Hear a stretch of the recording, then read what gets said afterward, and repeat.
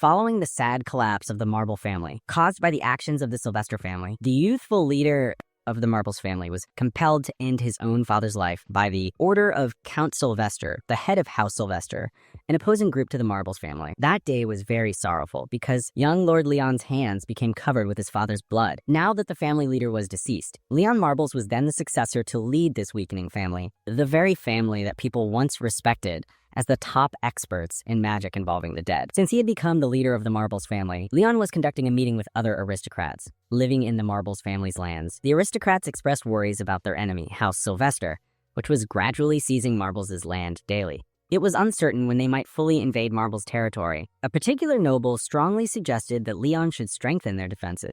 As they kept on insisting with him, Leon kindly stopped them, encouraging them to be patient instead, particularly because choices such as these needed more time for careful thought. However, the aristocrats continued, thinking they did not have much time left. Yet Leon firmly thought that foolish choices could bring misfortune to his respected Marbles family.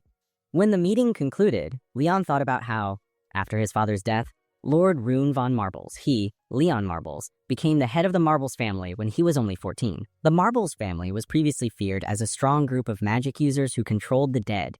However, that respected image has long ago disappeared into historical records. Because Leon did not have much experience in leading, he desired to find some advice. He thought about what his parents might have done in such a serious situation. Leon understood his parents would not answer him because deceased people do not speak, and his parents could not give advice from the afterlife. He still truly needed some helpful direction. He greatly wished to discover a way to bring back honor and wealth to his family.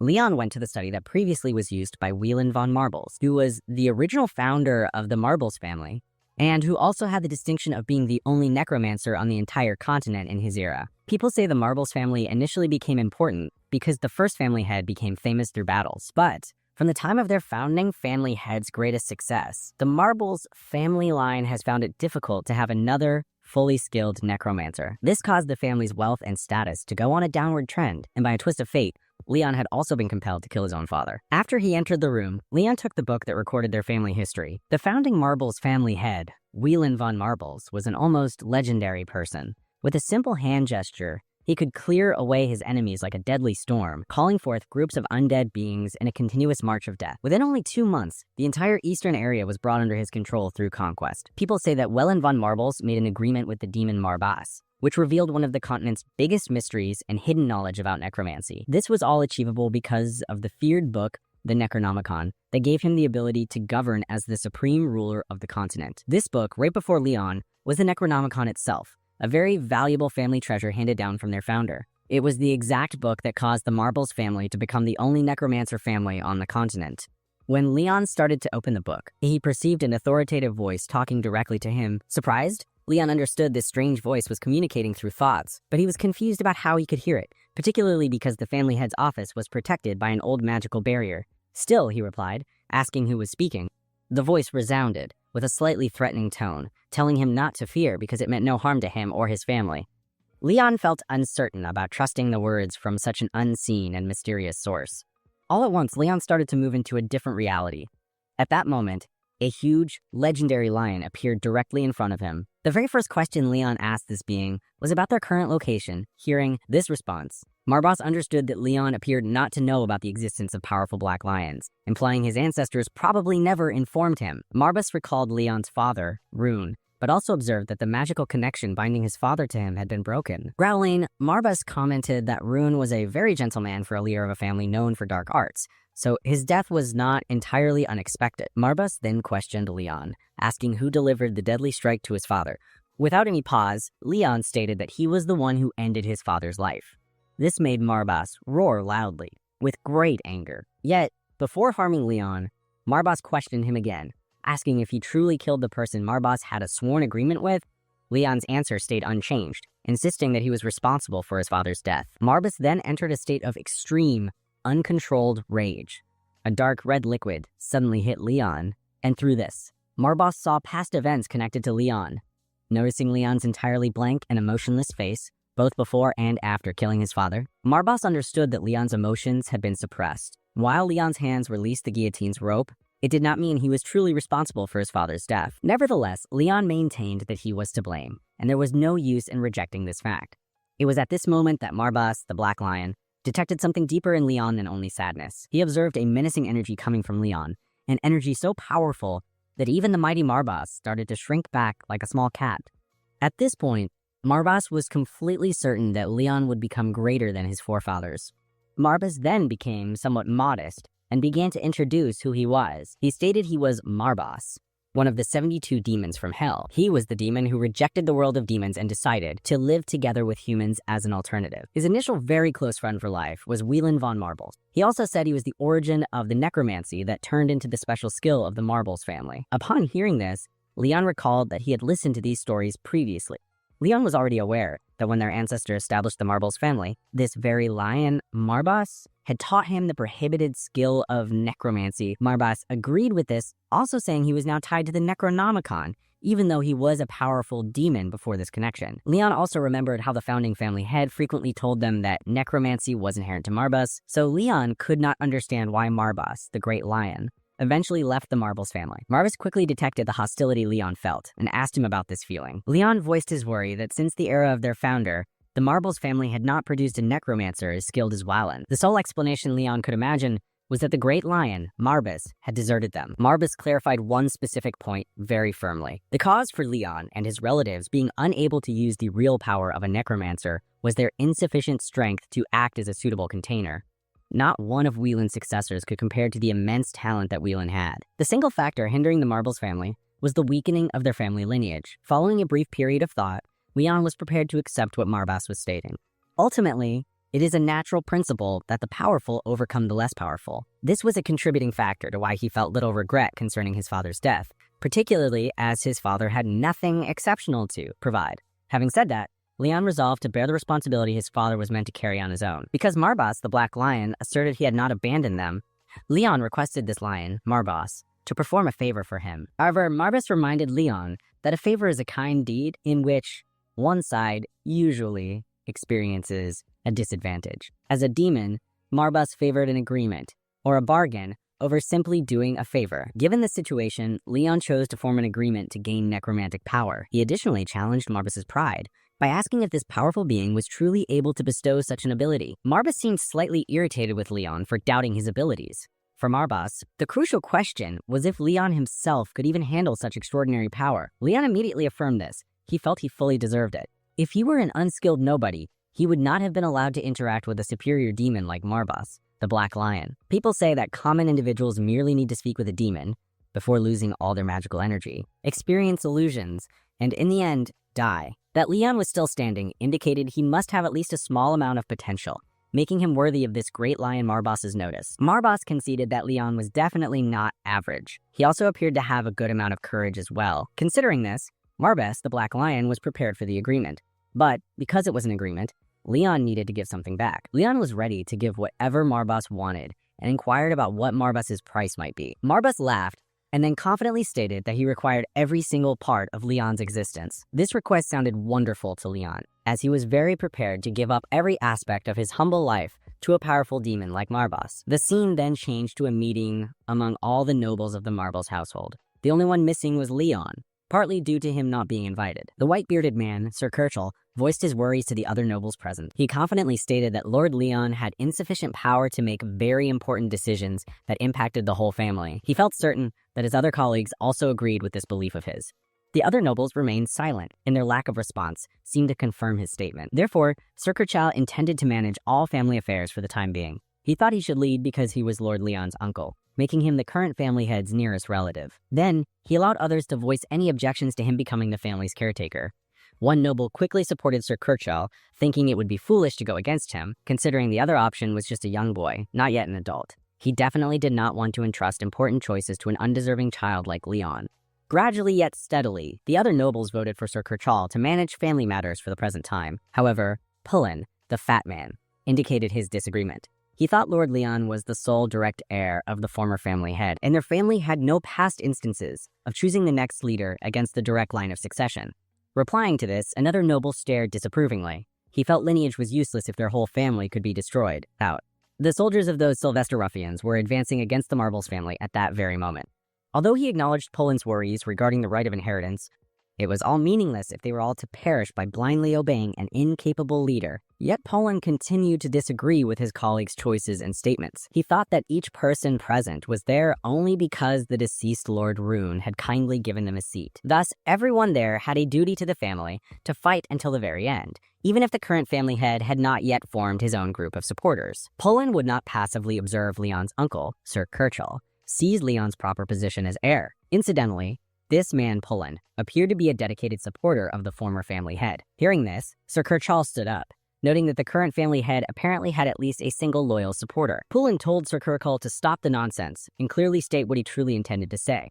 Sir Kirchall retorted with a harsh and biting voice. However loyal Poland might be, Sir Kirchall thought he was not clever enough to realize the matter was already decided. He approached Poland and then put his hand upon his shoulder, giving off a threatening feeling, while warning Poland to consider carefully before he spoke again. He told him everyone was assembled there for a single reason, to make a difficult decision that would still be the best option for the family. Therefore, he advised Poland not to obstruct their path to survival, as a single incorrect choice might result in everyone being killed. The scene then returned to Marbas, the Black Lion, and Leon, who were engaged in their serious discussion. Marbas explained how, due to this alteration in the pack's focus, the full range of his power was now limited. He also remembered how gentle and inexperienced Leon's father, Rune, was as his partner in the pact. His father had a much larger magical energy reserve than Leon currently possessed. Regarding magical energy, Leon recalled that any demon forming an agreement with a human needs to take magical energy from their human partner to restore their own supply.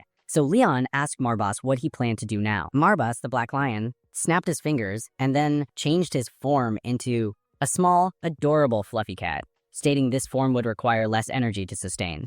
Leon felt relieved because with this new appearance, Marbas, the Black Lion, could easily be mistaken for a cute pet rather than a frightening demon. Marbas did not like being called a cute pet, so he gave Leon a very fierce look, projecting a menacing presence for saying that. Regardless, Marbas decided it was now time for them to move to the following stage. Leon felt puzzled and interested, asking what would happen next. Marbas, the Black Lion, replied with a question, asking if Leon had forgotten his desire to gain power equal to their ancestor Whelan.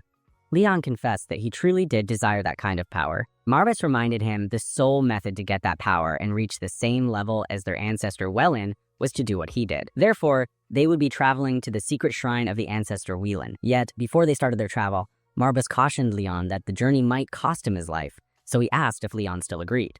Leon just showed a puzzled look when he heard Marbas continue to doubt his determination. Regardless, Marbas started to walk on his small paws, showing the path. Following their brief travel, Leon found he was moving through a dense forest, specifically the misty woods belonging to the Marbles family territory. Marbas, the Black Lion, explained that this forest could be a very confusing maze for anyone not from the Marbles family line. Leon appeared to already know something about this, as his father had informed him that only the true family head could enter the secret shrine. Yet, something still puzzled Leon. If this location was meant to give his ancestors necromantic power, why had the Marbles family not produced any successful necromancers? Marbas explained the cause. None of them had managed to succeed in the trial. This was the most basic condition for anyone wanting to follow the way to achieve great necromantic power. So far, no one has managed to meet this initial requirement and successfully navigate the mist.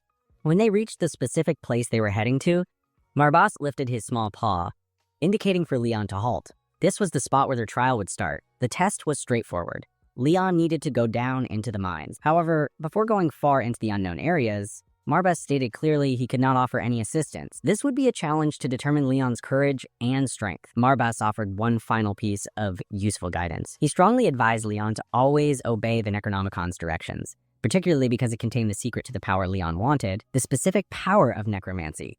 As Leon went further into the mines, he unexpectedly encountered the green beings people usually refer to as goblins. However, these goblins were not the only creatures present there. There was also a woman held captive by these vile goblins, who appeared to enjoy causing suffering to women. Just then, the Necronomicon showed a response. It made a sound, then opened its pages, and attention was drawn to a written passage on one of its pages. The passage stated, "The journey to mastering necromancy starts with knowing the method to bring the dead back to life." At the same time, the goblins were prepared to assault Leon. He saw another written passage, urging him to kill living beings to begin his path because he was meant to obey the Necronomicon's orders. Leon drew his sword and stood confidently facing the goblins, who rapidly rushed toward him holding their weapons. Leon moved his short sword in an arc, immediately striking down one of the attacking goblins, and this was considered his first successful kill. The story then shifted to an earlier time, showing Leon standing with his father in a graveyard. His father desired him to pay close attention to his upcoming words. In the respected Marbles family, his father told him that the thing their family respected most was death. The Marbles family was a group of necromancers who controlled the undead. For their family, bringing the dead back was considered the most important skill. At that time, Leon questioned if bringing back the dead was actually achievable. He had consistently believed that necromancers needed to kill to obtain power, regardless of their wishes. His father confirmed that users of dark magic were indeed feared by numerous people throughout the continent, but this did not imply they were required to turn into cruel and evil people. His father requested Leon to make a promise that, regardless of who he fought against in combat, if he had control over someone's life or death, he would ensure their end was as calm as it could be. This particular question remained in Leon's thoughts, and at times he wondered if he still needed to honor his promise with every enemy he met. Returning to the current time, as Leon stood, encircled by these disgusting goblins, that identical question resonated in his thoughts. Ultimately, he thought that beings as wicked as these goblins deserved nothing short of a very painful end. However, the kindest method to handle them, he concluded, was to target their neck bones with lethal accuracy. This was the fastest method to kill them while causing the minimum amount of suffering. Meanwhile, Marbas, the Black Lion, was utterly astonished after seeing Leon achieve his first kill so easily. Although Leon did not appear very skilled with a sword, he hit the neck bone with incredible precision. For a brief time, Marbas thought it could have been good fortune or perhaps an inherent talent. Yet, with additional goblins attacking, Marbas, the Black Lion, knew he would shortly discover the truth. Our attention returns to Leon. In his own thoughts, even he felt his latest kill was due more to luck than ability. He was certain that battling these green beings would be difficult because goblins are naturally cunning and tricky. And, complicating things further, it was quite hard to see clearly. The surroundings would become even more dim as he kept killing more goblins. He observed that a torch went out every time he killed a goblin. He understood he must adapt to the growing darkness while there was still time.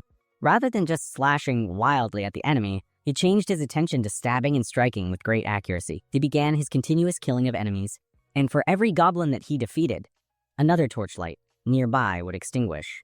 Although the area was becoming darker, Leon's eyesight was adapting, so he could perceive his surroundings adequately now. His main worry was the state of his dagger, which was getting damaged from the fighting. However, he had not anticipated much better from a decorative weapon. Unexpectedly, a goblin jumped high into the air to attack him. But Leon swiftly fought back by hurling his dagger at the attacking enemy, cutting the goblin's cheek. Witnessing Leon throw away his only weapon surprised Marbas, the Black Lion, very much. It seemed crazy that he just got rid of his weapon during the battle. But Leon's reason for throwing his dagger was clear. He intended to take a larger, more effective weapon. As soon as he obtained it, he used it with lethal accuracy, cutting the goblin and thereby stopping the immediate danger. Now that the threat was removed, he moved towards the young woman in trouble and started to untie her ropes. The woman felt extremely thankful, at last saved by a hero, like one from a storybook. However, the conclusion of her tale was not happy and pleasant. Before the woman could even complete showing her thankfulness, Leon stabbed her directly in the center of her chest. Just as his weapon made contact, Leon recalled some advice his father had shared. His father had talked about monsters capable of imitating humans, which he met during his journeys over the continents. Leon cruelly stabbed her once more, which made her moan from the pain. The cause for this surprising second attack was again his father's advice. He had clearly instructed Leon that individuals who trick and misuse the confidence of others should not have a calm death. Such people needed to feel the identical terror and hopelessness their own victims had endured. Therefore, Leon thought this disguised monster deserved to understand that lesson by experiencing great pain. As he started to torment her, her cries resonated throughout the mine. When she died, the final torchlight went out completely. The setting changes to a hotel building where some entertainers are putting on a show, and Sir Kirtle was the center of attention, with women around him. He was enjoying himself greatly, completely sure the Marbles family would soon be his to control. The woman seated to his left side felt just as certain, believing a man such as Sir Kirtle was much better for the position of family leader than a youthful-looking boy like Leon. The young women surrounding them kept on praising him, and Sir Kirtle was delighting in their compliments. He thought he was a better choice than Leon, who he believed would lead the Marbles family to complete ruin. Sir Kirtle felt sure that him gaining control was the most beneficial outcome for the family. While this despicable man was laughing full of happiness, the brown-haired associate questioned how they would handle Leon. The residents of their lands were very devoted to Leon's father, potentially making it more difficult to get rid of Leon. However, Sir Kirtle comforted him, stating that he already had a strategy prepared. He planned to make Leon's death appear reasonable after it happened. Because dead people cannot speak, Accusing Leon with false stories would be simple. The brown-haired associate was pleased to learn this. Ultimately, the last instance of someone hearing from a dead person was many centuries before. At the time, the founding family head, Whelan, used the power of necromancy.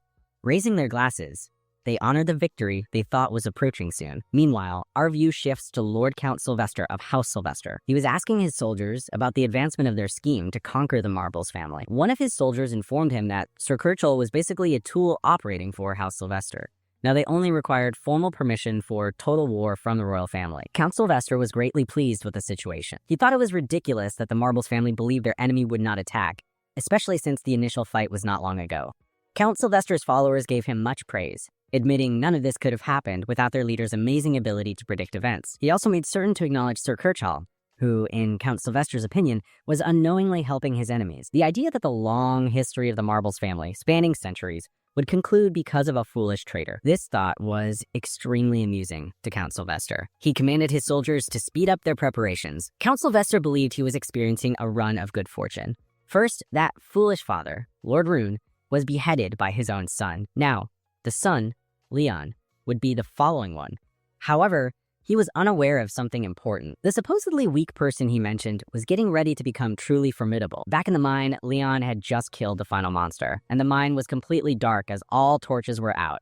This indicated she was the last monster to defeat. As he stated this, the torches suddenly lit up again. This brought great comfort to Leon. Marbas, the Black Lion, at the same time, was extremely happy to have Leon as his partner. He jumped over Leon's body, making Leon fall into the puddle of blood. Marbas was excited by the power Leon had, which was sufficient to destroy a whole camp of orcs by himself.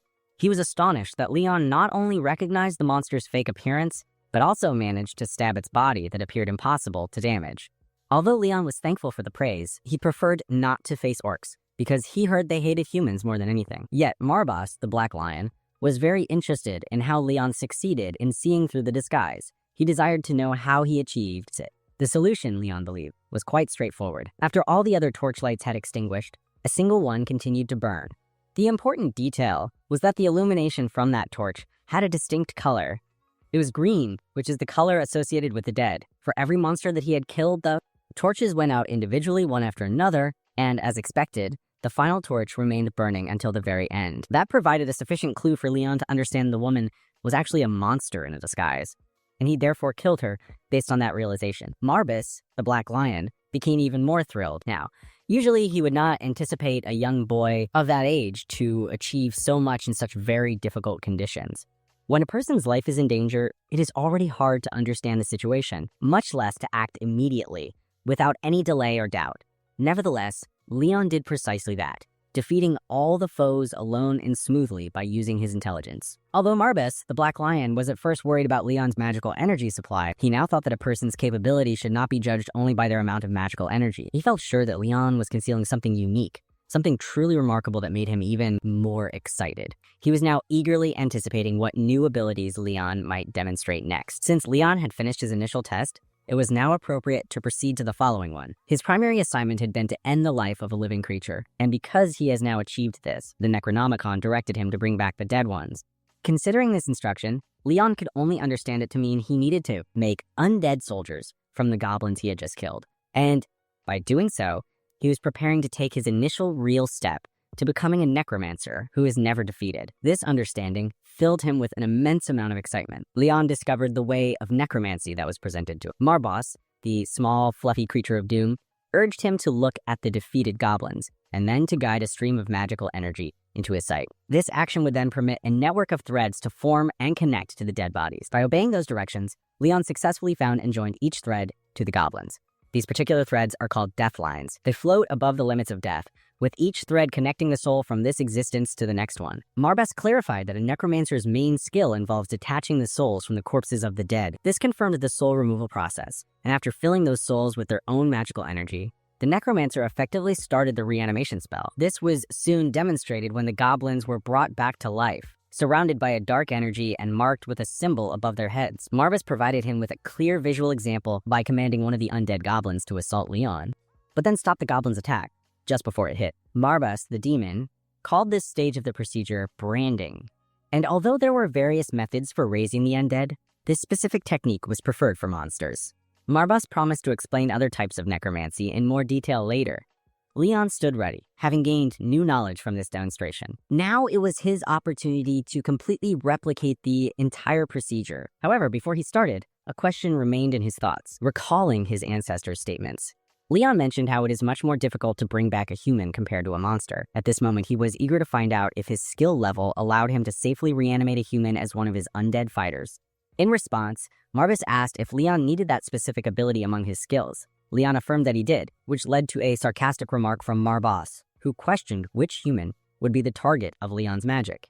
As it happened, Leon announced the man's name was Kirchall, his sole uncle, the disloyal scoundrel who was trying to seize control of the family. Shifting back to Sir Kirchall's point of view, we observe him speaking ill of Leon's father, considering him an ignorant fool. He viewed himself as a man who seizes opportunities, believing he was destined for greatness following his own brother's death. Now, the sole remaining task was to deal with Leon, the family's direct successor. Any normal person would experience guilt, maybe even deep sadness, at the idea of killing their own nephew. However, this man was like trash, thinking it would not cause him any problem whatsoever. Actually, he wished for this time to be a celebration rather than a period of sadness. But while they were happily savoring their drinks, a strong tremor shook the entire building. The large ceiling light broke and fell right in the center, shocking everyone present. Sir Kirchall paused to understand what was happening. None of them could accept that the place experienced such a powerful tremor, especially since a magical item protected it.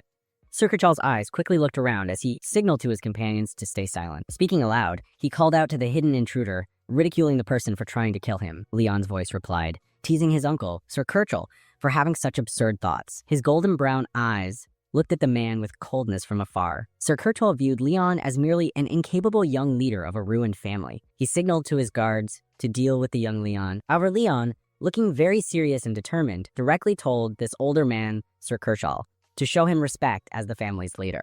Sir Kirchall asked why Leon had come there so late at night. Leon coldly retorted, saying he did not require an appointment to visit one of his followers, and even mocked Sir Kirchall for his arrogance. Sir Kirchall, now visibly annoyed, shouted at Leon for considering himself a deserving family head, able to lead them. He questioned if Leon feared that his valuable position would soon be lost to someone else. The contemptible man, Sir Kirchall, believed it was much too late for Leon to be concerned about those matters because Leon's father was already deceased, and no one could offer him protection any longer. Revealing his true thoughts, Leon countered that he fully knew he was the only one who could defend himself. Sir Kirchall laughed at Leon for proudly coming there by himself, confronting his uncle even if it meant risking his life. Leon promptly corrected him. He stated he had never mentioned anything about arriving there alone. Sir Kirchall did not understand the strange things Leon was saying, when all at once the floor below him started to shake violently. Sir Kirchall's body trembled, and he wondered what kind of magic was being employed. He could feel the frightening presence of a dark power. He could not accept the appearance of the undead creatures in front of him. This was clearly necromancy, and he recognized it all too well. The despicable Sir Kirchall whispered his confusion. Even his own brother, the deceased family head, and Leon's father, Rune, could not control such a powerful, death-altering skill. Leon pointed out that the Marbles family had a more significant history with necromancy in earlier times. Despite the current circumstances now turning against Sir Kirchall unwisely commanded his guards to immediately overcome the undead goblin creatures. Together, they rushed forward, trying to vanquish the undead goblins. Just as one of their swords was about to touch Leon's face, an undead goblin blocked by striking against the guard's weapon, which surprised the guard very much. With his sword pushed aside, the guard was left completely vulnerable to an attack from another goblin. His life ended when the goblin's blade cut across his stomach, thereby killing him instantly. As his lifeless body fell to the floor, Sir Kirchall's expression was one of pure terror. This man was extremely frightened. The other undead goblins advanced to defeat the guards who were still standing, killing all of them completely. Witnessing this terrible event unfold, the disloyal Sir Kirchall could only believe he was confronting a madman. The goblins ripped Sir Kirchall's guards apart, yet he just stood there, incapable of forming coherent thoughts. This terrible slaughter was unlike anything he had ever witnessed. It was indeed true that Leon was controlling necromancy filled with both anger and terror. Sir Kirchall questioned how this situation could have ever started. As he formed a dark sphere of energy in his hand, he yelled at Leon for disrespecting the genuine abilities of the founding family head, Whelan. In reply, Leon mocked him, asking what was improper about the actual family leader being able to use such magic. Incapable of tolerating his remarks, Sir Kirchall declared Leon's explanation to be nonsense, because necromancy had long been thought of as a forgotten skill, something even Leon's father, Rune, could not control. Sir Kirchall's pride could not handle the reality that a child, much younger, was capable of controlling such a strong power. Choosing to give weight to his own statements, Leon moved his hand before cautioning Sir Kirchall that he was committing a serious error. At that instant, he commanded his goblin minions to rush forward and assault Sir Kirchall. This man, Sir Kirchall, was essentially being overwhelmed by multiple attackers simultaneously, and using the small amount of power he possessed, he launched the Dark Sphere, which burned the goblins instantly when it hit them. Sir Kirchall's assault might have appeared to cause some harm, but it had minimal effect on the undead goblin bodies, which simply healed from the damage and continued their relentless assault. The despicable old man was powerless, so he pleaded with his guards for assistance. However, when he turned to look, his eyes showed only complete hopelessness. Lifeless bodies were scattered on the floor, every one of them dead. As a final attempt, Sir Kirchall swore quietly and launched several more attacks. Naturally, in these circumstances, his command of magic was merely somewhat better than average. In summary, he was completely ineffective here. Sir Kirchall tried to use persuasion, claiming Leon would face repercussions for betraying him in this manner. Leon ignored his uncle's complaints and simply ordered one of his goblins to stab Sir Kirchall in the chest. The weapon struck accurately, sending a shock of intense pain through Sir Kirchall. His blood poured onto the floor. He tried to resist by using his magical abilities, but his command over them and his foresight rapidly weakened. As his final option, he called Leon a traitor for attacking his own family member. Leon's thoughts wandered to a connected memory he once had with his father about the continent's history. Leon knew that every region has its conquerors and then it's defeated, and eventually their positions would inevitably reverse. Sir Kirchall believed Leon was squandering time by lecturing him then, but Leon carried on with his words, stating that although his methods might be unfeeling and harsh, there was one important lesson he had learned from reading a book. According to Leon, forgiveness was a privilege granted exclusively to the winner, and Sir Kirchall had also been that winner previously. Nevertheless, he ultimately betrayed the family head, Rune, to chase his own ambitions for power. But circumstances were different now. The harsh reality struck Sir Kirchall painfully, but Leon kept stating truths and logical points to a man facing imminent death. He offered no goodbye to his disloyal uncle and sincerely wished Sir Kirchall would suffer into his next existence, promising to commemorate this day annually. Leon planned to punish Sir Kirchall by ending his life. Within just a few seconds, the goblins attacked the old man with their weapons. His life concluded painfully, accompanied by a terrible, loud cry of agony. Now that this man was dead, Marbus was somewhat impressed by Leon's ruthless and effective tactics. He was quite amazed that a novice necromancer could use its powers so accurately. It seemed as though Leon possessed 10 years of experience. Hearing this, Leon, the main character, achieved an exciting new understanding, a plan so scary it even frightens Marbus, the demon furball. The story now changes to a very important meeting of the council, where some rich landowners are unsure why Sir Kirchall has asked them to meet yet again. They cannot understand why he has been so very bothersome recently. But one bald noble thinks this meeting must be about something very important, because they were called so quickly. They consider if House Sylvester is responsible by breaking the peace agreement and attacking House Marbles when they are very weak. Not all of them think this is true, because breaking a big agreement like that would be a very daring action from the enemy family. A war also cannot keep going unless the family leaders give their permission, so in the end, they decide to push aside these worries and wait for Sir Kirchall to arrive. Well, a person does come, but it is not Sir Kirchall. It is a young boy, and his every step makes the council members feel uneasy and start to think very deeply. They cannot understand at all why Leon is there when his uncle, Sir Kirchall, called the meeting. It makes no understandable sense for Leon to come instead of his uncle. Leon does not waste any time at all, and right away he talks about the big unspoken issue. He knows they thought they would see his uncle, Sir Kirchall, and he has some very interesting news for them. Sir Kirchall will not be coming to this meeting, mostly because he is unable to come and cannot be at the meeting. Wanting to understand more clearly, one of the council members asks him to please explain. Leon calmly sits down before he announces that Sir Kirchall is dead, which makes everyone in the room feel a sudden chill of fear. He even says very clearly that he was the one who killed his uncle. And after explaining that, Leon wonders if any of them want to say something about his choice. This young man is truly the master of bold and witty remarks everywhere. Hitting the table hard, one of the council members shouts his angry disagreement, asking for a good reason for killing an important older member of the family. They do not want Leon to just do anything he likes as the family leader. Well, too bad for them. That is exactly what Leon plans to do. He says Sir Kirchall was a traitor to the family name, a man who went against the family leader, and even gave important secret information to the enemy family. This man, Sir Kirchall, was bold enough to try to take Leon's place as the true leader of the family. But besides that, what Leon finds truly funny is how quickly these council members are praising Sir Kirchall so much. They are protecting Sir Kirchall and arguing strongly against Leon. After all, the council members were asked to come by Sir Kirchall, And because he is not there, the only sensible thought is that what Leon said must be true. They find it hard to believe Sir Kirchhoff was beaten by a young, unimportant boy with no experience. Instead of just feeling sad about Sir Kirchhoff's defeat, they realize how serious the current situation is. One council member is clever enough to quickly agree with Leon right away, trying to please him because he thinks the young family leader, Leon, has gained some kind of new strong power. The other council members quickly do the same thing as him, and they all suddenly start blaming Sir Kirchhoff for his disloyal actions. Leon does not want to listen to anything from these two-faced liars, and he declares them guilty of doing something wrong. Their crime, he says, is that they did not report a traitor who was hiding among them. The council members are extremely scared and shocked, feeling like this young boy is beating them in every point of the argument. They argued back at Leon, asking for proof to support his punishment for them, as if saying he was accusing them of murder without a good reason. The young family leader, Leon, says that he is already prepared for that question, and he is ready to show them some proof for what he said. He then shows them how Sir Kirchhoff was a traitor. He uses his special magic with the dead to bring out the spirits of bad people, which makes goblin creatures appear from another world. The council members are very confused and extremely shocked to see him using necromancy right in front of them.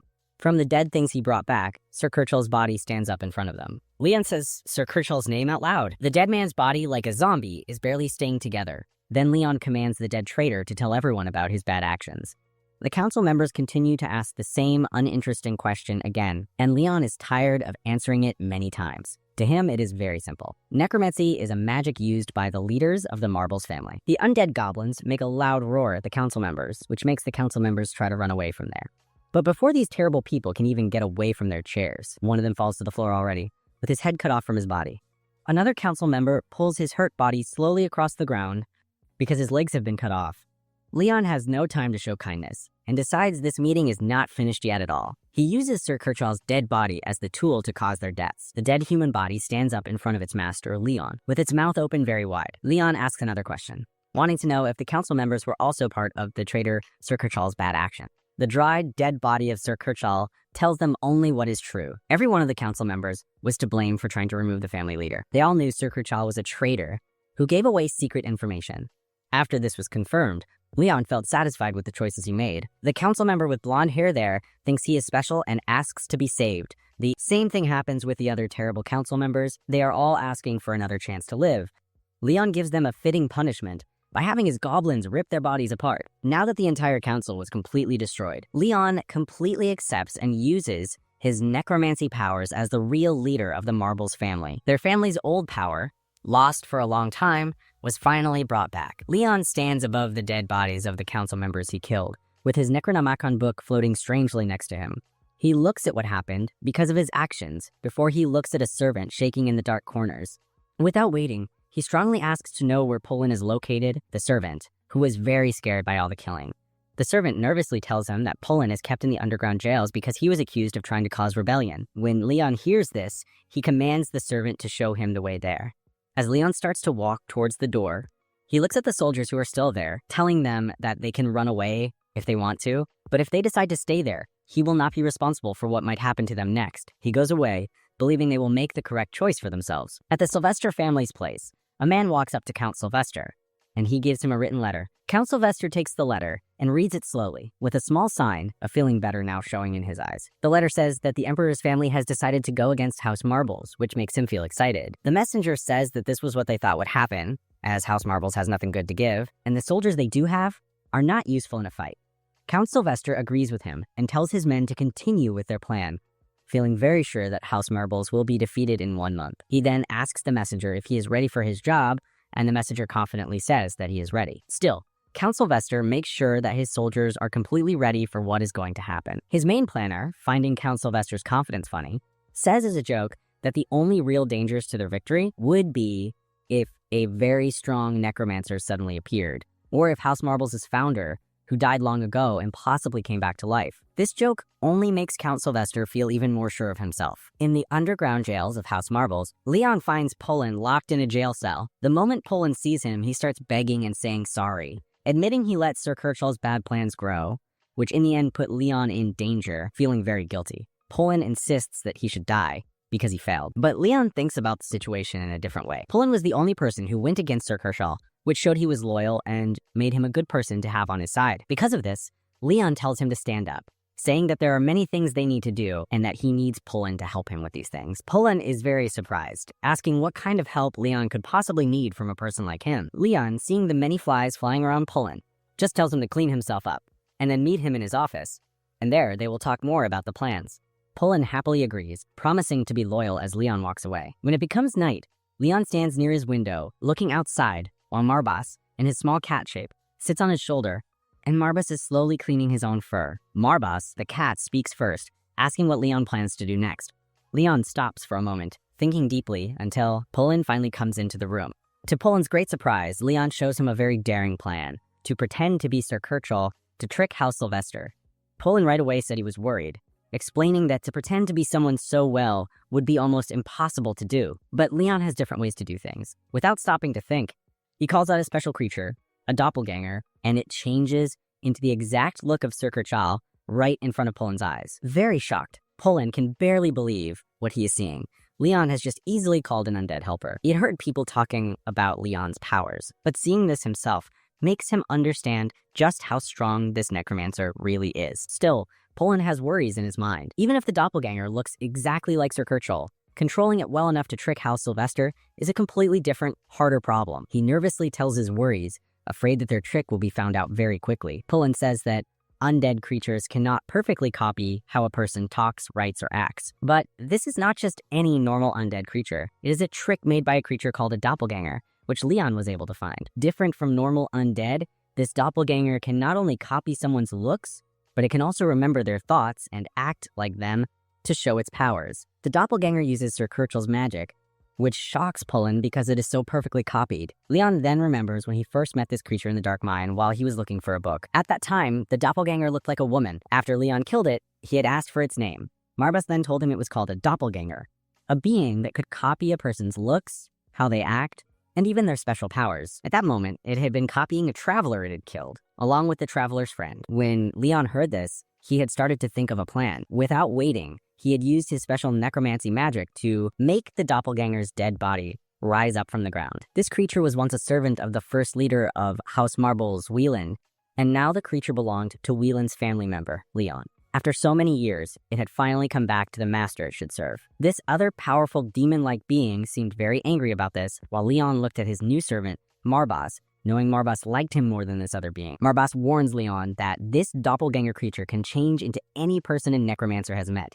The only rule is it cannot change into someone stronger than the necromancer. Marbas strongly tells Leon that he should act modest because he is still not very strong yet. Even though Leon trapped his uncle, Sir Kirchhoff's spirit, into his group of undead soldiers, Marbas says that a human spirit will finally disappear completely.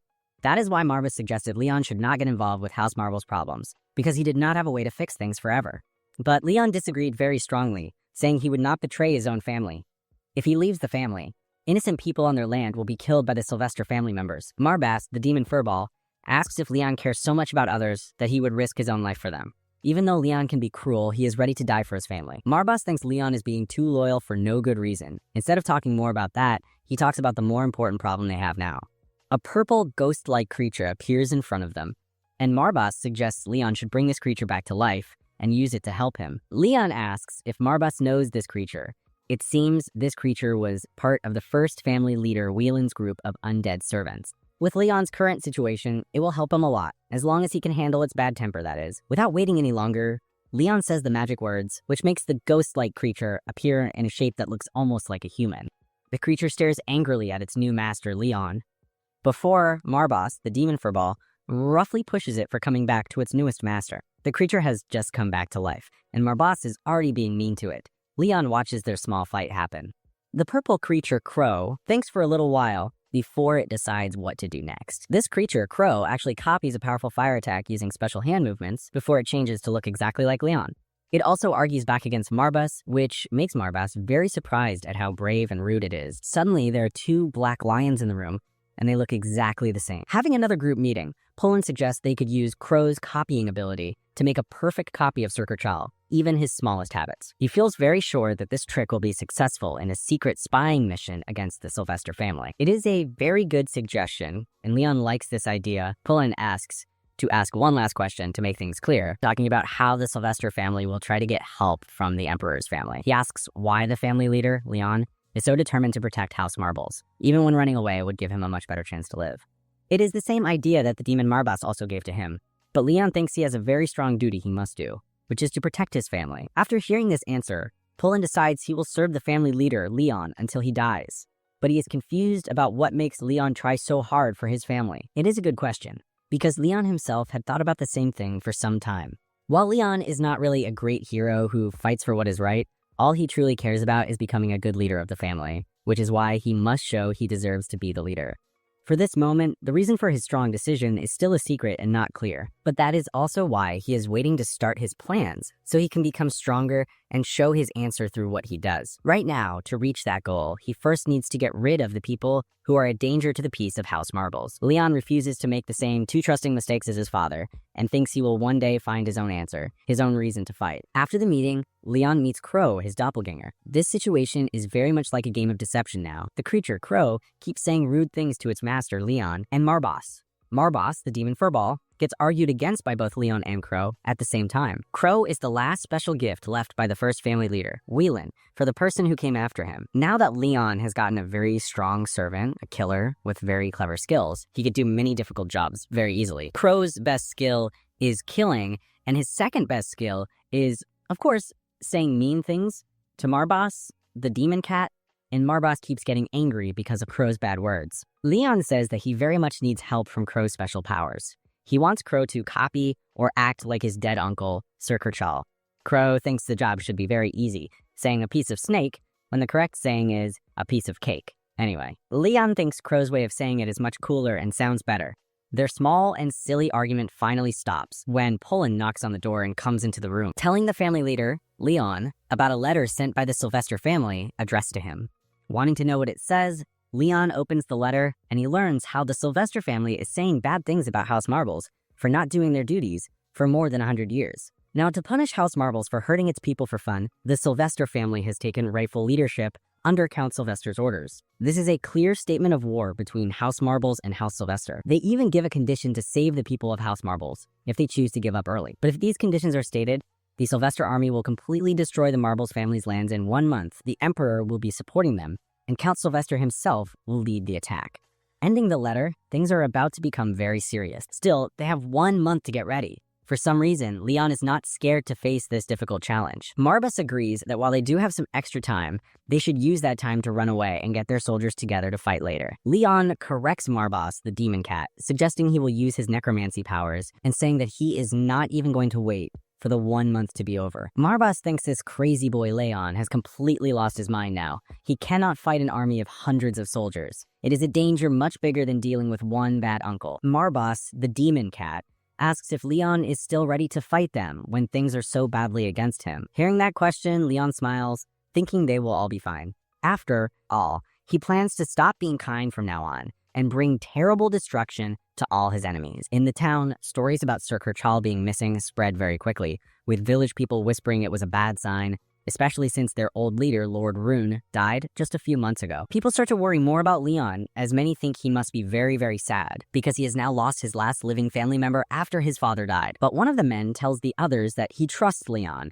and thinks he will handle things well, even with all the problems. The people of the town stay hopeful, not knowing that the Sylvester army is coming closer to them, having already said they will start a war. While they are talking, Pullen stops them, telling them to be careful what they say and to stop spreading untrue stories. When they turn around, they see Leon standing right behind Pullen, which makes them bow down and quickly say sorry, telling him they were just having a casual conversation. They also tell Leon they are sorry for his uncle supposedly being gone, saying it is very sad to lose someone so near. But Leon corrects them, saying his uncle, Sir Kerchal, is still alive, but too sick to be seen by people often. He says this because he knows it is better to make them think his uncle is alive, to keep them calm. As he turns to leave, Leon says that the village people support his uncle a bit too much. Really, he says this as a trick to fool the people who were friends with his uncle. He then tells Pullen to stop anyone who saw what happened or is telling untrue stories about his uncle. Pullen understands this as a direct command. He asks why Leon came to the middle of town himself, as Pullen would have happily said his words for him, but Leon says strongly that he wants to take care of it himself. As they got to the edge of the main town area, Marbas starts to speak, feeling a powerful magic energy coming from inside a place. When they go inside, Leon tells Poland to wait at the door until he comes back. Poland agrees, but says he is worried about his young master Leon's safety. Leon tells him he will be okay, and tells him to close the door tightly behind him. Leon does not want anyone to get out of or get into the building. After that, Leon walks into a messy room covered in blood where chairs, tables, and bottles are thrown everywhere, and a few people are busy cleaning the big mess. Among those people, Leon sees a boy who has wolf-like ears, and then he turns to Marbas, asking if this is the person Marbas told him about. Marbas says yes. The boy they are looking at is strong and has muscles with wolf ears, and a very strong feeling of powerful energy is all around him. Seeing him, Marbas gets very excited, saying that the Leon family has never been good at finding people with special abilities, but Leon has found one. Walking up to him, Leon asks if he can have a little bit of his time, but the boy right away starts saying sorry, explaining that there was a big fight at their place the night before, and he asks if Leon could please come back some other time. Suddenly, a woman who calls the boy Walter kicks him very hard, saying sorry to Leon and strongly saying they never meant for a beast to meet him. She then hits Walter again and shouts at him for talking so normally to Lord Marbas. Kneeling on the floor, Walter quickly says sorry, explaining he did not know who Marbas was because he was new to this place. Not paying attention to the noise, Leon strongly asks again for a little bit of Walter's time. The woman steps forward, offering to talk to Leon herself instead of Walter. But Leon refuses her offer, telling her that he needs to talk only with Walter. According to the demon Marbas, this boy Walter has a very big ability to grow stronger, which makes him a very good person to join Leon's family group. At the same time, Walter stays kneeling on the floor, completely still from shock because he realizes he is with Lord Leon of House Marbles, and he had just talked to him so normally. Suddenly, Walter is very surprised when Leon does a magic spell that sends out a dark smoke, and this smoke starts to go all around Walter's body, making his injuries get better. Looking at his body that is now healed, Walter is so surprised he cannot speak, but Leon is losing his patience. One more time, he strongly asks for some of Walter's time. Hearing this, the woman quickly says sorry, telling Leon that Walter is her slave, and if the young Lord Leon wants to talk with him, he must ask for her permission first. Looking at her, Leon thinks that she does not know about what happened to his uncle, Sir Cachal, which means he can speak more freely with her now. With a small smile, he asks her when his family's land started to allow people to have slaves, and why she is calling him by the name he had when he was a child. These questions make the woman look clearly uncomfortable, like she is trying to hide a secret. But Leon understands her completely, and he lets out a strong, dark energy. He opens his Necronomicon book, telling her he knows she thinks he is not good enough to be a leader. Marbas is also very excited about getting Walter to join them, and becomes very angry that the woman dares to be rude to his partner Leon, calling his Necronomicon. Leon tells the woman that he is also very worried about her making people into slaves. He commands her to free any other slaves she might have, giving her 10 minutes to do it, or she will be punished. When she hears this, the woman looks clearly nervous, but instead of looking scared, she puts her head down with a bad, cunning smile. Making fun of him, she calls Leon by his childhood name again, asking if he is really ready for what she plans to do. She then says sorry in a fake way for using the wrong name for him again. But Leon is not bothered at all and ignores her rude words. He turns to Walter, who is sitting next to him, looking scared and confused, not sure what Leon sees in him or wants from him. All of a sudden, the woman snaps her fingers loudly, and all of her guards quickly surround Leon with their weapons out and ready. With a sure smile, she orders them to attack, saying that if anything goes wrong, Sir Cachal will help them. Leon, however, does not move and seems completely calm and not worried. As the attackers run towards him, he calmly lifts his hand and uses his dark magic powers to call undead troll creatures. As soon as these trolls appear from the magic, the huge, scary creatures start cruelly cutting down everyone in their way without any kindness. Seeing all the killing, the woman cannot believe it and feels more and more scared. In all that fighting, Leon walks to one of his trolls and calmly asks for its sword, saying his own sword is too broken to use well. The troll does what he says and gives him a sword, and then, without waiting, Leon joins the big fight himself, cutting and killing the last few enemies that are still standing.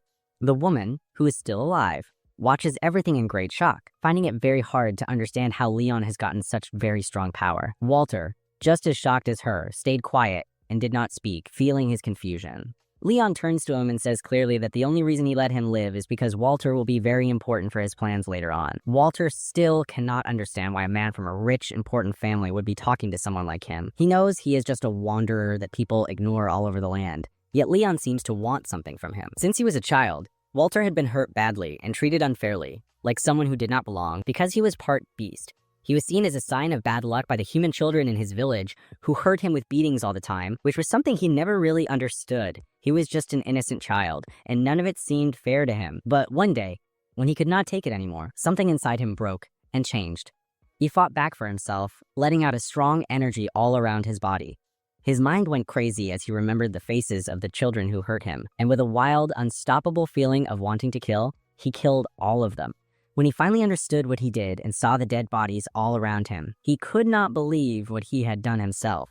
Fear took hold of him, fear of knowing the truth, fear that he had become the terrible monster everyone said he was. Feeling too much, he ran away, trying very hard to believe he was not what they always said he was. Coming back to the present time, Leon walks towards the woman, holding the troll's knife tightly, as she nervously shouts that Sir Kershal will not ignore this if he kills her. Gathering dark energy in his hand, Leon tells her that even though he might not yet be good enough to be called the family leader, soon he will be, and she does not belong on his family's land. With those words, he throws the dark energy at her, killing her right away. As Leon turns to leave, Walter stands behind him, watching everything calmly without much reaction. He has just seen Leon kill someone right in front of him, but strangely, he does not feel any fear when he is near Leon. This understanding makes him feel confused. Leon walks closer with a smile on his face and asks Walter to help him. Before Walter agrees, he wants to ask Leon a question first. Without waiting, Walter changes into his strong, powerful true form, saying he is a young member of the Demon Wolf tribe, the group that is insulted and avoided the most among all beast-like people. With strong feeling in his voice, he asks how long his tribe must keep living with so much shame and bad feelings. Leon looks him in the eyes and tells him that they will not have to suffer that kind of treatment anymore, even though Leon says he does not know much about Walter's people. He makes one thing very clear. If they have been insulted and treated unfairly, then from now on, he will not allow it to happen. He promises Walter that he will be an important and trusted part of his family group, making this promise with his words. As Leon holds out his hand to Walter, Walter starts to cry and accepts Leon's offer to join him. Leon, seeing that Walter is quiet for a moment, asks if Walter's quietness means he agrees to join. Crying very hard, Walter says yes, telling Leon he will be happy to serve him no matter what happens. At the same time, in the powerful archival empire, Esteban, the emperor of their current time, is sitting on his royal chair while his son Louis stands next to him. Louis speaks to the man kneeling in front of them, asking why he was called to come there. The nervous man says that he has brought a letter from the Sylvester family. This annoys Louis, who thinks being called for something small like a letter is rude to him. He says that his father, Emperor Esteban, will be very angry because of such rudeness.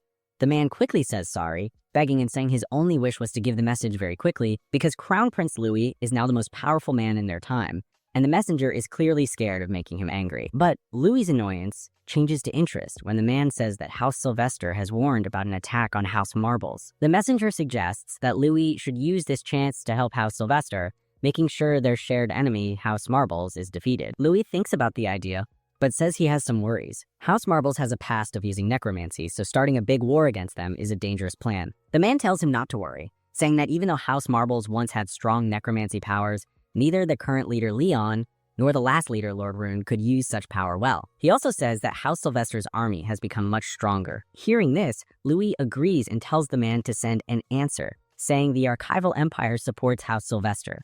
Getting rid of an enemy at such a time is a chance they must take. The messenger bows politely, agreeing to take the job of delivering the answer, and he quickly leaves the room after that. Louis praises how his father, Esteban, has ruled, saying he made it possible for them to destroy House Marbles so easily. But while Louis is talking, Emperor Esteban stays completely quiet, with his cold face not changing and his wide eyes looking at nothing. Louis then lifts up his father's dead-looking body, smiling in a cunning way, as he says that soon everything will belong to him. At House Marbles, inside Leon's office, Walter stands in front of him, now wearing proper clothes. Pullen steps forward and puts a special necklace around Walter's neck, an item that is very important. Pullen explains that even though Leon and the others see Walter as part of their family, normal people will not accept him so easily. Suddenly, Walter gasps with surprise as his wolf ears disappear. The moment he puts on the necklace, Pullen tells him the special item is meant to hide his beast man look, as it could cause problems for Leon's plans. Though confused, Walter finally agrees, which makes Pullen smile with happiness. Leon, who has been watching all of this, calls for a meeting about very important things. When they are all together, he says that just words are not enough, so they must all promise their loyalty to him with something stronger than just words. With a very sharp look, he asks if they are really ready to promise to be completely loyal to him forever. When Pullen hears this, he starts to cry, promising his loyalty to Leon with very sincere and serious words. Following what Pullen did, Crow, the doppelganger, also promises to be loyal. Seeing this happen, Marvis becomes very excited, thinking that both complete control and making others obey are now on their side. Seeing everyone promise their loyalty, Walter does the same thing too, But he feels confused when he sees Leon talking not to them, but to the empty table.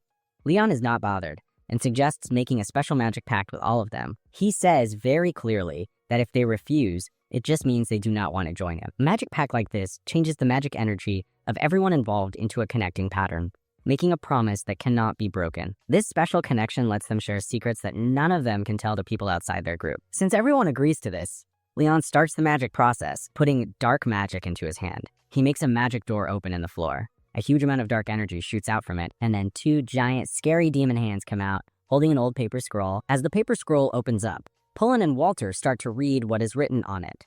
At that exact moment, the giant Marbas shows his real, scary demon form, saying he is the godlike protector of the family and the demon that House Marbles got its name from. With a very deep, loud voice, Marbas recites the rules of the pact, asking for their loyalty to this promise, and announcing Leon as the king of all undead.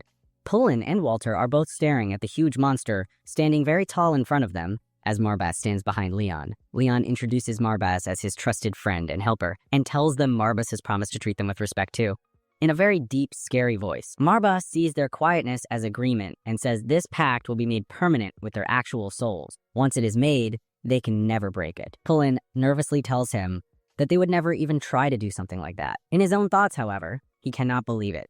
The demon Marbas, the exact same being that the First Lord Wayland made a deal with, is standing right there. At that moment, he finally understands why Leon suddenly became such a very strong necromancer. A very strong pressure from magic energy fills up the entire room. Even though Pullen and Walter are naturally good at feeling magic energy, they find they cannot move because of the very strong feeling from Marbas' powerful presence. Pullen cannot stop thinking about what other amazing things Leon can do. However, as they look at the giant beast, to their great surprise, Marbas suddenly changes into a very small kitten. Walter, very surprised, is about to ask what just happened there, but Pullen quickly stops him from talking by putting his hand over Walter's mouth. Marbas sees this and asks Walter what he was going to say. Thinking very fast, Pullen nervously answers, saying that Walter was just amazed at Marbas' huge size and shape, as he probably had never seen such an amazing thing before. Marbas believes this explanation, but he warns them not to tell anyone that he exists. With a war coming soon, knowing about Marbas could be very helpful to their enemies. He also explains that his true form can only be seen by those who have made a special pact with Leon. To any other person, he cannot be seen at all. Marbas then says that there are many people who liked Sir Kurtrell. When Walter hears that name, Sir Kurtrell, Walter suddenly remembers something from the past. He once saw Sir Kurtrell visiting the woman who was his master, giving a letter to her. Hearing this news, Marbas becomes very excited, understanding they now have their next clue. Leon asks more questions, but Walter says he does not know anything else about it. But when they left the pub before, Crow, the doppelganger, took a special box with him as something won from the fight. When Marbas sees this box, Marbas remembers that Crow, the doppelganger, has always been a very greedy creature. He tells Leon that because they had killed everyone in the pub, Crow must have thought he could take anything he wanted. Feeling curious, Leon looks at the box himself, and he finds a written letter inside of it, and the seal on it is already broken. It looks like they have found the exact letter they were talking about, all because Crow, the doppelganger, was so greedy. Leon opens the letter and starts to read it out loud for everyone. The letter is written to House Marbles from House Sylvester, officially saying they are starting a war against them. The letter says that House Marbles has not done its job to serve Emperor Esteban of their time, which is seen as a very serious crime. Because of this, House Sylvester has given them 1 month to give up. If not, they will start a war and destroy everything that tries to stop them. The letter is signed by Count Sylvester, the leader of House Sylvester. When they hear this, both Pullen and Walter are very shocked. Leon, however, thinks the situation is funny. He tells Marbas his idea of controlling undead creatures with his thoughts, something he thinks could be very interesting. With that idea in mind, they look towards Crow, the doppelganger, and Leon gives him a special job to do. At the Sylvester family's place, a messenger comes back to tell Count Sylvester that he has given the war letter to House Marbles. He also says that Sir Kurtrell's face when he saw the letter showed only pure fear. Hearing this, Count Sylvester laughs at the idea of tricking Sir Kurtrell, but he tells his men to keep Sir Kurtrell alive, thinking he is a stupid person who can still be useful. They think it is better for power to be with Sir Kurtrell than with anyone else, so it is best for them if he stays alive. Count Sylvester then asks about Leon, and the messenger says there is no special news about him. He guesses that Leon might have already been killed by Sir Kurtrell. Count Sylvester thinks this idea is very funny, which makes the messenger ask why he is so worried about just a 14-year-old boy. In reply, Count Sylvester asks his own question. What does the messenger think is the worst unfair thing people have ever felt? The messenger waits nervously before saying that he does not know the answer. Count Sylvester then tells him the answer. It is facing a very, very strong enemy you cannot escape from, and watching as everything you have is destroyed. According to Count Sylvester, there is no greater pain than feeling that. He then asks the messenger what he would do if he faced such an unfair situation. The messenger stays quiet, so Count Sylvester adds that his worry is about Leon. Leon, who has a special skill that is not easy to see just by looking. The messenger still does not fully believe it, doubting that Leon has any kind of amazing skill. But Count Sylvester ignores his doubts, saying that Leon is from the Marbles family line, and nothing should be surprising when it is about them. The messenger finally agrees with what Count Sylvester says. Back at House Marbles, in Leon's office, Crow, the doppelganger, has completely changed to look exactly like Leon. Every movement, every word, it is all copied perfectly. Watching his copy speak and move so exactly the same, Leon has to be impressed by how amazing the copying is. Getting the praise, Crow, the doppelganger, smiles slyly and looks at Marbus, making fun of him by saying he has much more to give than someone who spends time as just a small kitten. The rude comment is barely finished before Marbus quickly starts to attack Crow. Seeing the sudden fight start between them, Walter looks very confused by what is happening. He moves closer to Poland and quietly asks if things are always so crazy and disorganized there. But Poland just tells him to be quiet. We find a dim courtyard with a battered skeleton on the floor, faint purple flames flickering in its hollow eye sockets.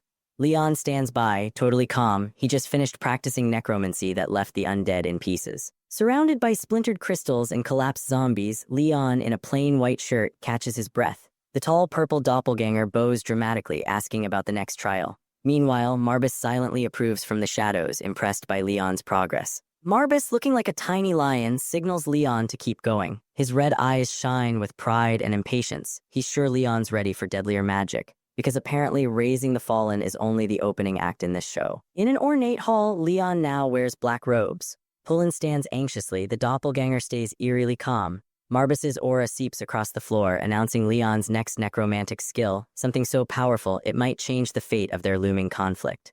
Marbus's huge, fiery gaze demands Leon's definition of dark magic. He suspects Leon's basic skeleton raising won't cut it. Those crimson eyes practically shout, "You think this is serious now? Wait till you see the real horrors lurking in advanced necromancy." Leon stands firm in sleek black attire, returning Marbus's stare without flinching. He's calm on the outside, but a flicker in his eyes hints he knows things are about to go from spooky to downright terrifying in record time. Leon admits he studied dark arts with Uncle Kirchel, sounding halfway confident and halfway unsure. He wonders if that training will measure up to whatever monster-tier magic Marbus has planned. Probably not, but you've got to start somewhere. Marbus dismisses Uncle Kirchel's teachings as cheap illusions. He growls that if Leon wants real power, he must forget those amateur tricks. That's one way to encourage a student, trash everything they've learned and offer no comforting sugarcoat. Leon strokes his chin, recalling how Wellen von Marbus once conquered entire continents.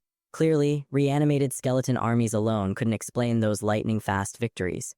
Maybe Great-Grandpa had an even darker bag of tricks up his tattered necromancer sleeve. In his mind, Leon envisions Wellen, tall and cloaked, swirling with necromantic mists. He realizes this ancestor wielded magic beyond simple undead troops.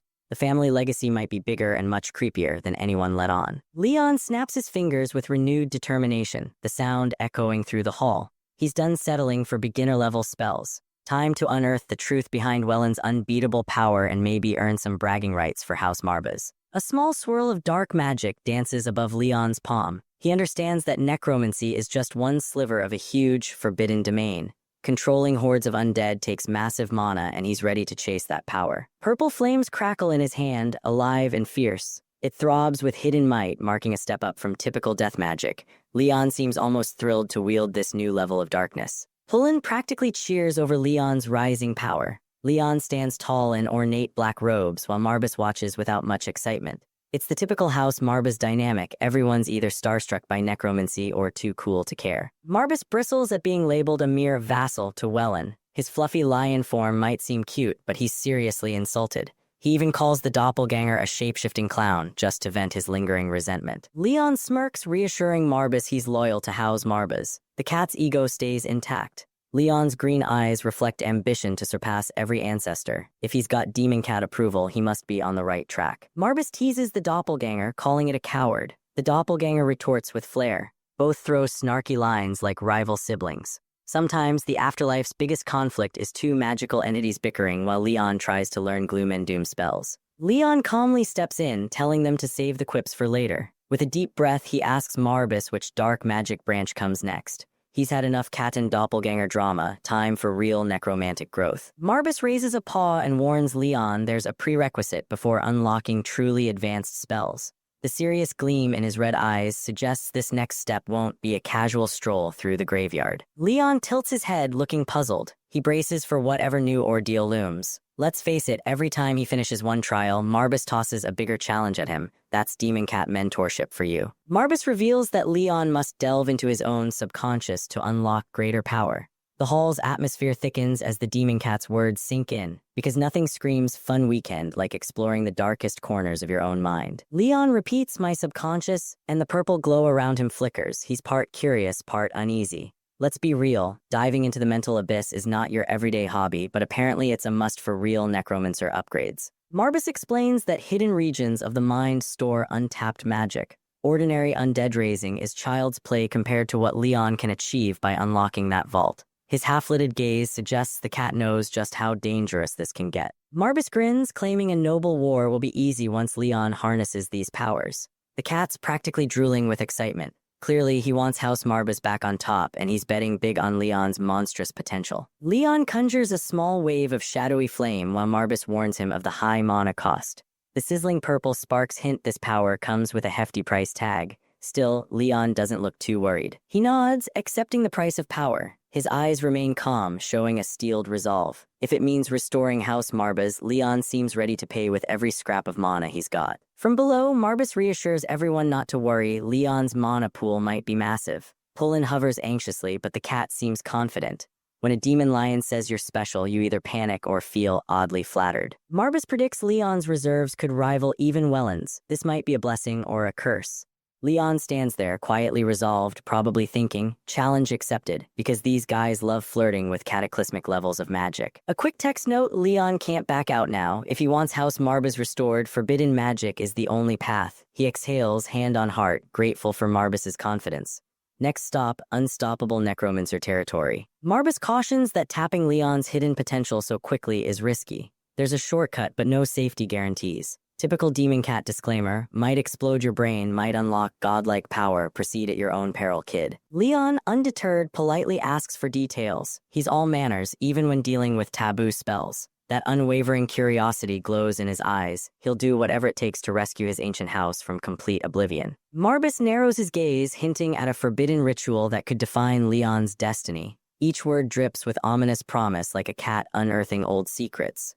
Things are about to get a whole lot darker. Marbus smirks at Leon's fierce determination to revive House Marbus. He's amused by this near-limitless ambition, like a demon lion patron proud of his chosen champion. If reckless drive is the key, Leon's got it. Marbus explains the first step. Leon must burn every last drop of mana. Purple energy swirls in a dramatic flourish as Leon's curiosity meets his hunger for power. Time to push that magical engine to its limit. After he's drained, his subconscious will guide him. Leon stands firmly, telling Marbus he's ready to begin.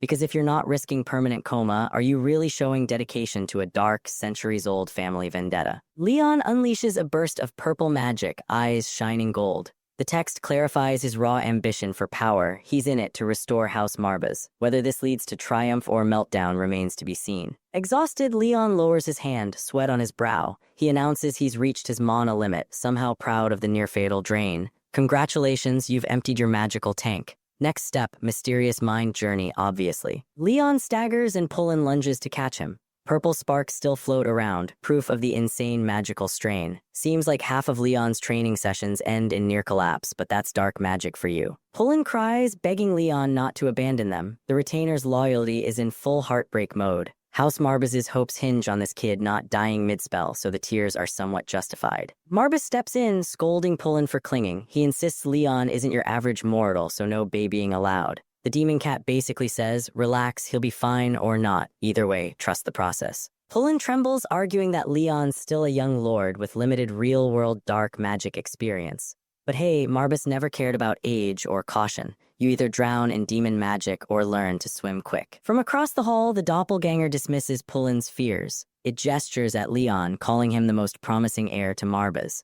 Because in a dark fantasy, optimism sounds cooler when delivered by a shape-shifting shadow. Marbus surprisingly agrees, nodding at the doppelganger. He's certain Leon's talents go way beyond average necromancy. Look at that demon cat and shapeshifter in rare harmony, bonded by their faith in the scrawny kid passed out on the floor. Marbus tells Pullen to hold those tears. If Leon is truly Welland's equal, he'll awaken tougher than ever. That's the demon cat pep talk. Basically, stop crying, kid's unstoppable. Probably real comforting. Pullen tries to collect himself, promising to trust Leon's strength. He's still trembling, but House Marbus can't afford any more breakdowns. Faith in Leon is all they've got left in this undead-littered chess game. Walter bursts in, wielding a training sword, bragging about mastering basic swordplay. Then he sees Leon sprawled on the floor and his excitement vanishes.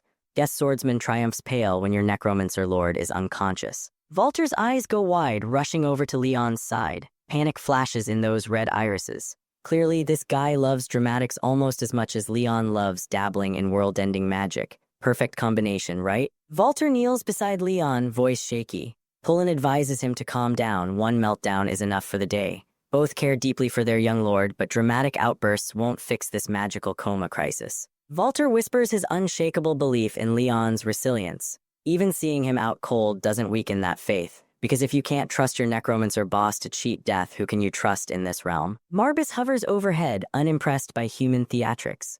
He wonders how Leon's colossal power stayed hidden so long while House Marbus almost fell apart. It's like discovering your candle was a raging bonfire all along. He reflects that given House Marbus's decline, missing Leon's potential makes sense.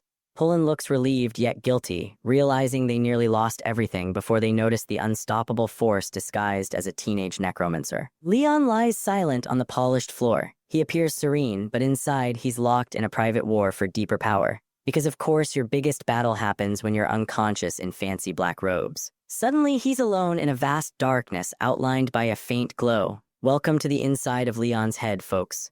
This is where the real nightmares lurk and hopefully a few hidden magic power-ups. His footsteps echo against invisible ground as each step parts the shadows slightly. It feels like a beckoning journey into secrets only he can reveal. If this were a vacation spot, I'd request a refund. Suddenly, the void reshapes into a wrecked courtyard, collapsed walls and tattered banners everywhere. In the debris stands a lone figure, back turned, waiting like it's been expecting Leon's arrival for ages. As Leon steps closer, the figure turns around, older, eerily similar to Leon. He greets him with a knowing smile like, "Finally, you made it." Because who doesn't love meeting an older clone in a dreamscape? Leon is stunned, staring at this older look-alike. Is it a future version of himself or someone else entirely? Confusion hits hard, but in necromantic dream logic, you just roll with it and ask questions later. The older figure's smile radiates serene confidence, like he's survived countless battles. He really does resemble Leon, just with extra wisdom in those eyes. Honestly, it's like Leon meets his calmer, less freaked-out self. He suggests they walk and talk, saying there's much to discuss. The ruined courtyard feels deserted, but the stranger is totally at ease. Looks like we're about to uncover some buried family secrets in this mental ruin. Leon whispers, "Father," realizing this familiar face might be the dad he once knew. Why he's showing up in Leon's subconscious remains a mystery. But hey, if any place to reunite with Dad, it's inside your own mind. Leon's dropped into a ruined courtyard of shattered towers, pitch black sky overhead. Silence rules, and he feels this isn't reality, just haunted by House Marbus's tragic past. Up ahead, a tall silhouette stands by a stone staircase, totally ignoring Leon. He's torn between dread and hope, sensing hidden truths about his family's lost legacy. Stepping up cracked stairs, Leon recognizes the figure's stance, eerily like his father. The face stays hidden, regrets swirl, but he's determined to uncover whatever waits up there. Leon freezes just before the final step, and the figure also pauses mid-step. A chilling hush takes over. Facing these buried secrets might boost Leon's necromancy. The figure pivots slightly, telling Leon his presence proves he's tapped unknown magic. Calm voice and faint pride mix like a father thrilled his kids finally pushing boundaries. Leon admits he's clueless about how deep his power runs. He just knows House Marbus needs saving. Luckily, his loyal crew stands with him, no hesitation. Images of Pullen, Walter, the doppelganger, and Marbus rush through Leon's mind. Their devotion moves him, proving real power is fueled by magic and loyalty. The father's face softens as he calls Leon lucky to have such allies. Support can matter as much as any spell. They share a quiet spark of hope for House Marbus. Dad reveals he's merely a memory from his battle with Alan Sylvester, which cost his life. Leon feels regret yet grows determined to succeed where Dad failed. Leon grasps this surreal truth. Once formidable, Dad is now just an echo. Still, these dream lessons might guide his path and sharpen his inherited power. Dad admits his defeat came partly from weak magic skills. Leon feels that sting of frustration and silently pledges to rise beyond such shortcomings. Despite his faults, Dad insists he can still offer guidance in this spectral form. Leon is grateful, sensing this dream might hold the key to saving House Marbas. Dad flashes back to his younger days, struggling with necromancy under Marbas's watch. Little Lion Marbas looks unimpressed, reminding everyone that dark art is no easy ride. He tried touching the sacred Necronomicon, but it stayed silent. Leon sees how that crushing failure wounded Dad, paving the way for a tough childhood. Returning to the present, Dad urges Leon to choose a brighter path. He spots a rare spark that could eclipse their founder's feats. Leon feels both duty and excitement. Dad steps in, revealing he crafted a potent spell to funnel ancestral mana into Leon. He'll only grasp a fraction now, yet Dad's pride is unmistakable. With a somber smile, Dad says this mana infusion confirms Leon as patriarch, warning that such power can be a precious gift and a heavy burden. Leon remembers those red flags about taking in someone else's mana. The risks are serious, yet he can't shrug off Dad's offer, even in a dream. A sudden vision shows a faceless soul drowning in purple mana, destroyed by reckless ambition. Leon steels himself, determined not to repeat that tragic misstep. Dad explains each caster's mana carries their personal will, making ancestral absorption dangerous. Still, he trusts Leon's grit to handle the risk without losing himself. The father places a hand on Leon's shoulder, calling him a blank slate for dark magic. It's absurdly rare since well in Von Marbas's era and Leon's mind reels. Leon echoes blank slate while staring at his hand, trying to process it all. The broken courtyard glimmers in anticipation, as if the dream senses his potential. Dad reveals Leon's stash of pure dark mana is unbelievably rare in their bloodline. A purple aura flickers around him, hinting Leon might remake necromancy's entire future. Dad conjures a pulsing violet orb, glowing like a miniature star. The courtyard quakes, bowing to the potent energy father and son command together. The orb flares wildly, shooting arcs of deep violet across the night air. Leon feels it tug at his soul, leaving him breathless and awestruck. Dad announces Leon's bottomless dark mana is his ultimate gift. Pride mixes with sadness in his gaze, knowing such raw power can easily lead astray. Leon's sight blurs under the orb's searing brilliance, time practically crawling. He senses the colossal might and looming danger that could define his entire path. The orb swells into a violet tempest while Dad remains calm, urging Leon to embrace this legacy. The courtyard seems ready to splinter under so many possibilities. Purple flames rage around them, but Dad's eyes hold gentle pride. This chaotic trial somehow draws them closer, forging a stronger father-son connection. Dad claims this spinning chaos reflects Leon's true essence. Sparks dance on crumbling stones, hinting at enormous potential sleeping beneath his cautious exterior. Leon feels both excitement and dread as Dad reminds him that big power demands a big price.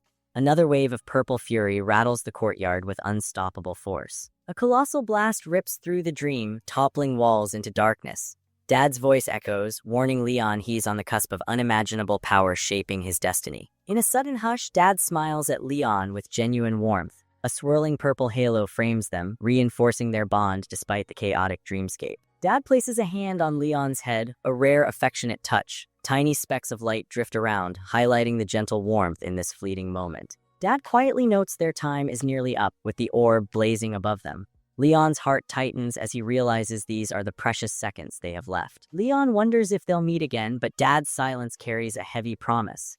Purple motes whirl around them, suggesting their connection might outlive this dream. Dad offers a gentle smile, saying he has plenty more to show Leon. Though the purple maelstrom intensifies, he stands firm, hinting this is only the beginning. Raising a gloved hand, Dad directs the glowing violet orb toward Leon's chest. A faint hiss accompanies its descent, as if the orb recognizes Leon's budding potential. The orb settles against Leon's chest, shooting purple sparks all around. Leon gasps at the raw power pulsing through him, while Dad remains calmly confident. Leon's thoughts spin wildly under the orb's radiance as the courtyard darkens around them. Dad's unwavering belief hovers nearby while Leon's transformation takes root. Dark shadows coil behind Leon as he bows his head, absorbing the mana. Wisps hover protectively, suggesting his magic and spirit are finally sinking. A soft glow coalesces over Leon's chest, blending into the pendant he wears. A subtle magical hiss hints that the amulet is awakening with fresh possibilities. Dad announces the pendant's true name, Greed. It devours whatever lies beneath Leon's path in pursuit of ambition, a fantastic gift or potential disaster depending on his choices. He lifts the amulet carefully, reminding Leon never to forget its name or purpose. Their eyes meet, both aware this artifact could seal Leon's fate. Leon softly repeats greed as the courtyard floor suddenly splits with a deafening crack, signaling the dream's end. Anxiety and resignation flicker across his face. Dad smiles gently, assuring Leon they'll meet again if his heart yearns for it. As the ground crumbles, Dad's calm helps Leon keep his footing amid chaos. He hopes they'll reunite soon, his voice laced with optimism. Broken stone chunks float like tiny islands, framing these last precious seconds of fatherly closeness. They share one final look before the world crumbles away. Dad disappears, yet an unseen thread still binds them, leaving Leon with renewed resolve. Elsewhere, Dad stands on a lone floating slab, peering into darkness. He yearns for Leon to surpass every predecessor, with violet flecks swirling as hope and nostalgia merge. He envisions Leon becoming the brightest star on the continent, banishing past failures. Though Dad can't steer events directly, his unwavering faith echoes in the silence. He admits this colossal dark mana might either save Leon or doom him. Dad's expression flickers between pride and anxiety, a conflicted father knowing the stakes. With a faint violet shimmer, Dad fades completely as the dream collapses. The emptiness signals not an ending, but a new beginning Leon must forge alone. A last whisper of Dad's voice surfaces, confessing he fears Leon's power might one day lead to ruin. Purple script swirls, hinting that this worry will linger. Back in reality, Walter, the doppelganger, Marbus in his cat-lion form, and Pullen huddle around Leon's unmoving body. Their eyes anxiously wait for any sign of life. Leon glistens with sweat, his breath shallow. Marbus perches close, worried yet snarky, while Walter and the doppelganger stand guard as Pullen fidgets nervously. Pullen trembles, wondering if Leon will ever awaken. Despite his fear, everyone silently agrees they're not leaving his side no matter how long it takes. A burst of purple mana erupts from Leon's body. Pullen jumps back, the doppelganger slips into defense mode, and Walter braces for whatever might come next. Marbus, ever the smug demon lion, watches calmly. He declares this confirms Leon's transformation, a magical upgrade that was long overdue, and nothing surprises him. Walter carefully brushes a tendril of mana, startled by its density. He glances at Marbus, who smirks, as Leon's newfound strength speaks loud and clear. The doppelganger assures Pullen there's no need to worry. Everyone senses that this prolonged slumber might be a crucial step toward House Marbus's revival. Marbus orders everyone to give Leon some space while the dark mana intensifies. Purple mist swirls around like a living force, testing everyone's composure. Settling near Leon, Marbus explains that his newly unleashed power needs time to integrate. The demon lion's eyes spark with excitement at Leon's rapid evolution. Walter tests the floating magic, seeking clarity from Marbus. The crackling energy hums with fresh potential as each second builds anticipation for Leon's awakening. Marbus hops onto the bed and peers at Leon with a smug once-over. He's certain Leon will snap awake any moment, unbothered by the swirling purple aura. Marbus proclaims Leon's revival is imminent, but warns he won't be the same kid anymore. The purple energy thickens, fueling excitement and uncertainty among them. He tells everyone to brace themselves because Leon's new power might blow their minds. Pullen gulps, Walter squares up, and the doppelganger stands vigilant. Suddenly, Leon's eyes snap open, shining bright yellow. A surge of magic ripples through the room, causing Pullen to stumble as Leon's gaze sharpens. Leon slowly sits up, locking eyes with his relieved friends. Pullen nearly cries, while Walter and the doppelganger lean in, and Marbus grins slyly. Marbus then flops onto Leon's chest, refusing to budge despite Leon's polite request. This playful standoff shows that even with power, some things never change. Meanwhile, Walter trains fiercely in an open courtyard, preparing for war with House Sylvester. Each swing of his wooden sword shatters dummies as loyalty fuels his strikes. Leon arrives, conjuring a glowing violet orb to guide Walter in refining his bluish aura. Their teamwork speaks volumes of their trust in House Marbus's future. In a grand hall, Leon addresses newly gathered retainers with House Marbus banners behind him. Soldiers kneel, sensing his upgraded presence as he vows to resist House Sylvester. Meanwhile, dawn bathes House Sylvester's polished castle. Towers gleam, gardens sparkle, and an announcement declares only 4 days remain until war begins. In a training yard, rows of armored knights raise shields marked with bold crosses. Black banners snap overhead as they form a disciplined force ready to crush opposition. Count Alan Sylvester lounges on a lavish throne, draped in purple and gold. His regal air reassures his courtiers that defeating House Marbus will be effortless. Standing tall, Count Alan declares it's time to eradicate Leon's legacy for good. His knights roar, convinced House Marbas is too frail to resist. A herald booms the order from a high balcony. Soldiers pound their spears in unison, thirsting for battle and believing their campaign is unstoppable. Alan's advisors sneer at House Marbas, calling them ancient necromantic fossils. They hype the soldiers with scornful taunts, blind to Kirchel, who is actually Leon's doppelganger undercover. Count Alan paces dramatically, promising to rewrite history by obliterating Leon's name. The knights cheer fanatically, unaware of Kirchel's secret infiltration. Cries of glory to House Sylvester thunder through the fortress. Kirchel raises a fist, fueling the fervor while secretly working for Leon behind enemy lines. As the rally peaks, a subtle violet glow flickers around Kirchel's eyes. Unnoticed by the troops, this hint of dark magic sets the stage for a decisive clash. In the fog-shrouded graveyard, a black crow with fiery red eyes perches on an iron fence, glaring like it's daring intruders. Trust me, you'll feel its chill. Count Alan Sylvester, decked in regal purple, leads armored riders among battered tombstones. He's sure House Marbas left an open back door. Spoiler, overconfidence rarely ends well. Kirchel, actually Leon's disguised double, points out every Marba's weak spot. Count Alan beams, thrilled he's got a defector. Meanwhile, Kirchel quietly enjoys steering Alan into Leon's plot. Impressed by Sir Kirchel, Alan showers him with praise, unaware the real Kirchel is dead.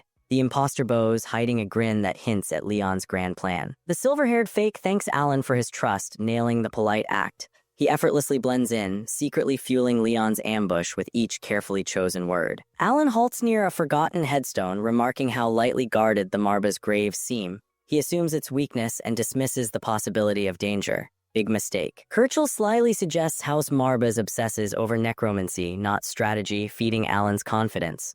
The Count practically salivates at the thought of a cakewalk victory. Alan calls Marbas a decaying relic. He vows to crush whatever pride remains, seeing them as relics clinging to glory they tossed away long ago. Kirchel hesitates just enough sweat to hint tension, then reassures Alan. Inside, he's delighted, nudging the unsuspecting Count further into Leon's awaiting trap. Alan senses the pause, demanding answers. Fog thickens, matching the standoff vibe. It's as if the graveyard itself leans in to hear the conflict. Kirchel denies any doubt, addressing Alan respectfully. Despite the pressure, his facade remains flawless while discreetly guiding Alan toward Leon's setup. Satisfied, Alan orders his men forward. Silhouettes dissolve into the mist, clueless they're marching into a carefully baited trap on Marba's soil. Alan suddenly stiffens, spotting something ominous in the haze. His earlier bravado wobbles, sensing this graveyard might not be as empty as he presumed. He sees House Marba's soldiers marching in close formation. Their spears glint under moonlight, sending a chill through Alan's cavalry. Surprise, the tombstones aren't deserted. Leading them are Leon and Walter, radiating an eerie aura. Each heartbeat throbs with tension, reminding everyone that House Marbas is no pushover. Both forces freeze mere steps from colliding. Silence crushes the air. Nobody speaks, but the impending clash could alter the entire war's balance. Leon greets Alan with a calm, slightly mocking smile, like he planned this rendezvous. Civil words aside, he's essentially saying, "Welcome to my spiderweb." Alan's face darkens. He expected a skeleton crew, not a full battalion. Feeling tricked, he seethes at being outmaneuvered. Tip, always double-check intel before barging in. Alan grips his sword hilt under the moonlight, poised to strike at the slightest trigger. Tension hums like electricity about to spark. Consumed by suspicion, Alan attacks Kirchel, accusing betrayal. His blade rips through the gloom, demanding to know if this defector deceived him from the start. Dark purple energy flares around Kirchel, shrieking like restless spirits. The ground vibrates with necromantic might, rattling anyone who believed this was a normal fight. Kirchel's form ripples in that purple haze. Even injured, he looks disturbingly smug, as if pain barely registers. Clearly, he's no ordinary mortal. His eyes blaze, declaring only Leon may strike him down. This vow echoes with forbidden magic, showcasing the twisted bond forging Kirchel to Marbas's dark arts. Kirchel's severed head dissolves into purple mana instead of hitting the soil. Everybody flinches, realizing decapitation doesn't mean much when necromancy rewrites the rules. The headless body stays upright, sparks dancing along the severed neck. This spectacle screams that normal biology doesn't apply to Marbas's undead brand of warfare. Under Alan's horrified gaze, Kirchel's head reforms from swirling magic like a grim magic trick. Clearly, losing one's head is just a temporary setback here. Reattached, Kirchel grins eerily, joking he's never been beheaded before. That casual remark cements how unnervingly durable his necromantic form really is. Alan mutters a shaken curse, dumbfounded by a head that simply reappears. This glimpse of Marbaz's power cracks his once steadfast pride. Leon and Walter advance with their army, Marbaz banners flapping through the haze. They're here to defend their house, bolstered by the undead's unstoppable fury. Alan, livid, vows to punish Leon. He loathes being outsmarted by a teenager, letting his pride fuel a dangerously aggressive response. He gestures at his larger force, calling Leon arrogant. In Alan's mind, numbers always rule, but he's forgetting House Marbaz's unlimited skeleton supply perk. Leon calmly says he doesn't need equal numbers. He hints a secret weapon, prompting everyone else to suspect it's more bone-chilling necromancy. With a smirk, Leon dismisses Alan's arrival as trivial. Insulted, Alan simmers while Leon stands like a grandmaster controlling each move. Alan's rage boils over. He hates being belittled by this necromancer princeling. Suddenly, the battlefield feels very personal, pride overshadowing tactics. Leon lifts his hand, dark mana dripping like ink. This ominous gesture signals a terrifying twist about to erupt in the foggy graveyard. Violet magic coils at Leon's feet, crackling ominously. House Marbaz's true strength isn't in fancy uniforms, it's in potent necromantic sorcery. Purple mana circles ripple on the earth like portals to a macabre realm. Trust me, you don't want to see what emerges next. In a heartbeat, skeletal warriors explode upward, howling with unearthly fury. Their blazing eyes and rattling bones confirm Marbaz just upped the ante, literally rising from graves. Alan stands frozen, sweat dripping, whispering necromancy. Welcome to the undead extravaganza, folks. This is precisely why you don't ignore creepy purple warnings. Leon sarcastically applauds Alan's astute observation. Meanwhile, monstrous undead rampage across the field. Beneath that politeness, House Marbaz has fully unleashed its forbidden power. Leon addresses Alan's shock over necromancers leading undead hordes. Then grotesque creatures swarm Sylvester troops, rattling shields and nerves alike. Alan tries to maintain composure as vile abominations close in. Dark mana crackles, shattering the confidence he flaunted just moments earlier. He flashes back to old nightmares of an unstoppable foe. That dreaded scenario now breathes down his neck, living up to his worst fears. Alan recalls faceless specters towering over him in helpless visions. Reality mirrors those terrors, overshadowing any flicker of hope he once had. Elsewhere, his knights scream as undead batter their lines. Steel clashes with bone, magic thrums, and the horror crescendo proves Marbaz's might is no fairy tale. Alan mulls how innate talent obliterates fairness. He remembers gifted rivals overshadowing him. Now Leon's raw power cements that same merciless truth. Cut to Leon serenely confirming Alan's darkest suspicion, unstoppable genius. Layer that with necromancy and you get a nightmare formula. Marbaz's undead crush Sylvester lines. Arrows hardly faze them, ramping up the soldiers' panic. This unstoppable wave is exactly what Alan once dreaded. One bold Sylvester knight fells two skeletons triumphantly. The victory vanishes in seconds, more undead surge forward, unafraid of a second death. He eyes Leon and his robed necromancers conducting this chaos.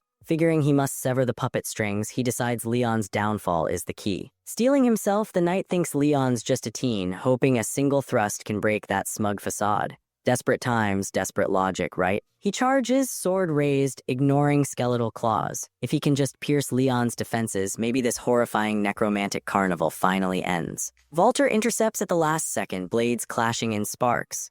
The knight realizes Leon's no sitting duck, there's lethal backup defending him. Walter's red eyes lock onto the knight as their swords grind. Fear nips at the knight's courage, but he won't back down. Walter pivots, slamming a punishing blow. The knight staggers, clutching his weapon. Pain gnaws at him, but he won't abandon his target, Leon. He roars, "Who dares bar my way?" The question echoes, revealing he's battered but unwavering. Nothing will stop him from reaching Leon. Walter politely apologizes, stating his sworn duty is to protect Leon. Translation, step aside or face a swift end. Your choice, pal. He smiles calmly, radiating utter confidence. That unshakable resolve rattles the knight, who realizes Walter forms an immovable shield in front of Leon. Meanwhile, fresh undead waves engulf Sylvester's lines. Bone crackles, screams echo, and the fog roils with twisted magic. Nightmarish chaos reigns. Alan, seeing catastrophe brewing, commands his mages to strike. Lightning crackles overhead, aiming to incinerate these reanimated fiends before they shatter Sylvester's ranks completely. Sylvester's robed sorcerers form up, blue sparks leaping between their hands.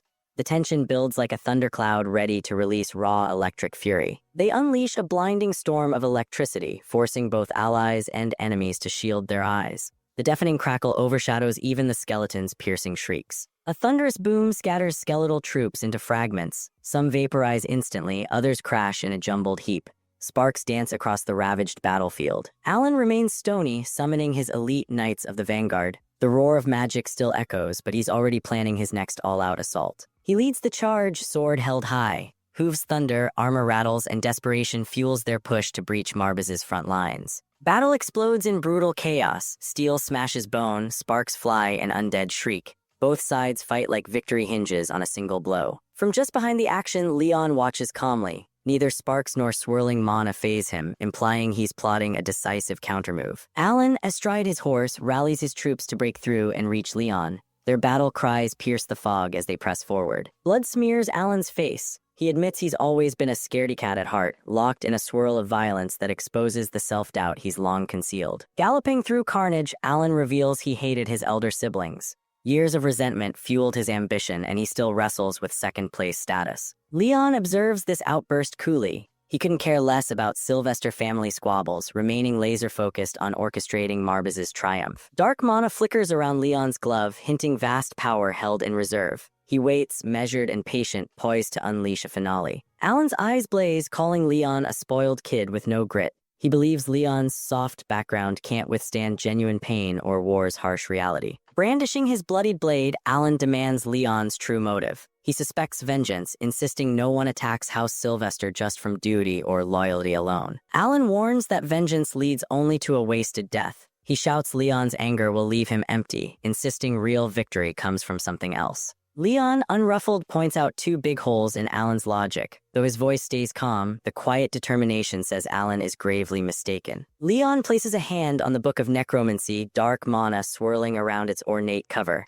"Allow me to explain," he says ominously. A violet glow from the book's embedded eye heightens the tension. Even the air seems to tremble, sensing forbidden secrets about to emerge. Leon grips the ancient tome, black mist coiling like a guard dog. He's cool as ever, reminding everyone necromancy is his real weapon here. His golden eyes meet Alan's stunned gaze, revealing Marbaz's true edge. They don't need numbers when they command the raw, dreadful power of the dead. Bathed in eerie purple light, Leon calmly claims no lust for revenge, doubting Alan can kill him. His tone is factual, not threatening, unsettling everyone present. As the rally peaks, a subtle violet glow flickers around Kirchel's eyes. Unnoticed by the troops, this hint of dark magic sets the stage for a decisive clash. A few days ago, the Marbaz camp was busy. Tents stood under banners, and soldiers prepared for the coming fight in the hilly green landscape. Inside, Leon, Walter, the doppelganger, and grumpy Marbaz gathered around a map.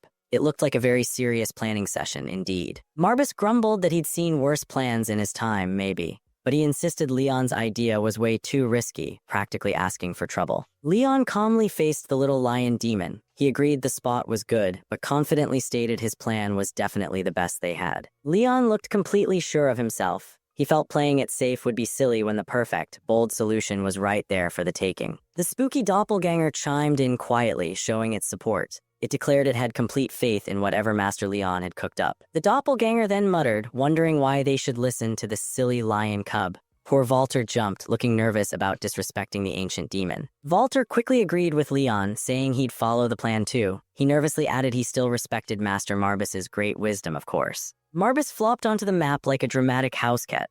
Annoyed, he asked if Leon would just ignore him, then sighed, telling him to do whatever he wanted. Loyal Pullen puffed up his chest. He declared he'd gather all their soldiers, promising on his honor Leon wouldn't face the war alone. Leon stood up, ready to go. He announced that with everything settled, it was time for them gentlemen to make their move. As they prepared to leave, Walter stopped Marbaz. He mentioned he had one quick question he'd been meaning to ask the little demon. Leon held up that interesting amulet he wore. He asked Marbaz seriously, what exactly happens if someone actually uses this thing? The amulet shone a golden cross shape with a red gem wrapped by something dark and twisty. It certainly looked important, maybe dangerous. Marbaz shrugged, guessing using it probably meant death. The doppelganger shivered with annoyance nearby, muttering how rude the little lion was being. Marbaz got serious, warning Leon his father might have held back some details. He explained the amulet was like poison, far too powerful for Leon now. Leon pointed out Marbaz still gave it to him, so there must be a reason.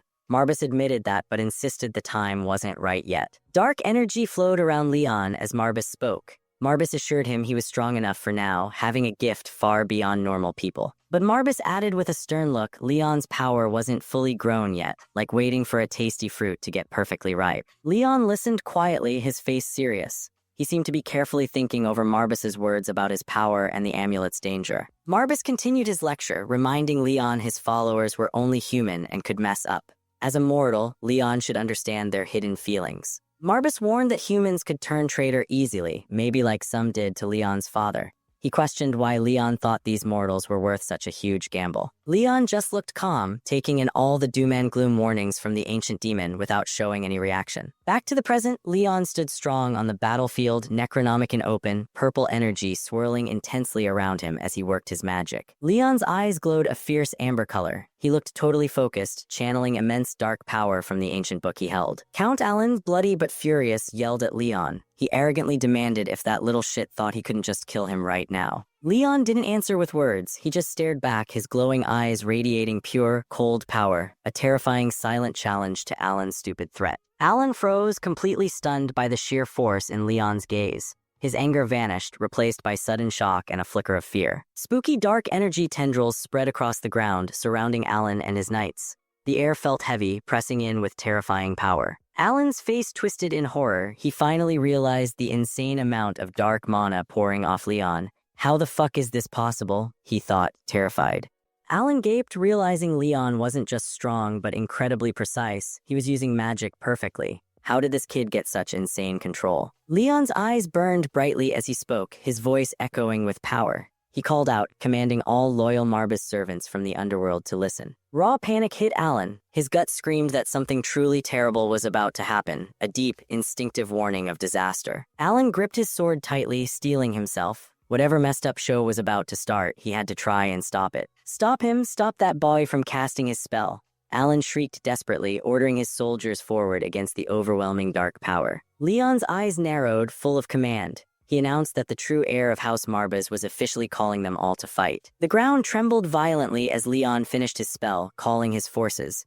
Dark shapes began clawing their way up from the disturbed earth. Skeletal warriors in dark armor emerged from the ground. Their eyes glowed red as they stood ready with swords, answering their master's summons. More nightmares appeared, creepy monsters and undead archers, all rising from the dirt surrounded by swirling purple magic, an army of horrors. Alan stared, completely dumbfounded. His eyes were wide with pure terror as he watched Leon unleash true necromancy. What fresh hell is this? The undead army stood ready, skeletons, monsters, dark archers, all glowing eerily. They formed a terrifying wall facing Alan's doomed knights. Marbus watched from a nearby rock as the undead rose and distant screams echoed. Looked like things were getting interesting from his perspective. Marbus sighed, muttering under his breath. He thought Leon was just as stubborn and disobedient as his famous ancestor Wellen, like grandfather, like grandson. A bright purple light flashed from the undead ranks. It was the signal the horrifying assault was about to begin. The undead monsters let out awful roars. Their red eyes blazed as they got ready to charge Alan's terrified soldiers.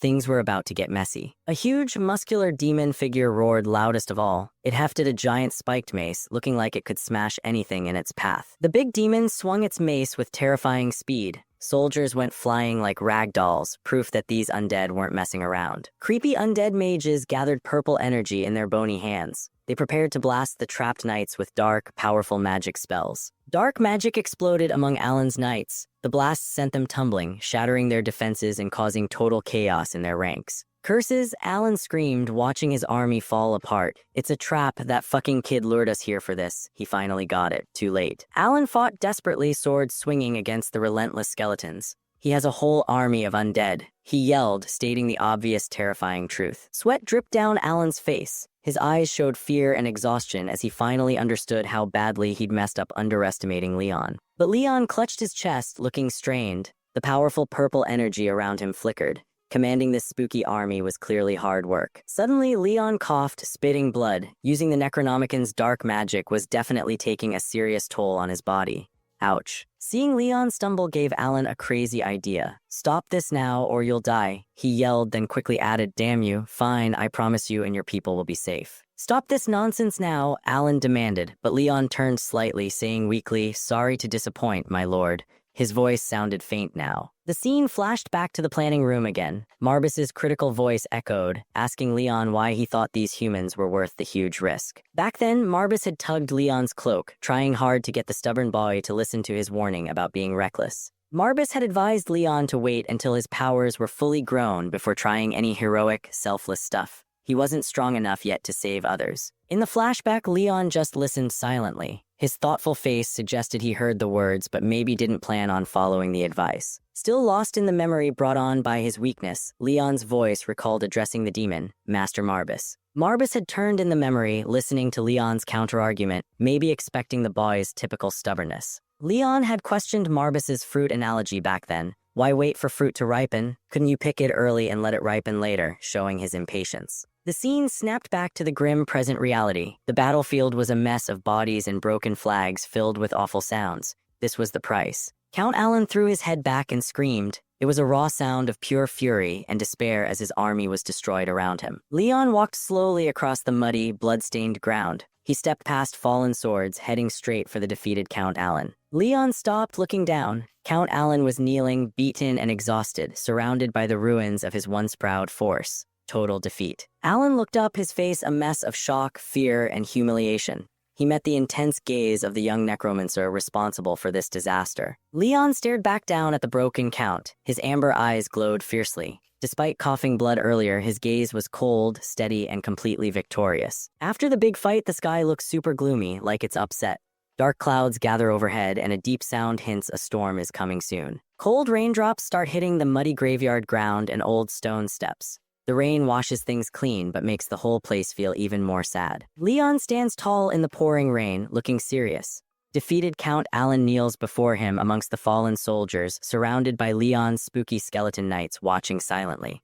Count Alan, looking totally worn out, asks Leon with desperate eyes if he truly didn't do all this just to get back at him. Leon looks down, a little blood on his lip, showing the fight was tough. He quietly agrees that simple revenge wasn't his only reason for fighting. Alan sees a tiny bit of hope and starts begging Leon, gesturing weakly with his hand while kneeling in the mud and rain. Bowing his head low, Alan pleads for his life. He admits he totally doesn't deserve mercy after trying to wipe out Leon's family before. Looking up frantically, Alan promises he'll never bother House Marbus again. He also swears he won't tell a soul about Leon's scary magic powers. Leon just listens quietly for a moment, his face hidden by the rain.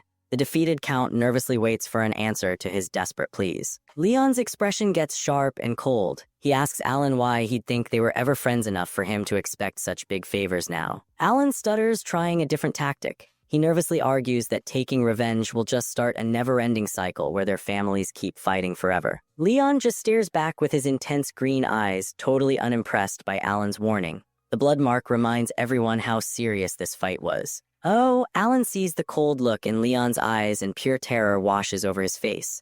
The rainy graveyard suddenly feels extra spooky now. Alan shouts in panic that he didn't want to attack. He begs Leon to understand, saying that leading a noble house forces you into tough choices. He grabs his chest dramatically, insisting that lords have to do whatever it takes, even bad things, to help their family succeed. It's their duty. Leon pauses, tapping his chin like he's thinking. He sort of agrees that being the boss is tough, a heavy job for both of them. Alan jumps on this tiny agreement, eagerly saying the weight of his title made him do awful things. He hopes Leon gets it now. But Leon's face gets cold again. He says, okay, being boss is hard, but why should that make Leon decide to show him mercy? Alan just freezes, his eyes wide with pure shock. That little bit of hope he had is totally gone. A tear rolls down his cheek. Leon explains calmly while a sword glints nearby that this isn't personal. It's just logic. Keeping Alan alive doesn't help House Marbus at all. Leon's eyes glow slightly yellow, showing his power. He looks right at Alan and says a very formal, very chilling goodbye to the Count. Alan clenches his teeth hard, making a pained noise. A tear of anger or sadness slips out as he realizes this is really the end. Finding his voice one last time, Alan yells that Leon is an arrogant kid. He warns Leon that he'll regret this big time later on. Too late, Leon moves super fast and his blade flashes through the rain. Alan's warning about the power Leon uses gets cut off abruptly. Leon watches without expression as blood splatters nearby. He stands still in the heavy rain, the grim task finally completed without any hesitation. Count Alan's body falls onto the muddy ground with the others. Leon stands over the messy battlefield, his weapon lowered, surrounded by his quiet undead army. The spooky dark energy around Leon's skeleton knights starts fading away. Their red eyes flicker out as the magic ends, showing the fight is truly over. Just as his summoned army disappears completely, Leon suddenly gasps. Looks like winning such a huge magic fight came with a painful price for him. He stumbles, grabbing his chest. Leon knew using that much incredible power would probably make him feel pretty weak and shaky afterward. He He feels it now. Wisps of dark magic swirl around Leon as he struggles to stand straight. The immense power he used leaves him staggering in the rain. Seeing his master wobble, the loyal, white-haired knight Walter cries out worriedly. He rushes forward quickly, reaching out a hand to catch Leon. The fluffy little demon Marbus appears, telling Walter not to worry so much. He explains Leon just used up way too much magic energy, called mana. Marbus watches Leon, thinking the kid's natural magic talent is amazing. He's definitely as good as his famous ancestor Wellen was way back then. Leon looks pale and sweaty, clearly exhausted. Marbus silently wonders if it's really okay for just a boy to have so much incredible power inside him. Marbus thinks that deep inside Leon is a monstrous force. It's so huge, maybe even Marbus himself can't completely control it if it breaks loose. A tiny, sneaky smile appears on Marbus's face. He remembers the dangerous deal he made, a big bargain involving Leon's whole future and being. Marbus then spots something important near Count Alan's body. It's lying there on the muddy ground next to the Count's dropped sword. Tucked in the dead Count's hand is a weird little charm. It's giving off a faint, strange pink glow that looks very unnatural. Marbus frowns, recognizing the magic. Looks like other demons might be interfering in human fights now, and that's definitely not a good sign. Zooming in on the glowing charm, we see a creepy dark scorpion symbol etched inside. Yep, that confirms it came from some nasty demonic source. Back at the graveyard scene, Walter, Pullen, and the doppelganger are all rushing towards the staggering Leon, worried about him after the fight ended. Later, safe inside, Leon's bright green eyes snap open wide. He's finally awake after resting and recovering from using all that powerful magic energy. Leon wakes up in a comfy bed surrounded by his crew, Walter, Pullen, Marbus, and the doppelganger, looking like a cool purple shadow guy now. Pullen feels terrible, bowing low and dramatically asking forgiveness, even offering his head. But grumpy Marbus just thinks the old man's drama would be funny to watch. Walter mutters that Marbus lacks sympathy. The doppelganger calls Marbus foolish, but Marbus snaps back, reminding them he's a demon and doesn't like insults. Leon sits up calmly, telling Pullen to chill out, no execution needed. He assures his loyal retainer that he did his job perfectly well. Walter gives good news. The enemy house Sylvester is falling apart without their leader. They probably won't be strong enough to attack Marbus again soon. Pullen is overjoyed, puffing his chest out proudly. He declares that thanks to Leon's awesome leadership, House Marbus is finally strong and respected again. But then Pullen gets serious and a bit sweaty. He nervously adds there's one more big, awkward problem they really need to talk about now. Leon looks straight at Pullen, totally calm and collected despite the sudden mood change. He simply asks what this other problem might be. Pullen stands before everyone in the room, looking embarrassed. He admits he feels ashamed having to bring up this next bit of bad news. Taking a deep breath and sighing sadly, Pullen reveals the major issue. Oh dear, House Marbus is basically completely broke, with almost no money left. Leon looks surprised, a little sweat drop appearing. Pullen adds it's even worse, the house also owes a lot of money. Leon asks him to repeat that. Marbus waves a paw dismissively, saying being broke isn't that bad. Just make the Sylvesters pay tons of money. Pullen nervously replies, well, usually. But Pullen explains, showing images of the Emperor and Prince. The big bosses in the Imperial family specifically said no asking the Sylvesters for money. Marbus is annoyed, demanding to know why the Empire would do that.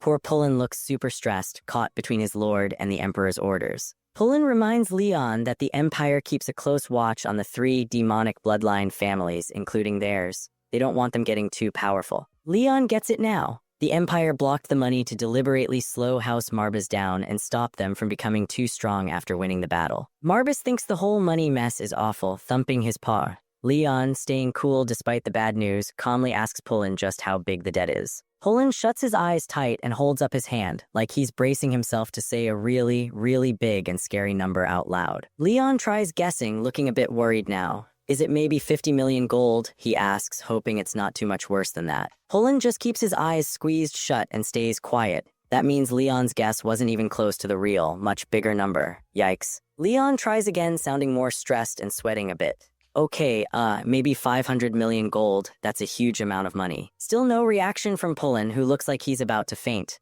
Nope, the actual debt must be even more ridiculously, impossibly high. Leon looks shocked, muttering it surely can't be 5 billion. He thinks how easy just 500,000 would be to repay compared to that. Pullen bows slightly, sadly confirming Leon's worst fear was actually correct. Leon asks, correct about which part? Hoping he misheard something important. Pullen looks incredibly pained, like telling this secret hurts him physically. He takes one last deep breath before finally revealing the awful truth. He confirms the massive debt is indeed 5 billion gold. Leon is stunned, remembering being poor as a kid. This amount seems truly impossible to handle. Meanwhile, somewhere else entirely, a fancy-looking young man arrives. He has cool blue-tipped braids and looks very calm and put together. Who's this guy? This well-dressed newcomer is Richel de Flamel. He's a big-shot mage and school founder, and he's just arrived on horseback in Marba's territory. As Richel looks around the town, a sharp-dressed woman walks up. She greets him politely, calling him Master Richel like they already know each other. This woman is Carleen, a boss in a big criminal group called Lunatic. Her introduction card calls her a ruthless loan shark. Sounds dangerous. Richel seems nervous seeing her. He reminds Miss Carleen he thought his school paid back all the money they owed her group a long time ago. Carleen just smiles smoothly. Did he really think she came all this way for his old debt? Nah, she tells him her business isn't with him today. Richel apologizes, looking stressed again. He admits he still has bad memories of dealing with scary loan collectors from his past money troubles. Carleen gives a playful wink, remembering how desperate he was back then. She cheekily reminds him that's why reading the fine print is always important. Richel decides it's time to stop the small talk. He turns away slightly, ready to focus on why he actually came to this place. He gets off his horse, standing firm on the ground. Seems like he's preparing for whatever business brought him to the Marba's lands now. Carleen joins him, walking confidently. She guesses out loud that they probably both came here hoping to meet the very same important person. Poland addressed Leon with gravity, announcing that the total debt owed by House Marbas amounted to 5 billion gold. Silence filled the room, thick with unease, until a sudden knock echoed at the door. Poland moved quickly to answer it. The Marbas turned toward Leon, eyes questioning. Leon responded only with a quiet, hopeful look. Moments later, Poland returned in haste, announcing that there were visitors at the manor. When Leon asked for the number, Poland replied, 2 individuals, a man and a woman. Soon after, the guests were shown inside and seated comfortably. One of them introduced herself as Matrikel, head of the Ermina school, while sipping tea with calm authority. The woman beside her followed, identifying herself as Carlini, chief of the southern branch of looting. Leon offered a courteous welcome to both, showing formal respect to the guests of House Marbas. Walter leaned in, whispering to Marbas the lion that both individuals gave off a dangerous air. He remarked that inviting them may have been the right decision. Marbas questioned Walter's concern, but Doppelganger reassured them that their master was far stronger than they believed. If danger presented itself, he would handle it. Carleen brought up the recent victory in the War of Dobelhaus. She congratulated Leon for winning and hinted that the spoils should be used to repay the debt. However, she made it clear that she expected more than just repayment. Poland whispered something into Leon's ear, prompting a measured reply. Stepping forward, Poland reiterated the scale of the debt owed by House Marbas, 5 billion gold. During the time of Lord Guy, the estate had fallen into ruin. Of the total amount, 4 billion were owed directly to Carleen and Lanty. He emphasized that Carleen was the worst type of lender to be indebted to. Leon recalled that Carleen was the chief of the southern branch of the Lunatics, the largest criminal organization on the continent. She was known as the most dangerous kind of loan shark. Those who failed to repay were sold off to a dark mage for horrifying survival experiments. Carleen, unfazed, offered a cold smile. She acknowledged Leon's knowledge of their reputation and turned the conversation directly to business. Leon asked for the current outstanding balance. Carleen retrieved a document and stated her terms. A minimum of 10% had to be repaid immediately. The remaining 90% could be paid later. But the loan accrued an annual interest of 30%. She placed the document on the table, smiling knowingly, confident that repayment would come soon. Leon calculated quickly. 10% amounted to 40 million gold. With an annual interest rate of 30%, the remaining debt would grow by over 1 billion gold in a year, even after making the initial payment. He silently wondered how such a reckless agreement had been accepted. Poland hesitated before admitting the truth. Leon's own father had signed the deal. Leon sighed internally, cursing the man. Richel attempted to lighten the mood, asking Carleen to allow Leon time to enjoy his recent victory. He pointed out that the young lord likely didn't have such a massive amount readily available.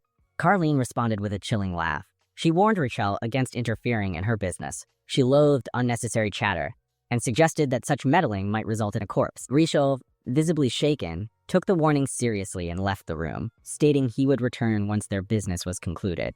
Carleen sipped her tea with disdain, commenting sarcastically on the waste of good tea. Leon opened his mouth to speak, but Carleen cut him off before he could say anything. She had heard every excuse before from his late father and wasn't interested in hearing them again. Turning to the Marbas, Leon whispered his frustration. Why couldn't they just take Carleen down? Marbas shut the idea down instantly. She was too dangerous, and Leon would be torn to pieces if he tried. Doppelganger remarked solemnly that, at this rate, they would be left with nothing. Even the doppelganger Crow seemed disappointed with his contractor. Pullen stepped forward to defend the former Lord Rune, stating that he had done what he believed was necessary for the estate's survival. Walter, still young but full of conviction, spoke up and encouraged Leon to have courage and faith in his own wisdom. Leon gathered himself and turned to Carlene. He pleaded with her, not for his sake, but for everyone who lived on the estate. The boldness of his words sent a shockwave through the room. Outside the manor, Raquel stood quietly, his eyes on Wellen von Marbas' portrait. He whispered to himself that meeting Leon von Marbas alone had made the entire journey worthwhile. He could sense the immense mana flowing through the boy. If he could convince Leon to enroll in the Ermina School of Mages, it would be a monumental gain for the institution. He knew he had to find a way to win the boy's favor. Summoning a magical vision, Rico reached out to an old man. The elder mage answered in panic, calling Rico headmaster and pleading with him not to vanish again. The academy had descended into chaos in his absence. Rico dismissed the concern and told the old man the explanation could wait. He had a more pressing question. When asked what it was, Rico inquired about the number of gold coins currently in the Ermina vault. Back at the manor, Carlene raised an eyebrow at Leon's desperation. She questioned whether he thought of the lunatics as some mere street gang. Without warning, her aura flared.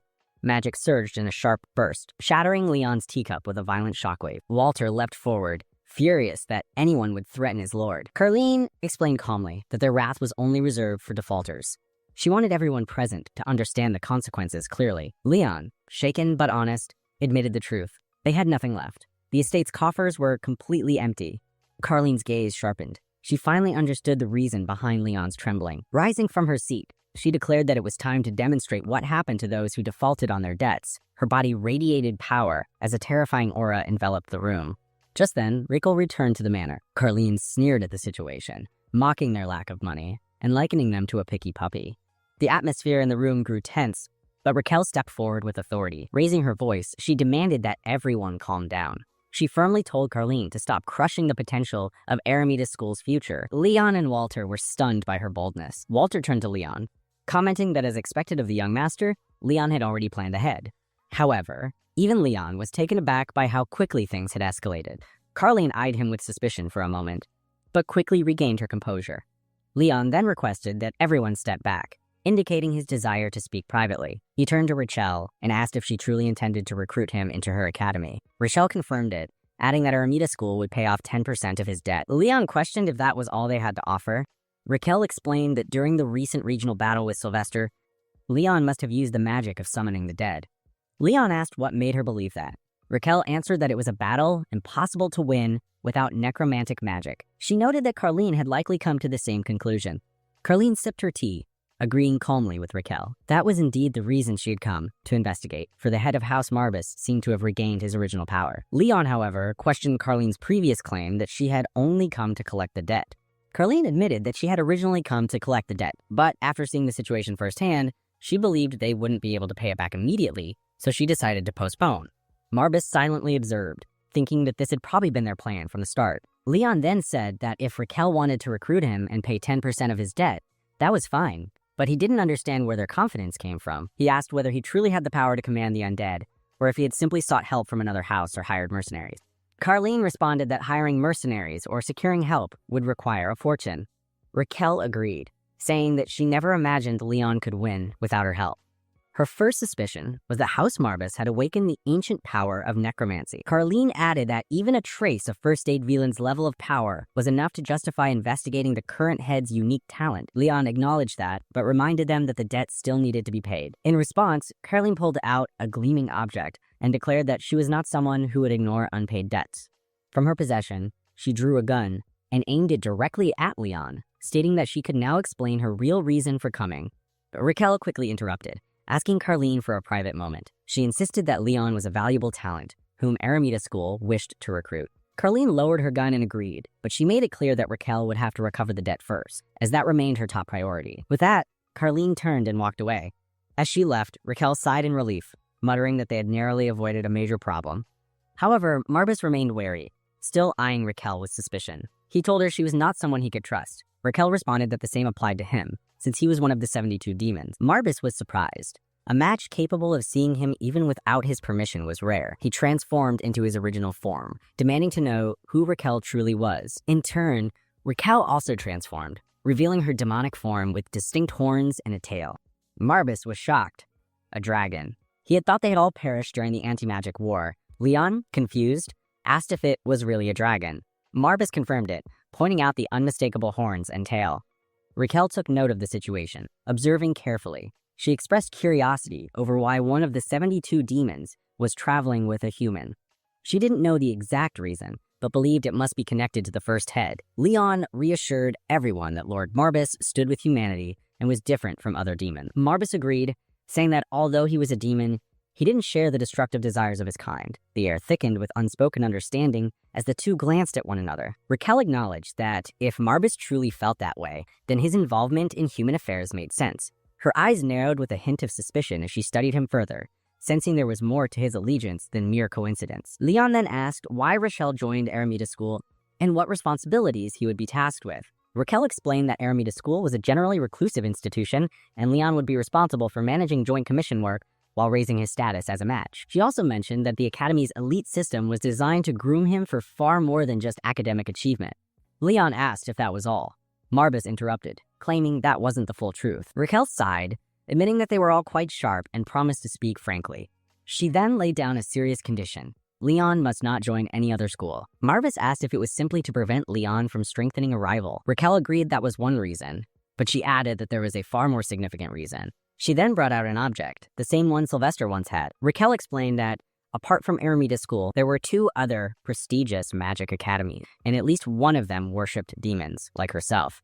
Hearing this, Marbus's expression darkened. He realized the gravity of the situation. He cursed under his breath, regretting not awakening sooner. Then, he warned everyone that their enemies had finally started making their move, and he questioned what their true goal was.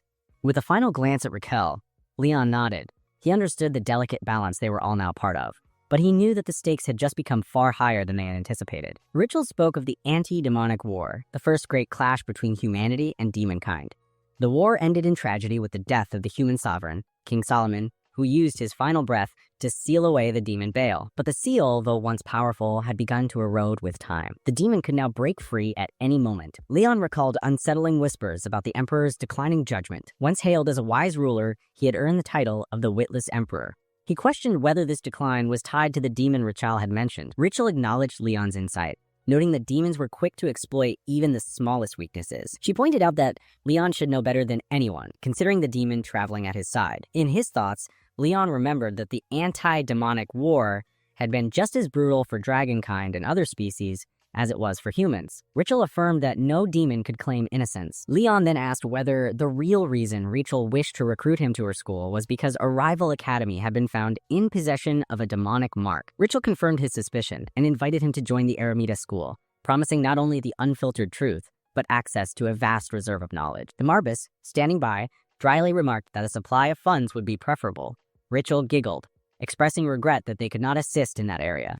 Leon, undeterred, asked if there were any leads for earning a steady income. With a hint of excitement, Rachel proposed a solution, the Adventurers Guild. She explained that the guildmaster was a close friend of Carlene. By completing enough contracts, Leon could earn a gold crest and potentially secure jobs paying 10 million gold. Leon was stunned. 10 million at a time? He repeated Rachel's suggestion to the Marbus, again mentioning the Adventurers Guild and the Guildmaster's connection to Carlene. She had advised pursuing enough contracts to earn a gold crest and eventually reach high-paying missions. The Marbus mocked the idea, and the doppelganger nearby warned him not to insult their liege lord. He pointed out that one must first have currency to make currency. The Marbus sarcastically asked where he had learned such wisdom, and the doppelganger replied, it was the old man butler. Meanwhile, Rachel noticed Carlene eavesdropping outside. He called out to her, saying there was no need for shyness. He was certain she had heard everything and asked if she could really turn a blind eye to those in need. Carlene, exasperated, cursed Rachel for knowing her too well. As she entered, Rachel introduced her to the group, pointing out that they were in the presence of a demon who now served Lord Leon. Carlene noted with resignation that first a necromancer and now a demon. Things were never dull when Rachel was involved. They prepared to depart, and Carlene demanded an explanation. She wanted to know how Rachel had roped her into escorting Lord Marbas to the Adventurers Guild. Rachel playfully replied that for someone owing 5 billion gold, going above and beyond didn't seem too much to ask. He asked her to show some heart. Leon questioned what sort of guild required a full escort just to reach. The Marbus shared the same curiosity, noting that no such institution existed in his time, and found it amusing how mortals passed their time. Carlene explained that the Adventurers Guild was an agency for accepting dangerous missions on others' behalf. It was a place where adventurers could form their own parties, split their earnings, and build their reputation however they pleased. Of course, many failed and died, often forgotten without a word of warning. But the chance of earning tens of millions from the right mission was a powerful temptation. The Marbus compared it to an enticing flame, drawing in 1,000 moths to test their luck. Richel countered that it wasn't quite so grim. The guild operated on neutral ground, and members who made a name for themselves could be recruited as knights or mages by neighboring nations. In truth, adventuring was one of the most lucrative professions for those with the strength to survive. Leon then asked about the guild's crests and ranks. Richel happily deferred the explanation to Carlene. Irritated, Carlene asked if she was now expected to act as his personal guide. Still, she explained the ranking system. Adventurers were divided into 5 ranks: bronze, silver, gold, white gold, and black, in ascending order. Each crest allowed access to higher-level missions. Leon concluded that reaching Black Crest status must offer the highest earnings. Richel agreed, but warned that it was nearly impossible to achieve. Fewer than 10 Black Crest adventurers existed on the entire continent, and each mission at that level cost at least 100 million gold to initiate. Such wealthy clients were rare. Carlene advised Leon to first see if he even qualified for a Bronze Crest. Imperial law made it difficult for someone his age to register as an adventurer. Richel lightly scolded Carlene for dampening Leon's excitement and suggested they start with signing him up for the entrance process. As they arrived, Leon observed the guild's grand structure. It was exactly what one might expect of an adventurer's guild. A white-haired youth inside took note of the newcomers. Sensing something unusual, he remarked that trouble might be on the horizon. As Leon entered, the sound of busy chatter and the clinking of weapons echoed through the guild's hall. Various adventurers, some in rough, battle-worn armor and others dressed in more polished attire, were exchanging stories of their latest missions. We then see Leon and his mates purposefully entering into the main guild, where many people were enjoying their drinking and idle gossiping. Clarence slowly looks around the area. The people nearby get quite alert, wondering why she's intently looking around like that.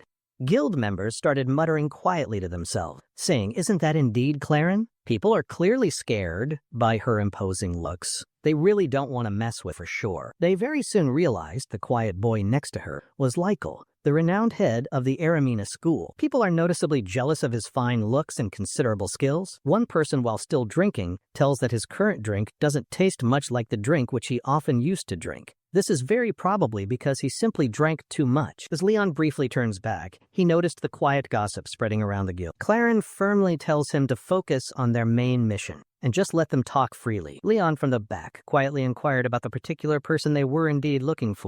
He tells that he doesn't sense anyone truly strong there yet, but the fluffy cat quickly said, "Wait." He says he can keenly feel someone secretly watching us all, using his own mana. A person with distinctive yellow hair is visibly sweating in his pants nearby. Leon slowly closed his eyes to properly focus his attention. As Leon uses his unique skills to search more around him, thus spreading his sharp senses wider. Finally, he indeed found someone suspicious, but suddenly she dashes towards him with speed, drawing her sword clearly to take his life. With a deadly serious look now on her face, she was preparing to cut off his head. Leon, in his immediate defense, swiftly takes his gun out from its place. The girl with the drawn sword expertly stops at the correct moment because Claren has firmly pointed the gun at her head. A wrong move, and she would certainly blow her head off. Everyone around was in sheer, utter disbelief by now. Even Leon himself was visibly stunned at the quick turn of events. Claren calmly compliments her, remarking that she used to be a bit more polite back in the day. With a cold glare, the girl shortly said, "Is that really so then?" Then she drew her sword back, firmly telling, didn't she clearly tell her to keep her identity a close secret? Leon curiously asks, so she's the truly strongest person here around the entire guild. The girl with an itchy, sharp attitude tells him pointedly she never gave him any permission to speak, and then asks him, what exactly is his name? She notices Marbas more closely. She soon realized he's a demon. Indeed, he is more powerful than his mere looks suggest. He introduces himself simply, Leon von Marbas, the acknowledged youngest heir of the well-known Marbas family. That's indeed what many people used to call him before this time. As we see the Beastman stoutly guarding the closed room ahead, while they were presently having a nice cup of tea together, and a generally good, quiet chat. Now as I notice she's actually more beautiful than Claren is, she then tells him that The great house of Marbus has somewhat changed, but she truly never expected that the heir would be a such remarkably small young kid. Claren tells her confidently that his magical skills and clear talent are very admirable to see. The girl pointedly questioned, but why should any noble come to a rather lowly adventurers guild? Claren just tells her, they had some specific work there. She tells Claren that, and then asks, why is there a demon among them? She states that her current friends are definitely too odd. Fluffy Cat insists she apologize to his contractor. The nearby yellow-haired guy then encouraged them. The yellow-haired guy jokes around that the black cat has maybe finally returned to his senses. Leon tells them quietly that he's in a massive debt, so he simply can't say anything much. Leon tells her plainly that he wants to properly work as an adventurer there at the Claren, subtly looking like Makima from Chainsaw Man, tells them this is a guild where anyone can readily join anonymously, truly resembling its defining main feature. Even Lykel then vouches for him, and firmly insists in giving him a solid chance to adequately prove his potential worth. The girl tells them that if you are insisting that much, then fine, they can let him have a fair shot, but he could actually die. Leon, with a calm, composed look, told her that the Marbus family inherently lives closest to the brink of death. With a screwed, unhappy look on his face, he tells them all, if he can't somehow pay that lunatic's pressing debt, it can indeed be even worse. With a quiet sigh, she thought grimly too, it surely can be far worse for him. As she unexpectedly spills a little tea from her held cup, it drips down. The spilled brown tea slowly makes an unusual pattern right there on the table's surface. Then bright magic circles suddenly began to clearly form within the small room all around. Leon was visibly puzzled to observe the unusual magic spell of this specific kind unfolding. The black cat calmly tells him that it's advanced teleportation magic. It's a difficult high-level magic spell, which she has now simplified. She can apparently use a very high level of intricate magic spell indeed, quite well. As the scene then shifts, we clearly see a lot of still knights, dutifully standing in a neat line. All of them, it seems, have been collectively teleported here to this spot.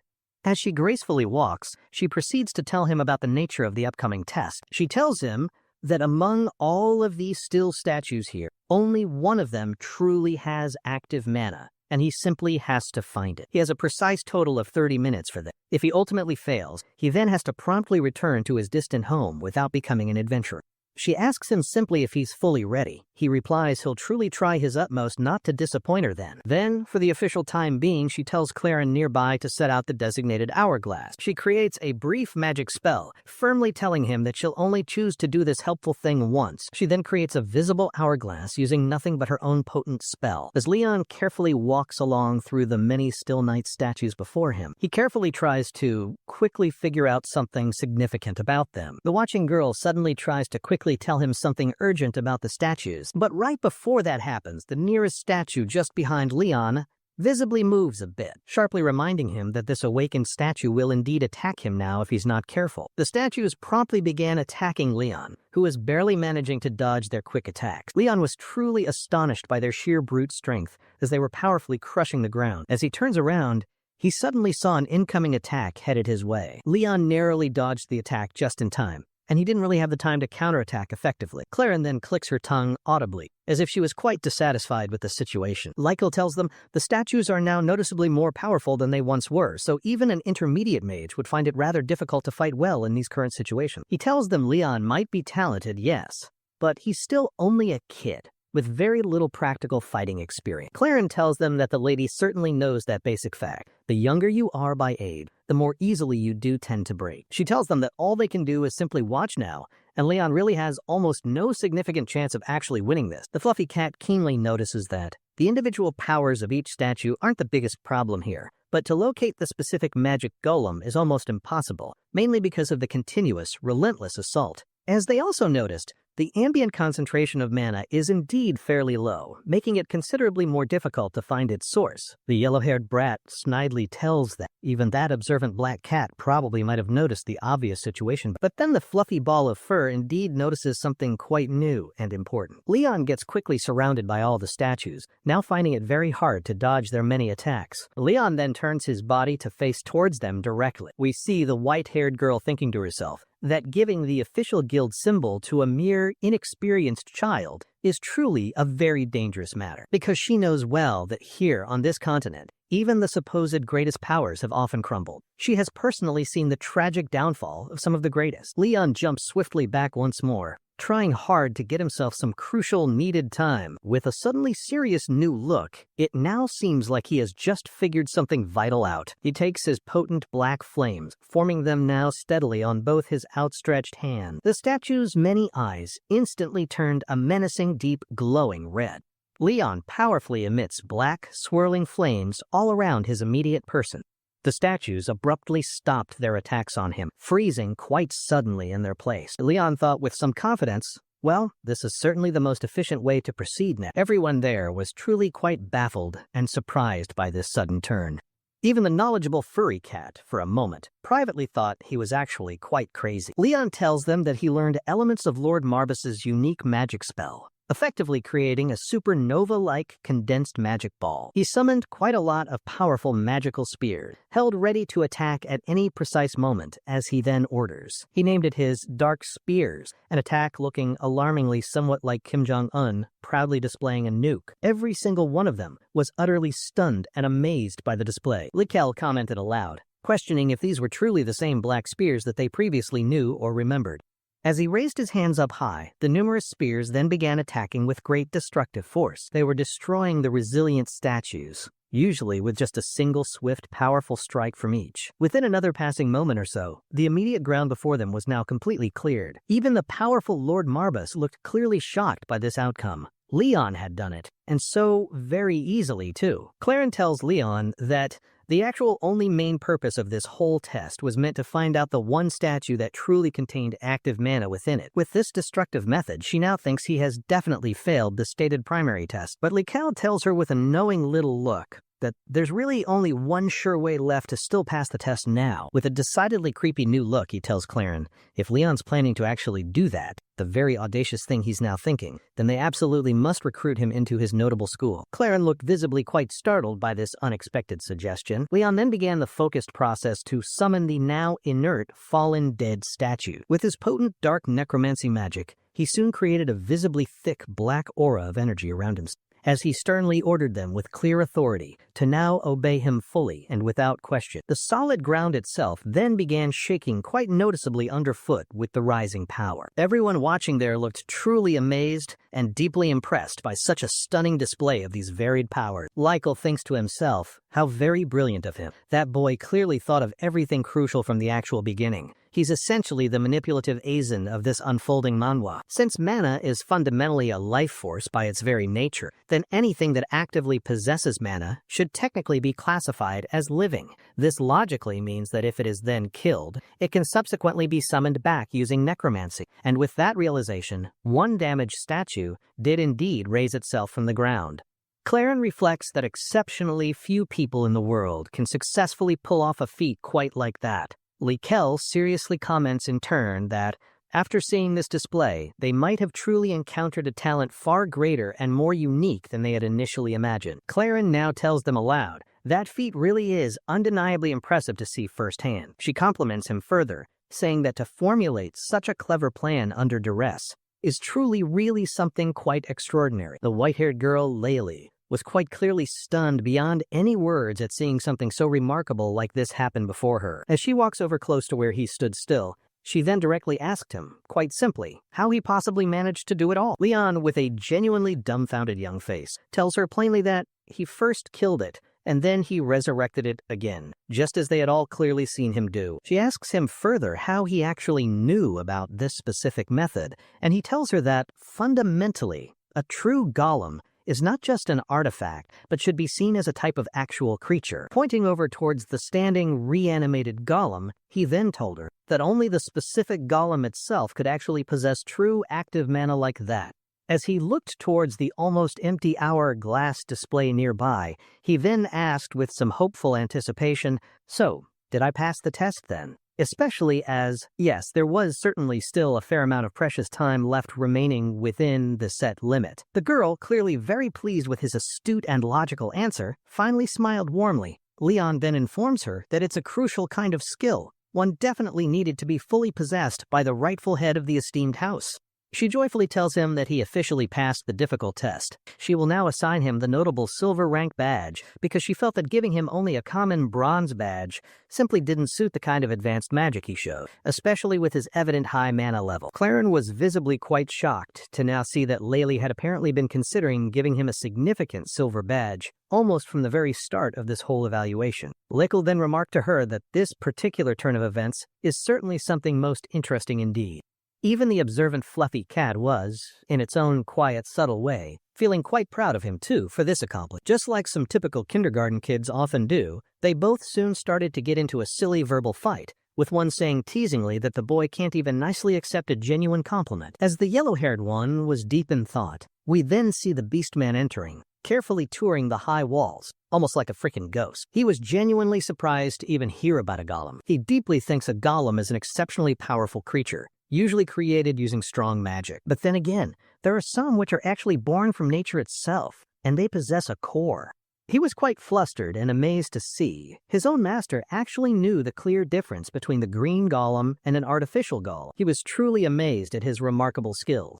The girl inwardly thought to herself, he really is quite a prodigy. She warmly compliments him about his wonderful magical capabilities, and Leon gladly accepts her positive appraisal. He then asks her, if he's now a Silver Badge member, then surely he could earn good money from commission work, while Marbus thought, what a truly stingy brat that. Lachelle quickly thought, he's asking about money just after barely clearing the important test. Claren had told him it really depends, but now he can probably earn at least 3 million. With a somewhat deadly smile, she then said, considering the sheer amount of his debt, he's definitely going to need at least a gold badge. To try and encourage him further, Lachelle kindly tells him, it's actually a very good start. It's truly been ages since she's provided a silver badge right from the very start. Claren readily confirms it by nodding. The girl kindly tells him his very first official mission will be assigned to him tomorrow, so he should definitely take some well-deserved rest for now. He sincerely thanks the guildmaster for conducting the test. She then just flicks her hand.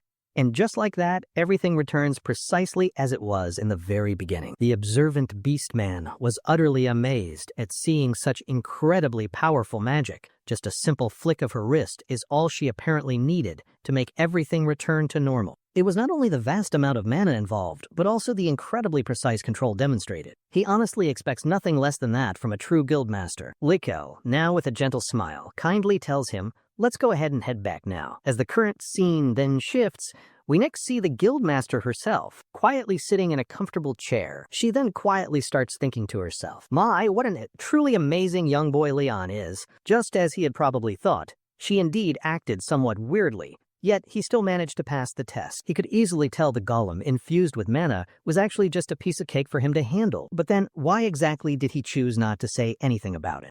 She seriously thought, was he perhaps deliberately hiding his true strength? As she slowly stands up from the nearby chair, she vividly recalls the desperate family of Marbas standing right on the very edge of life and death. But really what concerned her even more so is that very specific look in his young eyes, seemingly ready to sacrifice absolutely anything. Standing out there on her private balcony, deeply thinking about Leon's powerful vision, it certainly looks like she's becoming quite interested in him. The very next morning, they all gathered once again in the very same place. She then clearly tells him, now with his new silver badge, this here is his very first official mission. She carefully hands him the necessary mission document. As he begins to read the provided information, it seems there's a particular church in Arden. He now has to thoroughly investigate the rumors about the alleged corruption. She calmly tells him, yes, that's perfectly correct. There's indeed a notable city in the Selishi region. There is a persistent rumor going around that the head priest there had been secretly committing serious corruption. He now has to solve this tricky matter, and if successful, he could possibly get 1 million. Claren worriedly tells her, ma'am, that isn't this perhaps a bit too much for a very first mission? Both of them then briefly exchanged sharp glares. She confidently thinks to herself that, really, it's almost nothing, and he should certainly be able to handle this particular matter. Lachelle also thinks it's probably nothing much, especially if it's genuinely helping him to rank him up that much more quickly. Leon, meanwhile, thinks he will definitely give it a good shot. She then practically blackmails him, saying if he foolishly gave up this important mission, he would unfortunately have to start all over from copper rank. He reluctantly accepts the mission. She firmly tells them both to help him out. Lykel grumbles and tells her, it really is quite a hassle. Does he truly, absolutely need to help him? Lykel then tells her, Well, he's actually been quite curious about Leon's unique kind of skills. Claren interjects and pointedly tells him, and so what exactly about his own opinion on it? He respectfully bows, sincerely thanking them both. He then tells them his own dear father always taught him that when being helped by others, he should always properly thank them.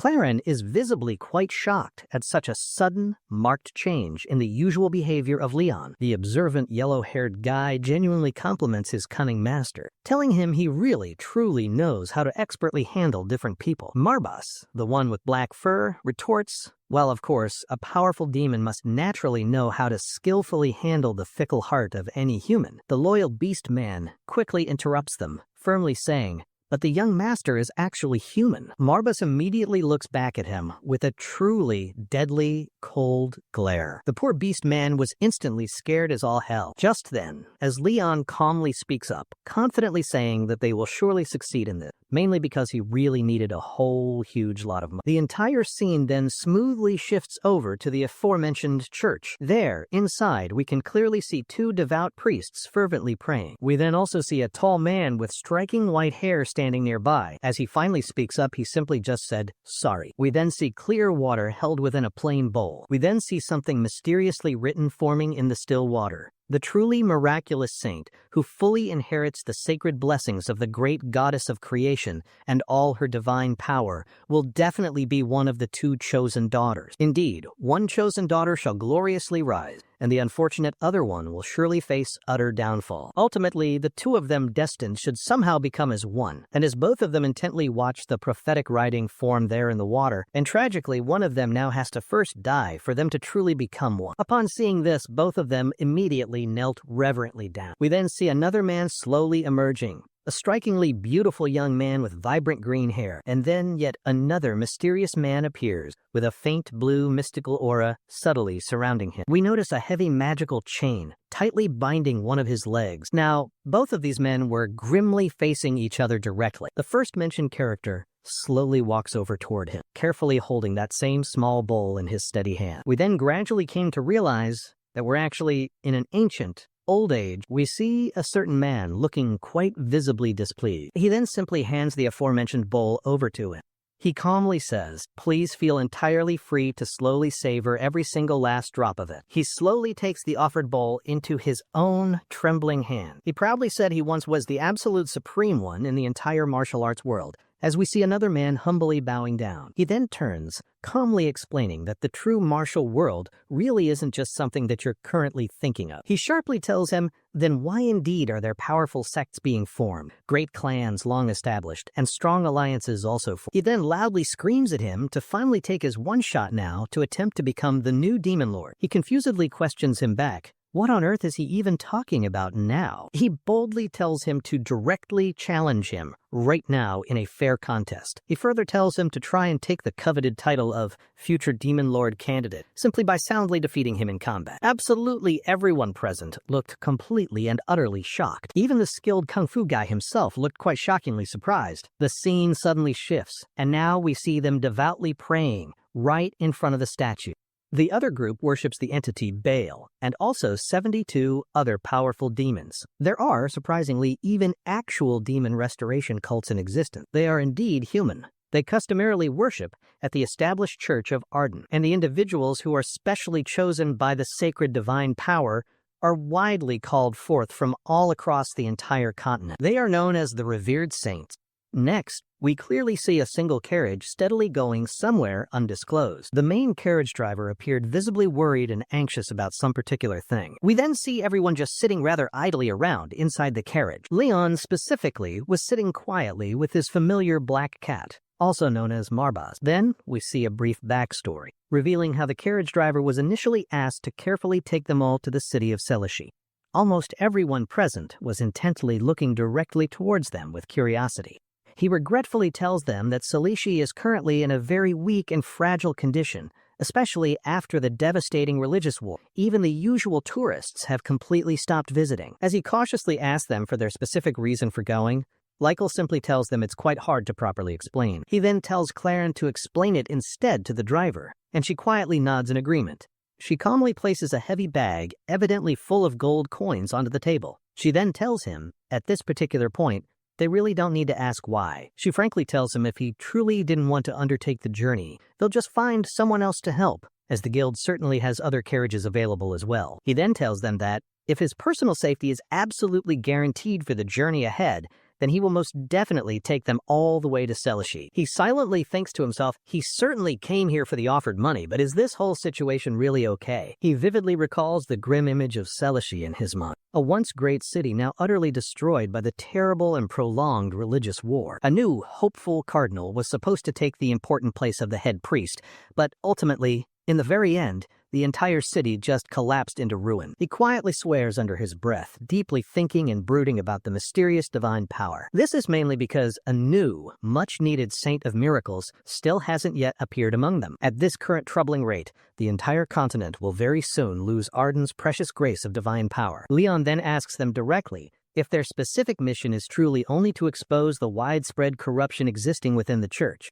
The observant beastman actively uses his brain, rightly saying something feels quite fishy here. Marbus interjects that in this current matter, they're just considered small fries after all. The cat, Marbus, tells him reassuringly that there really shouldn't be any significant difficulty at all with his present skill level. Lykel confirms to him that it's indeed true. Human nations have substantially grown much stronger over many long centuries, particularly since Latte Marbas was securely sealed away. He seriously tells them all to prepare themselves very carefully for what's clearly ahead. Claren further tells him that they absolutely have to be extremely careful, because this delicate matter directly involves influential members of the church, and truly no human on the entire continent is completely free when acting under the revered name of Arden. And furthermore, no new, genuine saint of miracles truly blessed with observable divine power had yet appeared. Lakel then tells them that the main problem really is that the foretold saint of miracles is always a direct descendant of the church's sacred bloodline, and this ancient tradition is fully expected to continue on forward.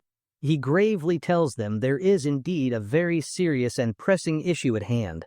Leon explains to them that 2 daughters were unexpectedly born, when tradition dictates only one single heir should have been born. That unprecedented event caused a huge uproar right within the church. With a very serious and solemn face, he firmly tells them only one single one of them could possibly inherit the sacred and unique power. The Beastman then speaks up incredulous, saying that it's surely quite impossible for both of them to equally receive the exact same divine power. Marbas calmly tells them that, traditionally, such power passed down directly through bloodlines is invariably given to only one chosen individual.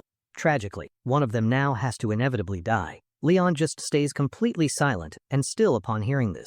Lakel then tells them thoughtfully, it's all very strange and peculiar indeed, while pointedly looking directly towards Leon himself as he spoke. Just then, the carriage driver informs them all clearly that they finally arrived at their intended destination. They've arrived at the continent's very greatest and most historically religious city, known as Selashi. As the current scene promptly shifts once more, we then see a lone man purposefully walking down a long, quiet hallway. He carefully opens the specifically designated large door before him. Respectfully addressing Your Highness, he formally announces, those individuals who requested the special mission have now finally arrived.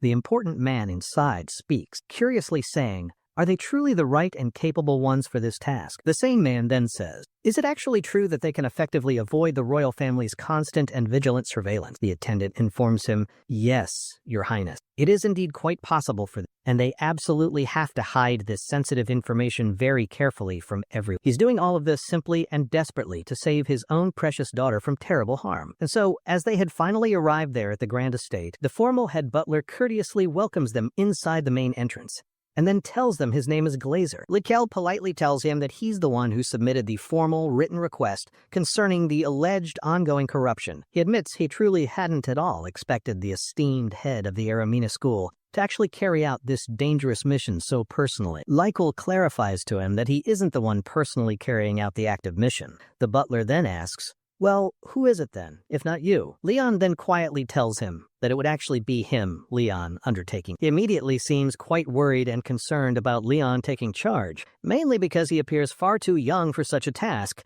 and they critically need to keep the entire mission a complete secret. Leon then calmly and confidently shows him the distinct silver badge he carries with him. The butler immediately recognized the special silver badge from the renowned Adventurers Guild. Before proceeding further, Leon asks him some pointed and direct questions first. Leon directly asks about the two specific women who recently disappeared.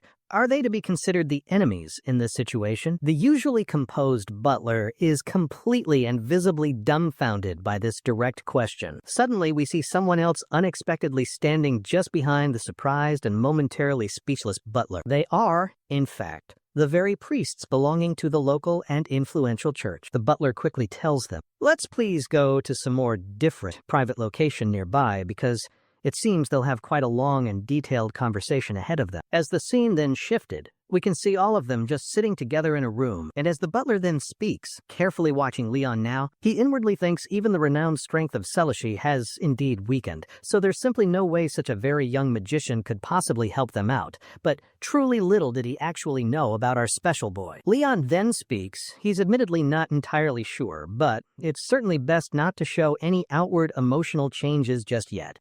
As Leon distinctly recalls his name, Glazer, the butler was visibly quite shocked. He subtly tells him that whether it will help much or perhaps not, we soon came to know he's actually communicating directly to him through telepathy. He was truly astonished to realize that such a very young kid was currently using a complex magic spell, one that only a mid to high-level mage can typically use. Leon calmly tells him not to bother to hide, as he already knows everything about how the crucial mission was specifically assigned to him by the head priest. Leon effectively uncovers him much like peeling a banana. With a slightly flaunting, knowing smile, he confidently tells him to reveal everything concerning the real, hidden mission, and strongly advises him, don't even try to hide anything further, as the butler now clearly knows that he simply can't deceive him any longer, primarily because he already evidently knew everything important. He reluctantly agrees to tell them absolutely everything. With a very serious, grave look, the butler then tells them he will now explain precisely what the actual real mission is. Everyone immediately looks towards him in surprise. A real mission?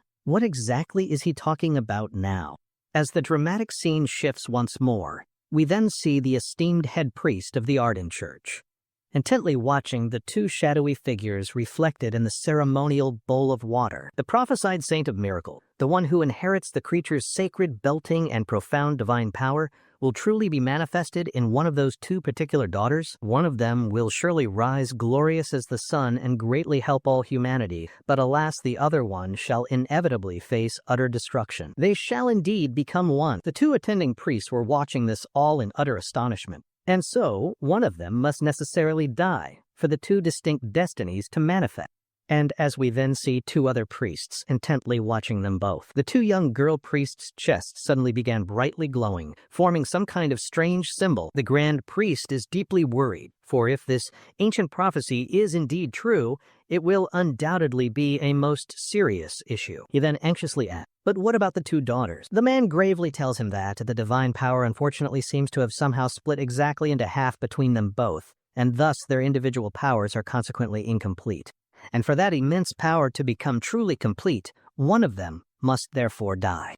He furiously shouts out in pure rage, "Is he completely out of his mind?" The man humbly apologizes, but insists this is truly the only one way. Then suddenly, the large main door to the church creaks open, and we then see three imposing people purposefully entering into the church. He formally introduces himself by name as Caliban, the stern commander of the renowned Imperial Knights. By the direct and solemn order of His Majesty the Emperor, he has specifically brought a sealed letter addressed to the concerned people of this church. Speaking in the great name of Esteban, the glorious sun of the entire empire, there simply cannot be two shining suns under the very same sky, and you surely believe he also believes this fundamental truth as well. One of them has to live on and dutifully serve her divine purpose as the true saint of miracle, and consequently the other one unfortunately has to die in order to fully complete the chosen saint's immense power. She will then have to tragically die in front of absolutely everyone, burned at the stake under the terrible name of a fallen saint. He desperately tries to argue back, vehemently saying,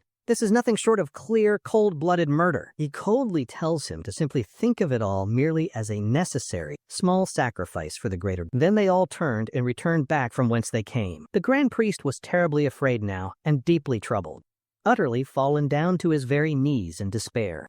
He wretchedly thinks, why, oh why is he the one chosen to bear such terrible, heartbreaking trials, especially as he has tragically already lost his much-beloved younger sibling and now faces losing his precious daughter. He finally cries out in utter, profound helplessness. They all patiently listened intently to his sorrowful, heartbreaking story. But young Leon was still quietly thinking hard about everything. Lycan then tells them that, in very short terms, the true Saint of Miracles has actually not properly appeared for several long decades now. And this time, the prophesied saint born were actually identical twins, so consequently, the divine power was unfortunately divided somewhat between them. The butler gravely nods his head in solemn yes. He earnestly seeks for their invaluable help, desperately asking them all to please help in this dire, critical situation. He further tells them that even now, he's consciously going directly against the powerful, ruling empire by asking this of them. Leon then tells them that, this particular time, he actually wants to ask for the opinion of someone else for a change. Instead of just Glazer, he politely asks for their excuse for a brief moment of his time. He calmly walks directly towards the two young lady priests.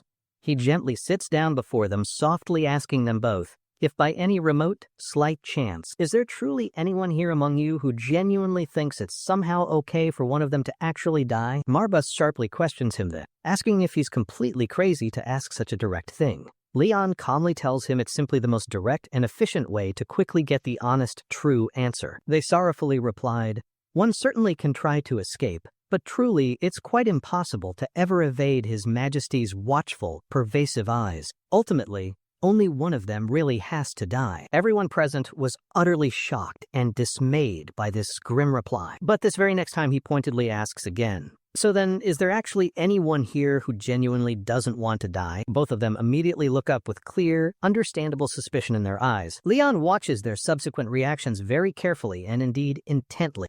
As the scene unfolds, we see a man who is being terrified at the sights. The demon army was flying in the sky, wreaking chaos in the city, and there were a lot of them in numbers, while the head priest was worried about the situation. Because all of a sudden at that time the Saint of Miracle was not present in the city, he shouted towards the city saying that we had the power of light, they are useless. Suddenly a man behind him came rushing to inform him. He addressed him as Your Holiness. It was dangerous to stay outside. He told him to enter inside to a safe place. But his eyes were already watching in anger, saying that a demon was attacking their city and there's nothing that he can do now. He's not going to forget this time and will take revenge. Watching everything from his palace, he said that he will not forgive the one who betrayed his god. This scene shifts to another time, where you see a woman. Holding her stomach, she said that their child can become the new Saint of Miracles and help them fight against the demon and evilness. But the old man was worried, saying that every role comes with a burden. Even with great powers, there will be great responsibilities. But to reassure her, he said that, of course. With a worried expression, he said that he is worried about her. She gently grabbed his hand, reassuring him. She told him not to worry about her, and this child will be strong enough to defeat any evil, and she'll be the one to raise the child. Telling him to name the child Heaven.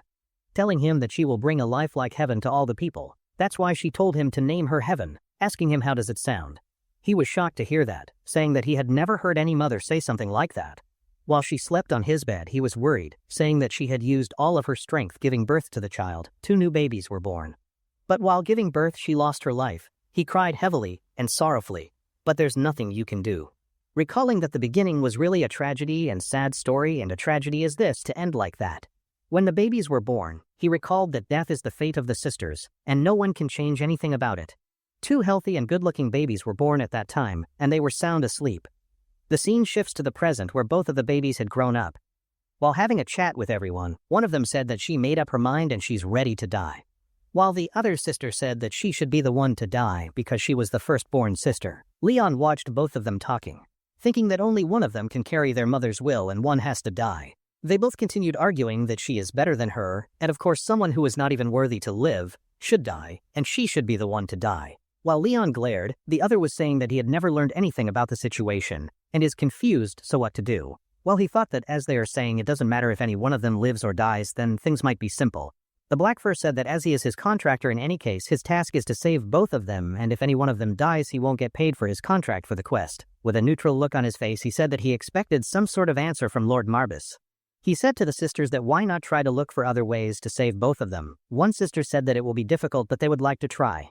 One of them said that please don't let any harm come to their father because he is the innocent one, while the other said that she's right. Father is just doing his duty as a head priest. Listening to them, he thought that okay, he'll keep that in mind. After that, he asked about the specifications and when is the stake scheduled for. With a determined look, one of the sisters said, "Daddy, if the plan doesn't work, she will be the one to get sacrificed." Knowing that the stake was just 2 days later and it's unavoidable, he said that he will check if there are some other solutions for this problem. Suddenly, Li Kel spoke up to her, saying that he wanted to verify and check the mark that had been granted to the Saint of Miracles. Leon also insisted they show them the marks, but the sisters said that it was in a private location. One of them said that they'd like everyone to leave, except for Leon and the lady. Agreeing to her, she said that no matter where the location was, pushing Li Kel away, she said that they need to keep this person out of this matter. As Leon watched her push everyone away from the room, he thought, "What's the woman trying to do?" with a confident look on her face, like she had accomplished some great feats. As both of them started to undress themselves, both Leon and the woman started glaring at their chests. Because the symbol was present on their chests, Leon noted that it doesn't seem impossible to extract or transfer the power with magic. But the woman said that since it is in that location, it must have been hard to show to anyone before them. Lord Marba said that from what he saw just now, there is only one way. Of course, it might take time to accept it, but in the end, one of them must die. Leon thought that too. There is no other way than that. The black fluffy furball said that prophecies and fate are really something else, and they ruin the life of people like this. He asked Leon if he was angry about that because his face was really in an angry expression. The narrative shifted to the castle, where the prince said that it's time to get started now. Moreover, the Saint of Miracle is being born. It's been more than a decade, and everyone will finally be happy. The man beside him said that one of them must be a witch and had to be burnt at a stake. Leon was watching both of them talking from the side. As they spoke that in the first place, why were they born as twins? They had to wait all this long for them to grow up. Thinking that, Leon noticed it really was right to say one wants to live and the other wants to die. Confused, Lord Marvis asked him what he is thinking about, as he thought that one is a good spirit and the other might be an evil one out of both of the twins. Creating black magic in his hand, maybe he is the only one who is death, and could really feel it, as the burning stake was already ready for another day. He was really confused whom to save and whom to let die. The black fur said that if he is going to decide that on the day, or has he already decided it, he just stayed silent because he hadn't thought about it yet. As the prince greeted everyone, saying that he is Louis von Archheim, declaring himself as the new emperor, and to witness the birth of the new Saint of Miracle with him. As the people were shocked, he ordered them to calm down. Just with that, he said that tonight the darkest night will come before them and it will be past soon, because a new ruler and a new Saint of Miracle will be born that day. Everyone in the crowd was puzzled, thinking that, did he just self-declare that he was the new emperor? The stake has already been ready to burn down the witch. The man beside him spoke that just as two suns cannot exist under the same sky, the same goes for the Saint of Miracles. One of them must die, so that the Saint of Miracle could be born. But since the children were a twin, they disrupted the continent's order that had been passed down through generations, thinking that it was some kind of tragedy. Throughout the process, the emperor will be in the name of royalty in front of everyone. With a deadly look in his eyes, he asked if there is any objection among the crowd. Everyone was silent, nobody could speak against him. Suddenly both the twins arrived with the head priest and Leon. As Louis went to meet the twins, remarking that it would be such a waste of beauty that one must die. With a look of a pervert, he said that if she hadn't been born as a witch, she would be worth keeping as a concubine. The word made the head priest angry, but he just ignored him and left from there. "There's nothing that the old man could do now," he asked the butler. "Is there any hope to save the children?" Leon spoke up from beside them, saying that it's impossible to save them, saying that. "But there's something I'd like to ask them here. A question for the holiness of the priest." The butler insisted that he could ask any question. He decided if there is any chance he would like to try something. Inside the church, one of the sisters said that if someone had to be sacrificed, it should always be her, not the other. With tears in her eyes, she said that what did they exactly do wrong such that they have to be sacrificed? She doesn't have the answer for that, but she said that in the end, they have to follow the orders because prophecies never failed and it must be fulfilled. As they at last decided this time it's actually better, at least they can choose who can die. Outside the church, the man ordered his guard to restrain the witch and take her to the stake. Without any delay, one of them went outside, while the other knelt down to her knees praying to God, saying that she should be the one to die. But suddenly Leon appeared behind her using his magic spell. He made her unconscious. She fell on the floor without any senses, and Leon's magic covered her. As he stood beside her, the black fur said, "Are you sure about this, and was this the best choice he could make now?" He nodded, saying that yes, though the word best doesn't fit here, this is the least he could do for now, as there are no other choices because one of them had been marked as a witch, and as the prophecies say, it never failed. Outside, the sister was tied to the stake. The crowd watched her and cheered, "Burn her alive." As the man put the flame to the wooden stake, it burned rapidly, covering up the entire stage, while Louis was laughing, saying that finally the moment has arrived, and the Saint of Miracle will be born along with the new emperor, and with this act, it should silence enemies who had been doubting him and his powers. His bodyguard spoke, saying that now no one would doubt the first prince and the emperor, he's the Almighty One. And with a menacing glare, he said that those who do not intend to follow his majesty, they will be sentenced to death. As the scream of pain was clearly visible from her mouth, while the fire was burning at full flames. Everyone watched them burn, standing silently. There's nothing that they could do. Clary said, "Daddy, it was brutal to use such a method these days, and are you sure that he is the young lord now?" Lykel thought that this is neither a way of success nor a failure of the quest. But it's not exactly a failure either. And what kind of emotion does it take to become a father? Leon had never known about it, and he thought that he just had to make them survive. As the screams of burning were heard across the town, but he didn't know everything about the holiness. Still, he wanted his daughter to survive and make the head priest happy. But even if it means dying, she can die before his eyes, and that alone would be enough. We haven't known about it yet, but if someday he'll understand the necessary emotions and weights carried on the heart, it seems very unpleasant. Leon thought that he must have recognized it, that she's the person, it's okay either way, and he's relieved that only she was being punished, not both of them. While burning, she was still crying that unlike her sister she wasn't good at all, and she was really afraid of dying, but still, she chose to die for her. With that, she tried to lean on the kind words of her sister. As the prince ordered to pour more oil onto the stake, the fire started to burn more rapidly and heavily. Pain could be seen on her face, and she screamed and said she is sorry for her sister. He recalled a memory from 2 days ago, inside the Church of Keden's office. Questioned that. Do you wish to save his daughter who wants to live, or do you wish to save the one who is prepared to die? Asking his choice. What was he prepared to do? Keden replied, "Can such a thing ever be distinguished?" But Leon remarked that, "It's really hard to explain clearly, but I think he really has understood what he was trying to say." The old man said that if you truly have the eyes to see it, then he can save both of them. He said that then save the child he wished to give life to. It's his decision now. While his sister watched her burning, she cried, covering her mouth. Lykel and Clary watched silently from the side of the carriage. Inside the carriage, Leon said, asking them, "Who do you think was the one burnt just now?" Questioning that why did His Holiness try to see the other daughter was prepared to die, but not to save the one who was ready to live. Lord Marbus said that he is asking something obvious. He spoke further, saying that because he wanted them to feel the weight of life. Leon thought, what's the meaning of weight of life? Lord Marbus said that because the one who survives always has to live for those who didn't, and when the moment of choice arrives, the one who decided to die knows how valuable that choice is, meaning that they are in someone else's place and they have to get out of it. Leon, watching silently, thought that, but the one who wanted to live will never truly understand that.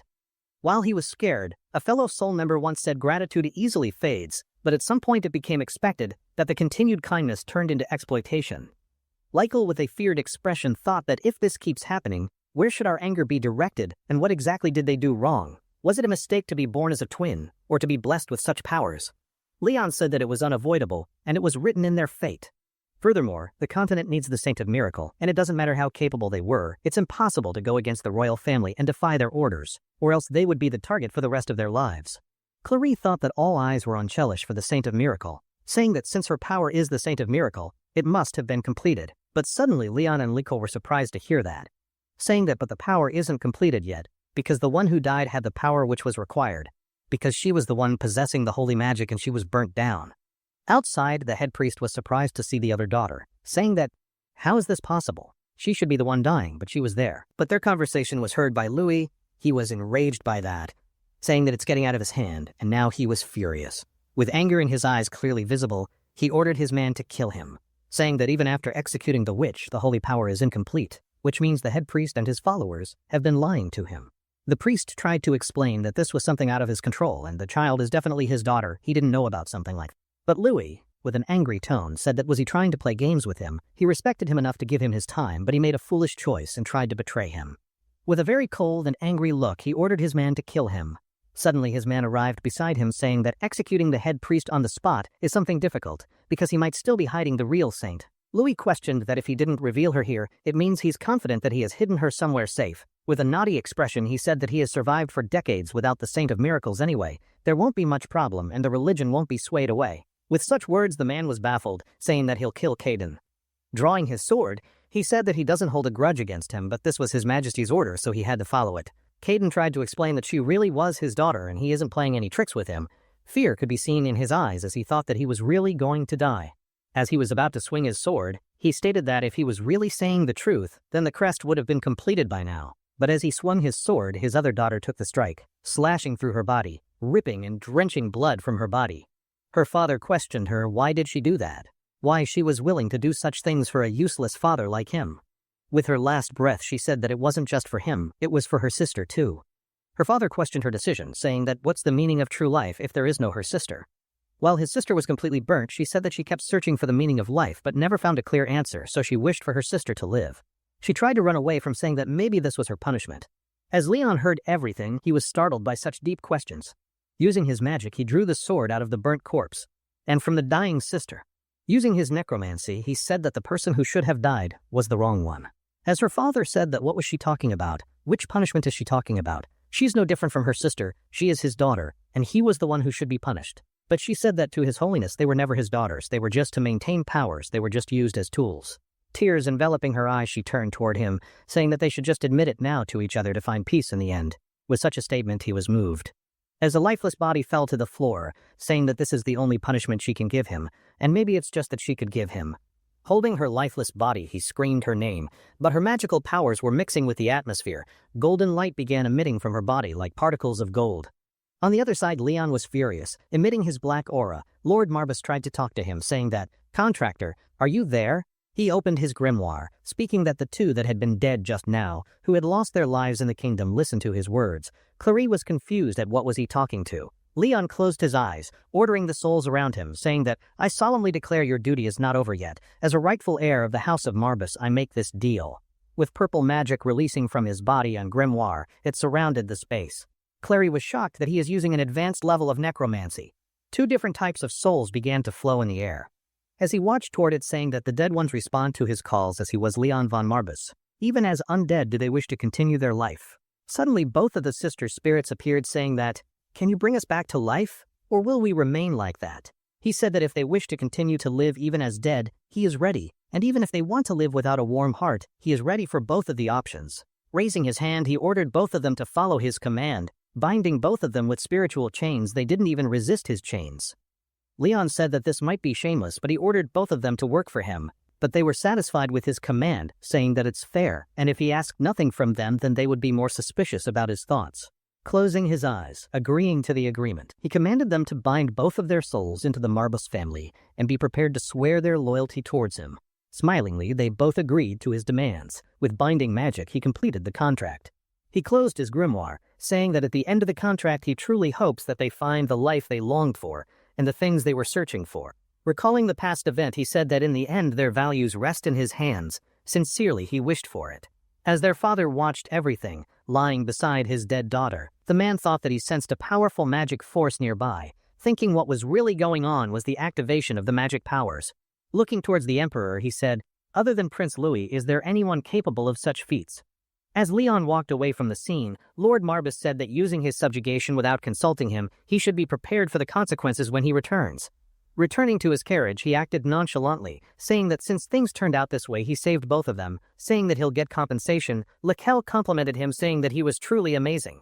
But Clarice said that in another way, recalling that to raise those without intellect like a beast or as an undead requires a process called branding. It's a very difficult procedure, and it's truly most efficient when they have perfect control over it, or else the demons might get enraged. Leon thought then, how does subjugation begin? Was it with intelligence or just the soul? Lord Marbus said that he should persuade lingering souls with regret in the world to obey. Leon questioned, "To make them obey, does that mean he will be the ruler?" The Black Furball said that a soul with regret can't pass through to the afterlife without resolving it. The Necromancer helps them to resolve their regrets from life and borrow their power until they solve it. And this whole process is called subjugation.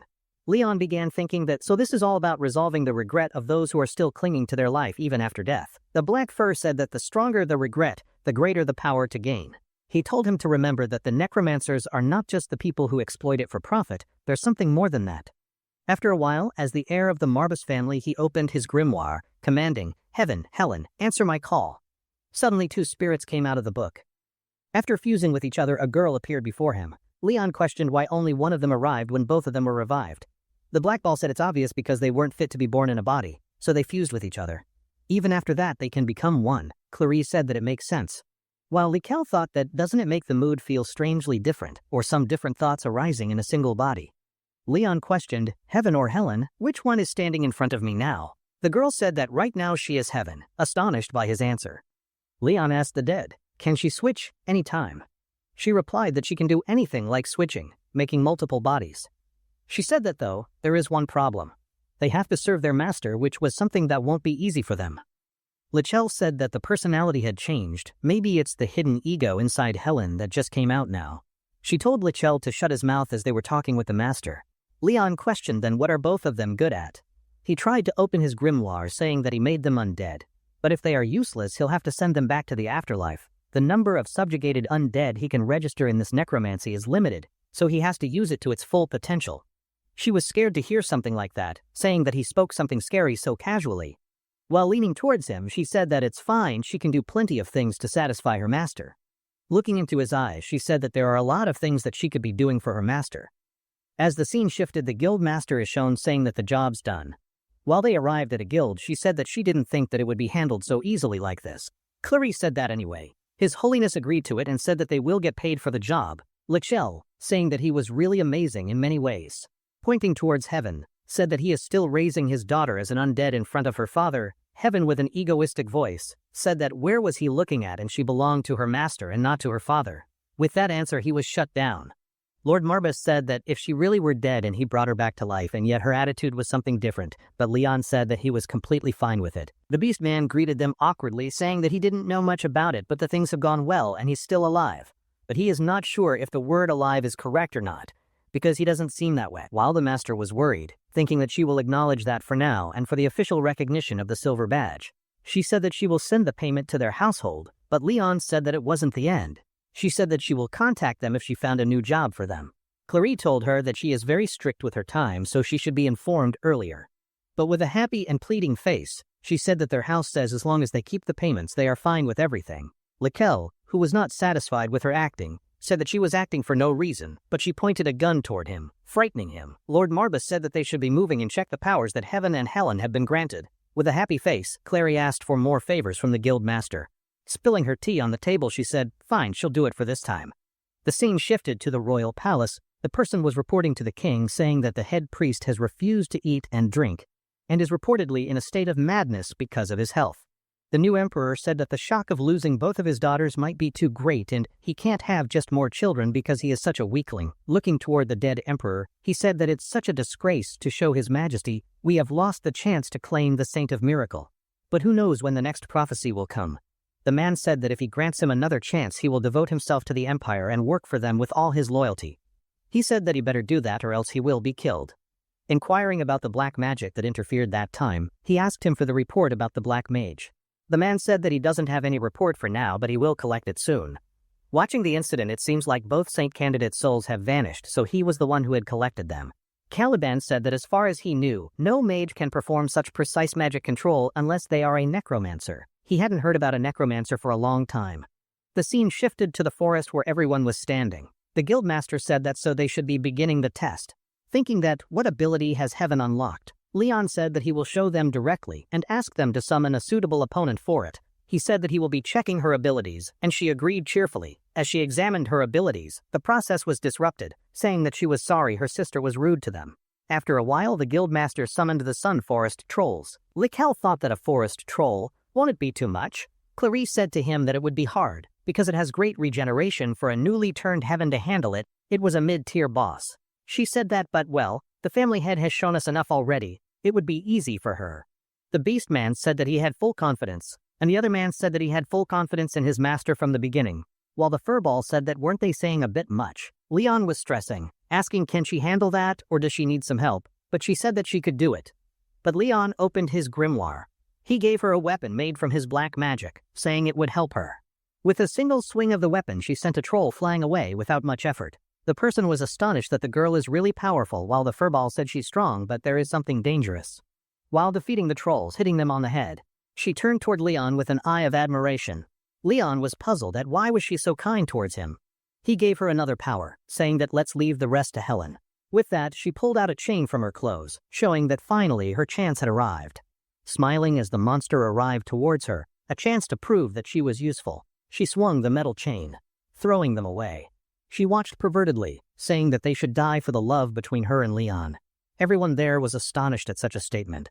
While the furballs said that no matter how you look at it, they are all insane and powerful, the warm glow of sunset illuminated the grand stone archway of the Marbas estate, its green banners gently welcoming the return of their long-awaited young lord. Leon gazed up at his home with a look of tired satisfaction, breathing in the familiar air and announcing to his companions that they had finally made it back. His small demonic cat, Marbas, smugly commented that their troublesome trip was a success, since they had managed to resolve the mission and also gain useful information. Leon agreed with his demonic companion, reflecting on how the difficult journey had ultimately helped him grow stronger and become a much more skilled necromancer than before. The loyal beastman Walter looked at their departing allies with a bit of sadness, remarking what a shame it was that they had to leave so soon. The powerful mage Rikel smiled warmly, telling Walter not to worry because he was simply thrilled that his school would be gaining such a promising new star student. **7. The lone chief Carleen cut in with a stern look, bluntly reminding Leon that he should not forget about the ridiculously large amount of money he still owed. Rikel cheerfully ignored the interruption and offered his hand to Leon as a gesture of partnership, while Leon's loyal retainer Pullen watched the important exchange in the background. Leon took the offered hand and gave it a firm shake, then asked if Richel and his sharp-eyed companion were planning on leaving them right away. Rikel confirmed their departure, explaining that they had been away from their duties for too long, while Carleen grinned greedily, adding that she had other debts to collect. Marbas let out a sarcastic little huff, admiring Carleen's intense work ethic, just as she turned her attention to Leon's white-haired knight and asked his name. Carleen studied Walter with a surprisingly sharp gaze, noting that his own hidden talents were quite impressive and that her boss would surely be surprised by his potential. Richel's smile became a little strained as he added that he sincerely hoped Walter would never have to face Carleen's fearsome boss in a real fight. This strange comment made Leon's eyes narrow with curiosity, and he turned to Richel, asking him to please explain exactly what he was talking about. Richel's expression grew serious, and he began to sweat, warning that the criminal group's captain was an absolute monster as an image of a golden-haired warrior appeared. He elaborated that while he and Carleen were quite strong, the captain of Lunatic was a different kind of terrifying beast who actually enjoyed hunting down and killing demons. The conversation then shifted back to the Beastman Knight, as Richel told Leon that Walter's talent was undeniable and that he would surely thrive under his guidance. Walter blushed at all the sudden and unexpected praise, stammering that he was really not used to receiving so many compliments from such powerful people. Leon looked over at his loyal vassal with a sense of great pride, declaring with absolute certainty that Walter was destined to become an excellent knight for him. He leaned in with intense focus, promising that Walter would grow even stronger than anyone could imagine because he would personally make sure it happened. Rikel laughed heartily at Leon's confidence, suggesting that instead of a sad goodbye, they should look forward to the next time their paths would cross again. Leon gave a small, confident smile in return, agreeing that this was a much better way to part ways, with his faithful retainer Pullen watching proudly nearby. As she prepared to depart, Carleen gave Leon one last sharp look, reminding him that she expected her money back now that she had helped him out. The blunt reminder of his crushing debt instantly ruined Leon's good mood, and he let out a heavy sigh as he reluctantly agreed with her. Rikel playfully turned to Carleen, chiding her for bringing up the massive debt and spoiling the mood on such a pleasant and otherwise lovely day. In response, Carleen whipped out her firearm and aimed it directly at Rikel's head, making the powerful mage jump back in comical surprise and fear. She then playfully wrapped an arm around his neck, remarking that having a partner who talked far too much could sometimes be a very annoying thing.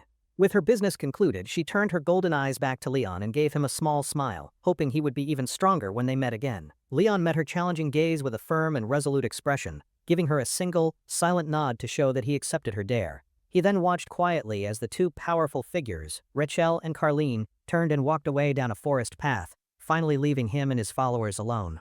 As his allies disappeared, Leon turned back to his estate with his companions Crow and Walter, only to be stopped by a completely unexpected sight before them. A large crowd of his people had gathered at the gate, many of them crying with overwhelming relief and shouting their thanks that their lord had returned. Leon was completely baffled by the emotional welcome, a bead of sweat forming on his face as he wondered what on earth was going on. Suddenly, his retainer Pullen broke from the crowd and began running towards him with arms outstretched, wailing dramatically and calling out for his young master. Leon stared blankly at the bizarre scene, completely confused by his retainer's extremely over-the-top and tearful display of emotion as he drew closer to him. Before he could fully process the situation, a mysterious purple-haired woman appeared from nowhere and delivered a surprisingly firm disciplinary blow right on top of his head. Towering over him with a furious expression, the woman began to scold him, demanding to know what he was thinking by abandoning his duties as lord.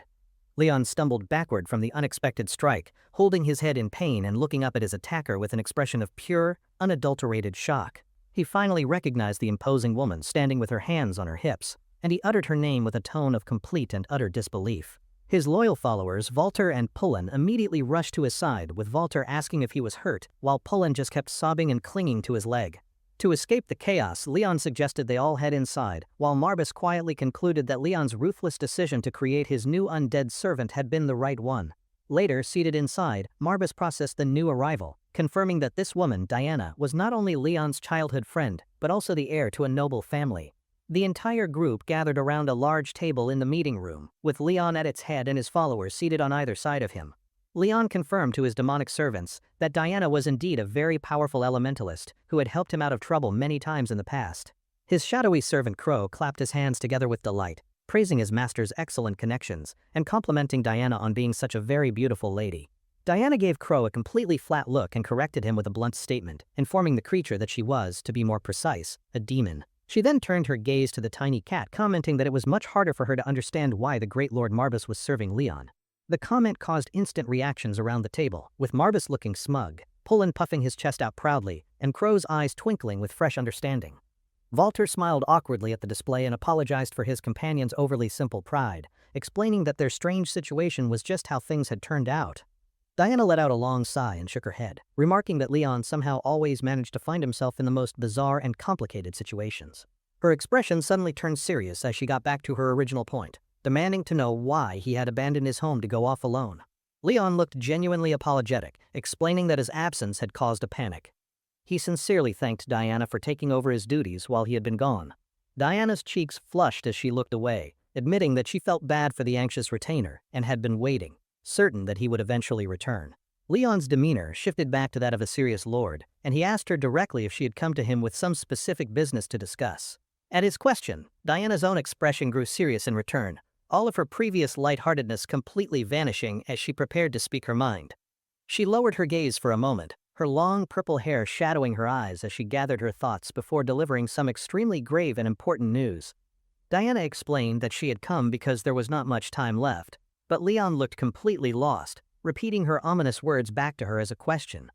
Seeing his confusion, she leaned across the table and gestured for him to come just a little bit closer so she could tell him more. As he leaned in, she quickly flicked him on the forehead, telling him it was punishment for forgetting such an important event as the head of the family. Leon reeled back in surprise and confusion, while Diana held his gaze with a serious look, confirming that the situation was exactly what he was thinking. Diana finally revealed the important thing he had forgotten: the upcoming exchange meeting, a formal gathering where all the most powerful noble families would be present. Leon listened with a calm and serious expression, his mind carefully processing this new and extremely important piece of political information he had completely forgotten about. She then looked at him intently, informing him that he would have to be her dance partner for the event, since they were partners after all. The scene changed to a magnificent, sunlit mansion with towering white pillars and elegant arched windows, the very likely location for the upcoming noble gathering. Inside one of the mansion's lavish rooms, a butler with a stern expression gently woke up a young, white-haired man, calling him by his title. The well-dressed butler formally announced to the young man that the grand gathering of all the noble families would be starting very soon. The young master complained from his bed, wondering why his brothers couldn't go in his place and saying he didn't understand why he had to attend. The butler explained that it was a special meeting of the three great dark mage families, hinting that there was another, more personal reason for his attendance. He revealed that this was a perfect chance for the youngest son of the Reinhaver family to finally clear his name as a well-known problem child. The white-haired young man finally sat up with a great heavy sigh, reluctantly pushing himself off the bed to get ready for the annoying event. With an irritated expression on his handsome face, he grumbled to himself that this whole affair had just become far more complicated and troublesome for him. Back at the Marbas estate, the loyal retainer Pullen helped Leon get dressed in a sharp formal vest, preparing him for the important political gathering ahead. As he adjusted his formal attire, Leon's sharp gaze suddenly shifted to the side, his attention instantly caught by a beautiful and elegant figure entering the room. It was Diana de Varecha, now fully dressed for the grand event, who stood before him with an air of immense poise and unshakable confidence.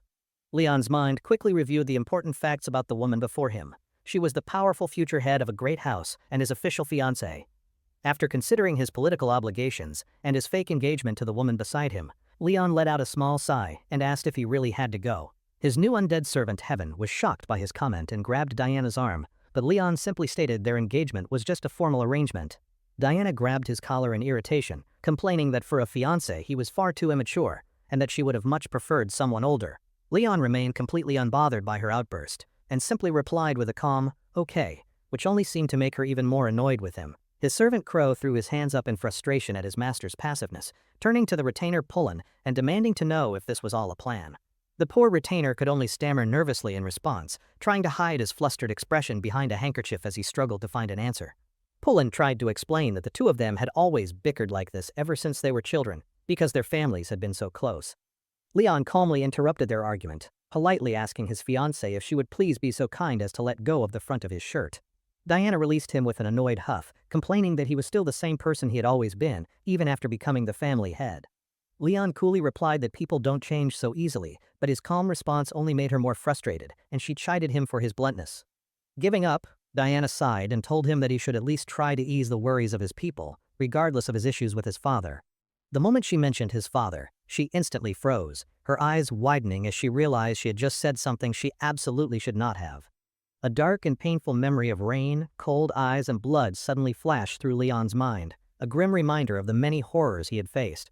Diana immediately looked away from him, her face filled with deep regret as she quietly apologized for her extremely careless and hurtful choice of words.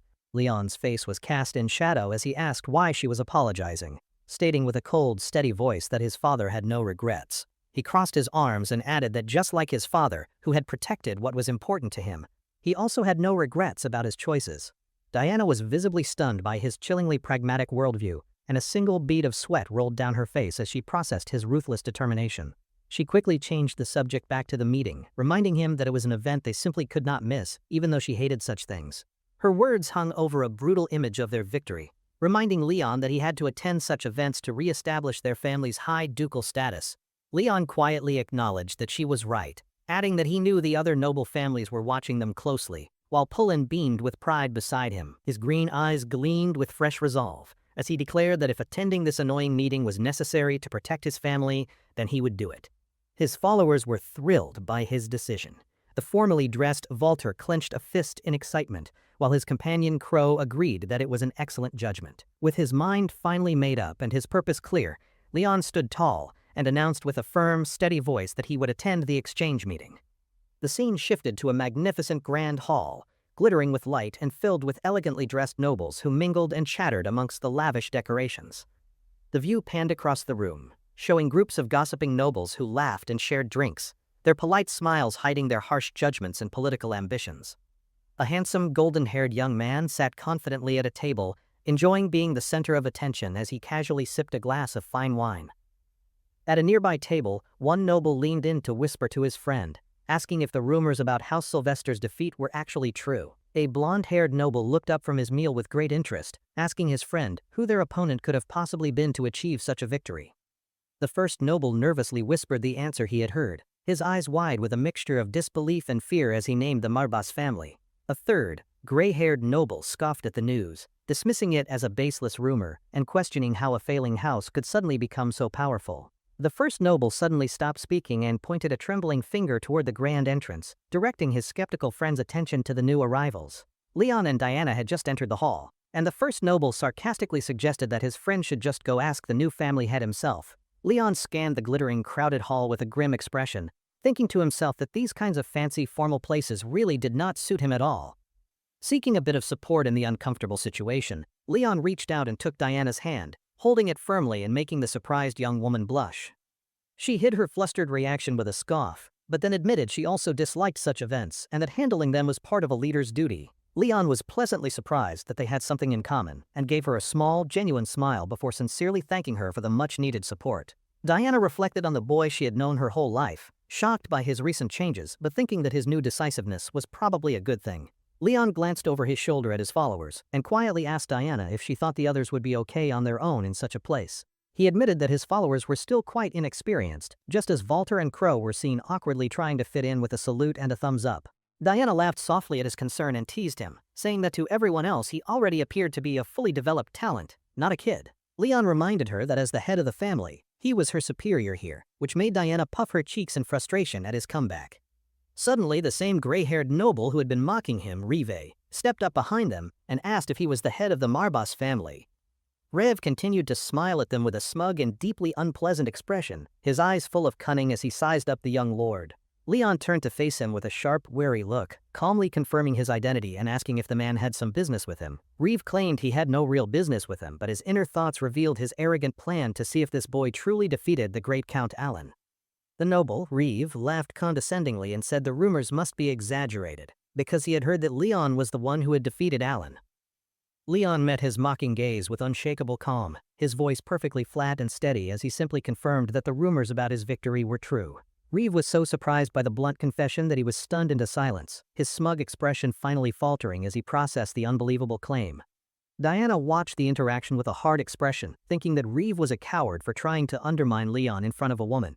Reeve quickly recovered his composure and let out a dismissive laugh, saying that he honestly could not even begin to imagine how that would be possible. As he mockingly asked how he won, Leon looked up with a chilling expression and gave a one-word answer that stunned the entire room. He died.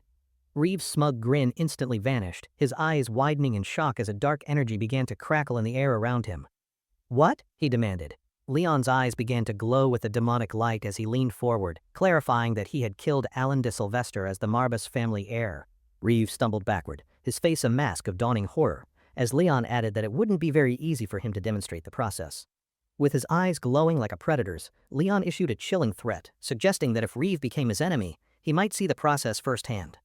Diana was completely shocked by the gravity of Leon's threat, watching with wide eyes as her companion turned to walk away from the terrified noble. From his spot near Leon's feet, Marbas let out a tiny, impressed puff of air, muttering to himself what a completely crazy bastard his master was.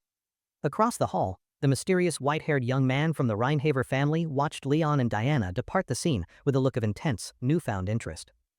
He slowly picked up his glass of wine, a thoughtful and deeply intrigued smile spreading across his lips as he processed the dramatic confrontation he had witnessed. Taking a slow sip from his glass, his purple eyes glinted with amusement as he mused to himself that a very interesting new player had arrived. The other nobles were buzzing with excitement over the confrontation, wondering aloud if the young head of the Marbas family was already causing a big scene. His companion quickly agreed, dismissing House Marbas as a powerless family anyway, while the defeated Reeve could only watch on with a bitter look of agreement. Marbas suddenly appeared on Leon's shoulder, his little demonic form observing all the drama in the grand hall with a look of cynical amusement. He quietly commented to Leon that he was throwing quite the tantrum in front of all these important people, but added that it didn't really matter. Leon's cold, unreadable expression did not change in the slightest as he continued to stare forward, his mind already focused on his next move. Taking his demon's advice, Leon coolly announced that he would be leaving and turned his back on the foolish noble, intending to walk away. But Ray refused to be dismissed affectedly and stepped forward to block his path, placing a hand on his chest and calling his behavior ridiculous. His voice was laced with venom as he warned Leon that if he planned to ignore the great Varela family, he would have to take responsibility. Leon glanced down at the hand on his chest, then asked calmly if he had done something wrong, reminding the man that he had started this. Reeve leaned in with a sneer, arguing that Leon's own words had implied a threat of a preemptive strike against his powerful family. Diana's cold, sharp voice suddenly cut through their argument, her face shadowed with anger as she told Reeve to start acting a bit more appropriately. She stepped between the two, looking down on Reeve with disdain and reminding him that his minor family branch did not speak for the great House Varela. A terrifyingly beautiful smile spread across her face as she declared his actions an act of rebellion and asked if he could truly bear the consequences. Reeve's face twisted into a mask of pure, unadulterated rage, his eyes glowing white with fury as he grit his teeth at her public insult. He seethed with anger and hatred, thinking to himself that Leon should not get too confident just because he had achieved one single, insignificant victory. He then turned his anger on Diana, sneering that the young lady of the Varisia family was just as pathetic, which made Marbas bristle with fury. Diana simply smirked at his insult, completely unfazed, and said that while a coward might be intimidated, she saw no reason to be scared now. Having been completely outmaneuvered and humiliated, Reeve lost the last of his composure and began shouting at her with a face full of uncontrollable rage. A new, calm voice suddenly cut through Reeve's furious shouting from behind, as someone commented that he was being just a little too noisy. Reeve whirled around with a snarl on his face, demanding to know who dared to interfere with his business once again, his patience finally gone. The moment he saw the newcomer, however, all of his anger instantly vanished, replaced by an expression of wide-eyed, absolute, and undeniable terror. His hand, which had been clenched into a tight fist just a moment before, suddenly went completely limp and began to tremble uncontrollably at his side. The once arrogant Reeve stood completely frozen in place, his entire body shaking from head to toe as he found himself petrified by the powerful newcomer's presence. Leon observed this sudden and dramatic transformation with a look of cold curiosity, noting how quickly the proud man had been reduced to a coward. The newcomer was the same white-haired young man from before, who now stood there holding his wine with an expression of bored aristocratic amusement. The powerful heir smirked at the terrified man, asking if he was shouting so loudly, simply because he did not know who he was talking to. From his perch on Leon's shoulder, Marbus gave a sharp and urgent warning, telling his master to be extremely careful because this new guy was dangerous. The Rheinhaver heir calmly reached out and grabbed the terrified Reeve by his collar, his voice dropping to a quiet but firm command, "Speak." His purple eyes began to glow with a sinister energy as he leaned in close, asking with a cruel smile if he needed to explain himself. The scene shifted to the dark courtyard outside the Grand Hall, where Leon's loyal followers were waiting anxiously in the cool and quiet night air. The earnest beastman, Walter, turned to the retainer Pullen with a worried expression, asking if their master and Lady Varisha would be all right inside the hall. Pullen was sweating profusely, his face pale with anxiety as he admitted that this was his first time attending such a stressful and high-stakes noble event. Walter looked at his nervous companion with a knowing expression, stating that it was obvious Pullen was extremely worried about their young lord's safety inside. Pullen continued to sweat and fidget, looking completely overwhelmed by the tense atmosphere of the party, a stark contrast to the more composed Walter beside him. The anxious retainer dabbed at his sweaty brow with a handkerchief, letting out a shaky sigh as he tried to calm his frayed and overstressed nerves. He finally admitted that he was worried because their young family head was just a little too free-spirited and unpredictable for his own good sometimes. Walter looked toward the brightly lit entrance of the hall, agreeing that it was natural to be concerned, but reminded Pullen that they must trust their lord. Pullen felt a little better, noting that at least Lady Diana had agreed to join them, and that she seemed to be a very composed person. This made Walter curious, and he asked Pullen what Lady Diana was really like, mentioning the rumors that she was engaged to their young lord. Pullen struggled for a moment to find the right words to explain their very complicated relationship, while Walter pressed him to reveal the real truth. He finally explained that their relationship was more like that of an older sister, noting that there was a significant age gap between the two of them. Walter listened with understanding, concluding that Diana was more like close family who cared for Leon deeply, rather than a traditional fiancé in love. Pullen agreed, but then his expression turned serious as he said that he heard someone from the lunatic was also attending the important meeting tonight.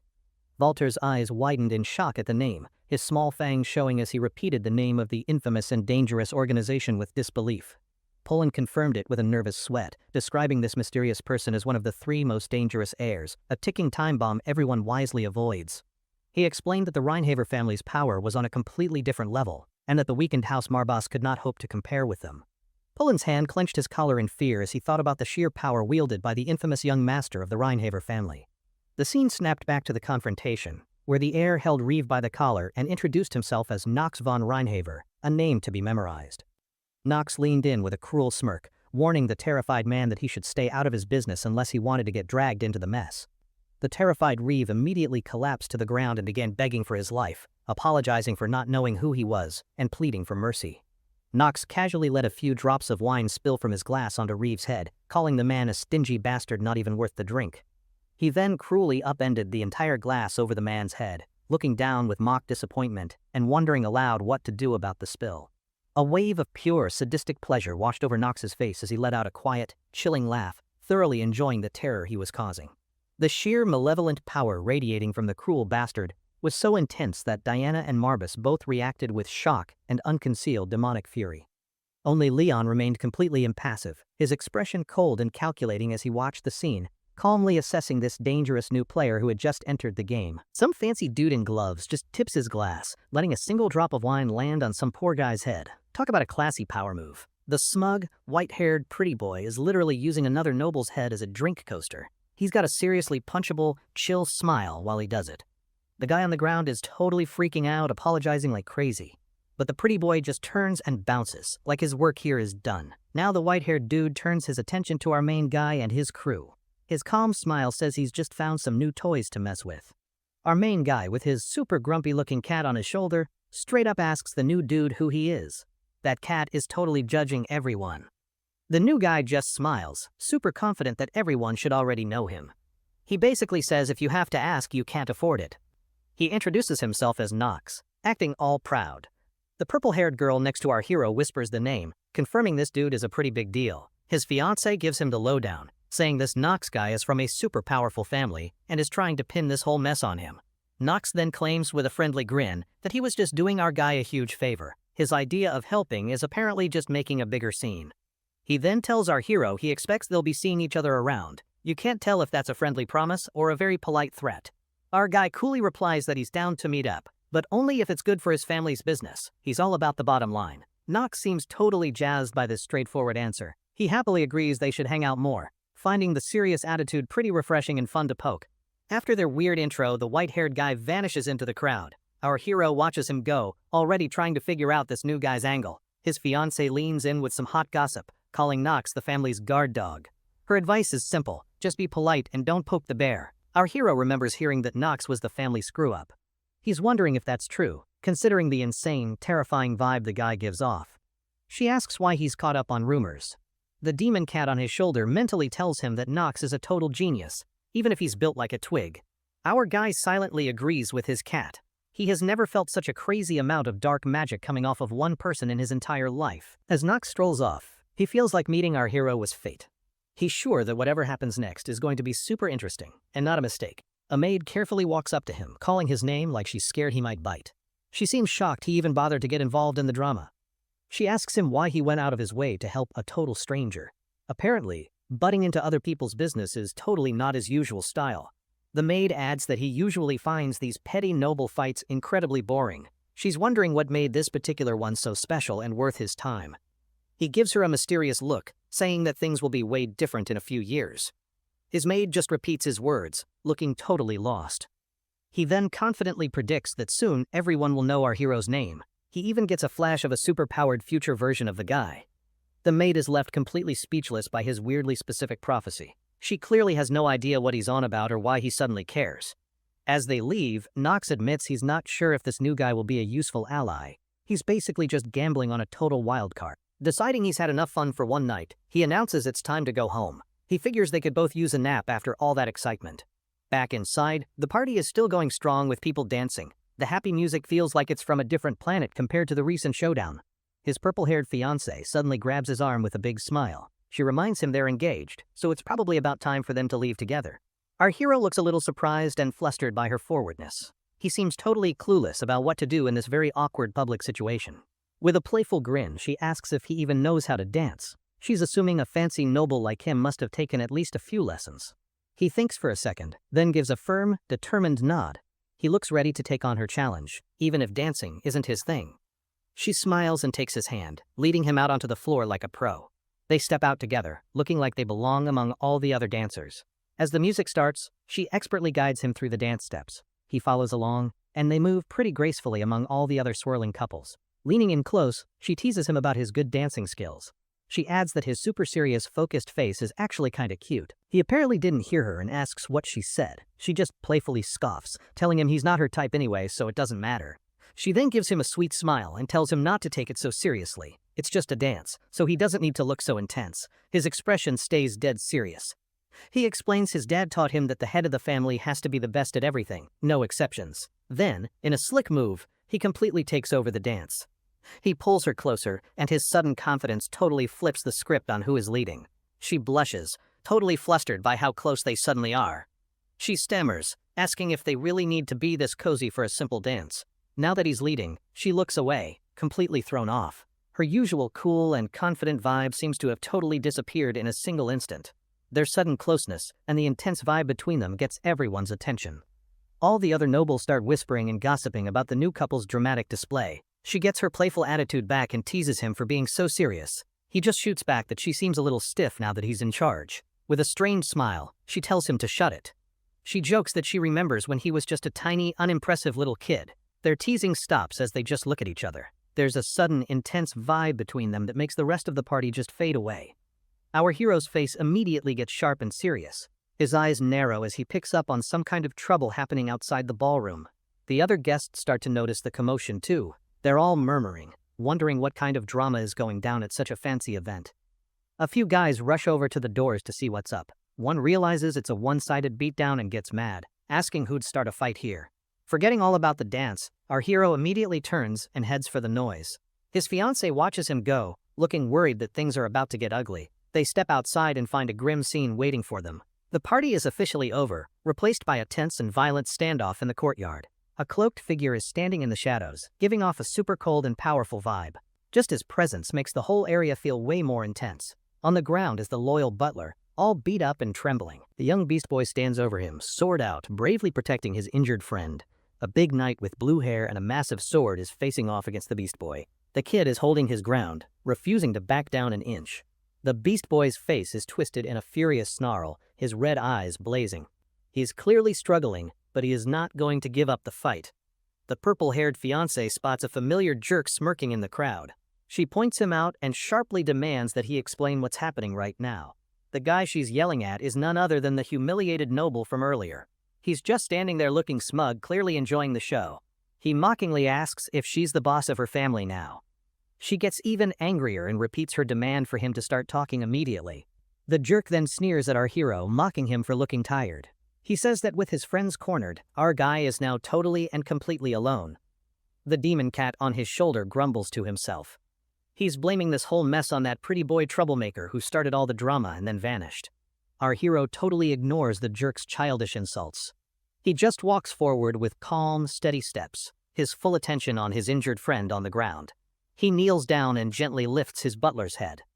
His face is calm, but his cold eyes are promising that some serious payback is about to happen. His eyes are now glowing with a scary yellow light as he calmly asks the beast boy for the full story. His quiet tone is way more terrifying than yelling. The beast boy flinches under his master's intense stare, totally stammering. He's so shaken up by everything that he can't even get the words out. The story flashes back to a little bit earlier in the night. The ballroom is shown with all its fancy chandeliers, a huge contrast to the brawl outside. The humiliated noble is walking away from the party with his buddy. His friend looks worried and quietly asks if he's going to be okay after all that. The noble totally loses it and yells at his friend to shut up. He furiously rants that no one can help him, especially not those two powerful jerks. The image of the pretty boy's smug smile as he poured wine on his head is burned into his memory. He can't get over the public humiliation. He also remembers our hero's cold, calculating stare. He feels like both of them were just looking down on him like he was absolute garbage. He clenches his fists so tight his knuckles turn white. He is just filled with a bitter, helpless anger that is desperately looking for an outlet. Running a hand through his hair in total frustration, he desperately looks for someone to blame. He needs to take his anger out on any available target. Meanwhile, the Beast Boy is explaining the party to the butler. He says it's just a big, fancy meet and greet for all the noble families to network. The butler nods, adding that it's a really big deal for their struggling family. This is their one big chance to get back in the game. The butler then says that their boss's main goal was to meet with a certain lord. The angry noble overhears them and decides to start some trouble. The Beast Boy smiles at the butler, saying he seems to know all of their boss's plans. He points out that they must be super close friends. The butler proudly puffs out his chest and confirms their strong bond. He boasts that he's known and served the young master since he was a kid. The angry noble interrupts them with a nasty voice, looking down on them. He asks if they're the servants from that washed-up family he's heard about. He stands there with his buddy, clearly the one in charge. The butler gets a really bad feeling, wondering why this big shot is picking on them. The butler, though he's clearly nervous, stands up for his family's honor. He firmly tells the noble that he won't let anyone insult his household. The noble just smirks, basically asking, or what? He then calls for his personal knight, a guy named Coleman, to come over and handle these two. A huge, intimidating knight with blue hair and a fur cloak steps out. His presence alone makes the whole situation feel way more serious and dangerous. The knight stands tall, his glowing blue eyes locked on the two men. He's obviously a tough warrior who will follow his master's orders without question. The noble's sadistic grin gets even wider as he gives his order. He tells his knight to go easy on them, which is code for the exact opposite. The knight actually hesitates for a second, questioning the order. He reminds his boss that they're picking a fight with a very powerful ducal house. The noble just scoffs, saying their family is about to go broke anyway. He tells his knight to just ignore their status and start the fight. With his orders confirmed, the knight puts his hand on his sword hilt. He is now fully prepared to carry out his master's cruel command. The knight draws his massive sword, the steel blade shining in the moonlight. He challenges the Beast Boy directly, telling him to draw his weapon and fight. The butler quickly tries to stop the Beast Boy, telling him not to fight. He warns him that their family is too weak to be making new enemies. The Beast Boy looks totally conflicted, his hand on his sword. He's torn between his duty to fight for their honor and his friend's wise advice. In that split second of hesitation, the knight attacks. The butler reacts instantly, shoving the Beast Boy out of the way and taking the hit himself. The butler hits the ground hard, coughing and gasping for air. The Beast Boy can only yell out his name in total shock as his friend falls. The Beast Boy's face is now a mask of pure, uncontrollable rage. His red eyes are blazing with fury as he glares at the jerks who hurt his friend. The butler, still on the ground, begs the Beast Boy to stop. He insists that he's okay and tells him to think about their master and their family. But it's too late. The knight, without any hesitation, brutally kicks the butler in the head, knocking him out cold and silencing his plea. The knight just stares down with cold, dead eyes. His face shows absolutely no emotion or regret for his cruel and totally unnecessary act of violence. The Beast Boy moves in a blur, his hand reaching out. He's not trying to attack, but to stop the knight before he can do any more damage. He manages to block the knight's next move, holding up his hand in defense. A flash of blue energy shows him stopping the much bigger man. The Beast Boy then draws his own sword, its blade ready for a real fight. His narrowed red eyes are filled with a deadly focus, promising a tough battle. The butler weakly calls out his name, worried he's starting a fight. The Beast Boy just calmly tells him that his only goal is to protect him now. Holding his sword with total resolve, the Beast Boy makes a serious promise. He declares that he will protect his friend, no matter what it takes to win. The butler is so touched by his friend's loyalty that he starts to cry. He knows the Beast Boy values him just as much as he values their boss. The jerk noble watches this emotional scene with a smug, mocking smile. He seems to find the Beast Boy's admirable display of loyalty to be really pathetic. His expression then hardens as he gives his knight a sharp command. He tells him to watch his back, which is a clear signal to get serious. The loud clang of swords rings through the courtyard. The knight and the Beast Boy's blades meet in a bright and powerful flash of light and energy. The force of the impact sends a huge shockwave outwards. It is super obvious that the knight has a major advantage in both strength and raw skill. The Beast Boy grits his teeth, sweating from the effort. He is clearly struggling to hold his own against the knight's powerful and relentless attacks. The knight smirks, totally confident he's about to win this fight. He swings his giant sword again, with swift, fluid moves that are hard to block. Their swords crash together again with a loud, ringing sound. The Beast Boy just barely manages to block the hit, and the force sends him sliding backward. He bends his knees low to absorb the powerful blow. His face is a mix of intense strain and a fierce, stubborn determination to not give up. The two fighters are now locked in a tense standoff with their swords crossed. The air is thick with tension as they both prepare for the next move. The purple-haired fiancé's sharp voice cuts through the standoff. She demands an explanation for all the chaos, directly blaming the cowardly noble for everything. A noble in the crowd says that the other family has really messed up. Another guy with silver hair grins, saying this is a fun chance to test rumors. One woman in the crowd laughs, wondering what a minor noble even thinks he can do. Another guy hopes that all the villains just wipe each other out. The jerk noble turns to our hero with a sneer, inviting him to warm up. He mockingly points out that there's a big audience for this little show. Our hero just calmly accepts the challenge, turning away from the jerk. His fiancée calls his name in alarm, worried he's falling into a dumb trap. A swirling vortex of dark purple energy starts to gather in his hand. He looks totally calm and focused as he gets ready to unleash his magic. The jerk noble's face twists into a mask of pure, crazy hatred. His eyes are gleaming with malice as he screams a single, chilling word. Die! Our hero stands ready for a fight, the dark energy swirling around him like a cloak. He now faces the knight who is standing in his way. With his back to the Beast Boy, he speaks. His voice is filled with a sense of disappointment that probably feels worse than getting punched in the face. The Beast Boy looks down in shame, apologizing for causing so much trouble. He admits that he just let his anger get the best of him. Our hero glances back, his green eyes sharp and clear. He tells the Beast Boy that he's not disappointed because he decided to fight back against the jerks. A huge wave of dark energy suddenly explodes from our hero. The powerful blast sends the knight stumbling backward, totally unprepared for that much power. The purple energy erupts outwards in a violent, chaotic storm of pure magic. The huge blast completely fills the courtyard with its brilliant, dark light. After the smoke clears, the knight's sword is seen clattering on the ground. His arm is just hanging limp and useless by his side, totally broken. The knight just stares at his scorched and bleeding arm in total disbelief. He is completely shocked that one magic blast could wreck him so badly. Everyone watching, the jerk, the fiancé, and the beast boy, is just staring in stunned silence. Their faces show a mix of awe, fear, and total shock. Our hero's voice is as cold as ice as he finishes his thought. He asks the beast boy if he really did everything he could to protect the butler. He then turns his gaze to the terrified noble and his injured knight. He announces that it's time to teach them the new #1 rule of his family. Using his creepy necromancy skills, he summons 3 skeletons from the shadows. The undead mages rise up with a spooky purple glow in their empty eye sockets. The butler, still on the ground, just watches in total awe and confusion. He can only whisper his master's title as he sees the undead soldiers appear. One of the skeletons raises its hand, forming a purple blade to attack the noble. Our hero states that he will kill to protect his family and friends.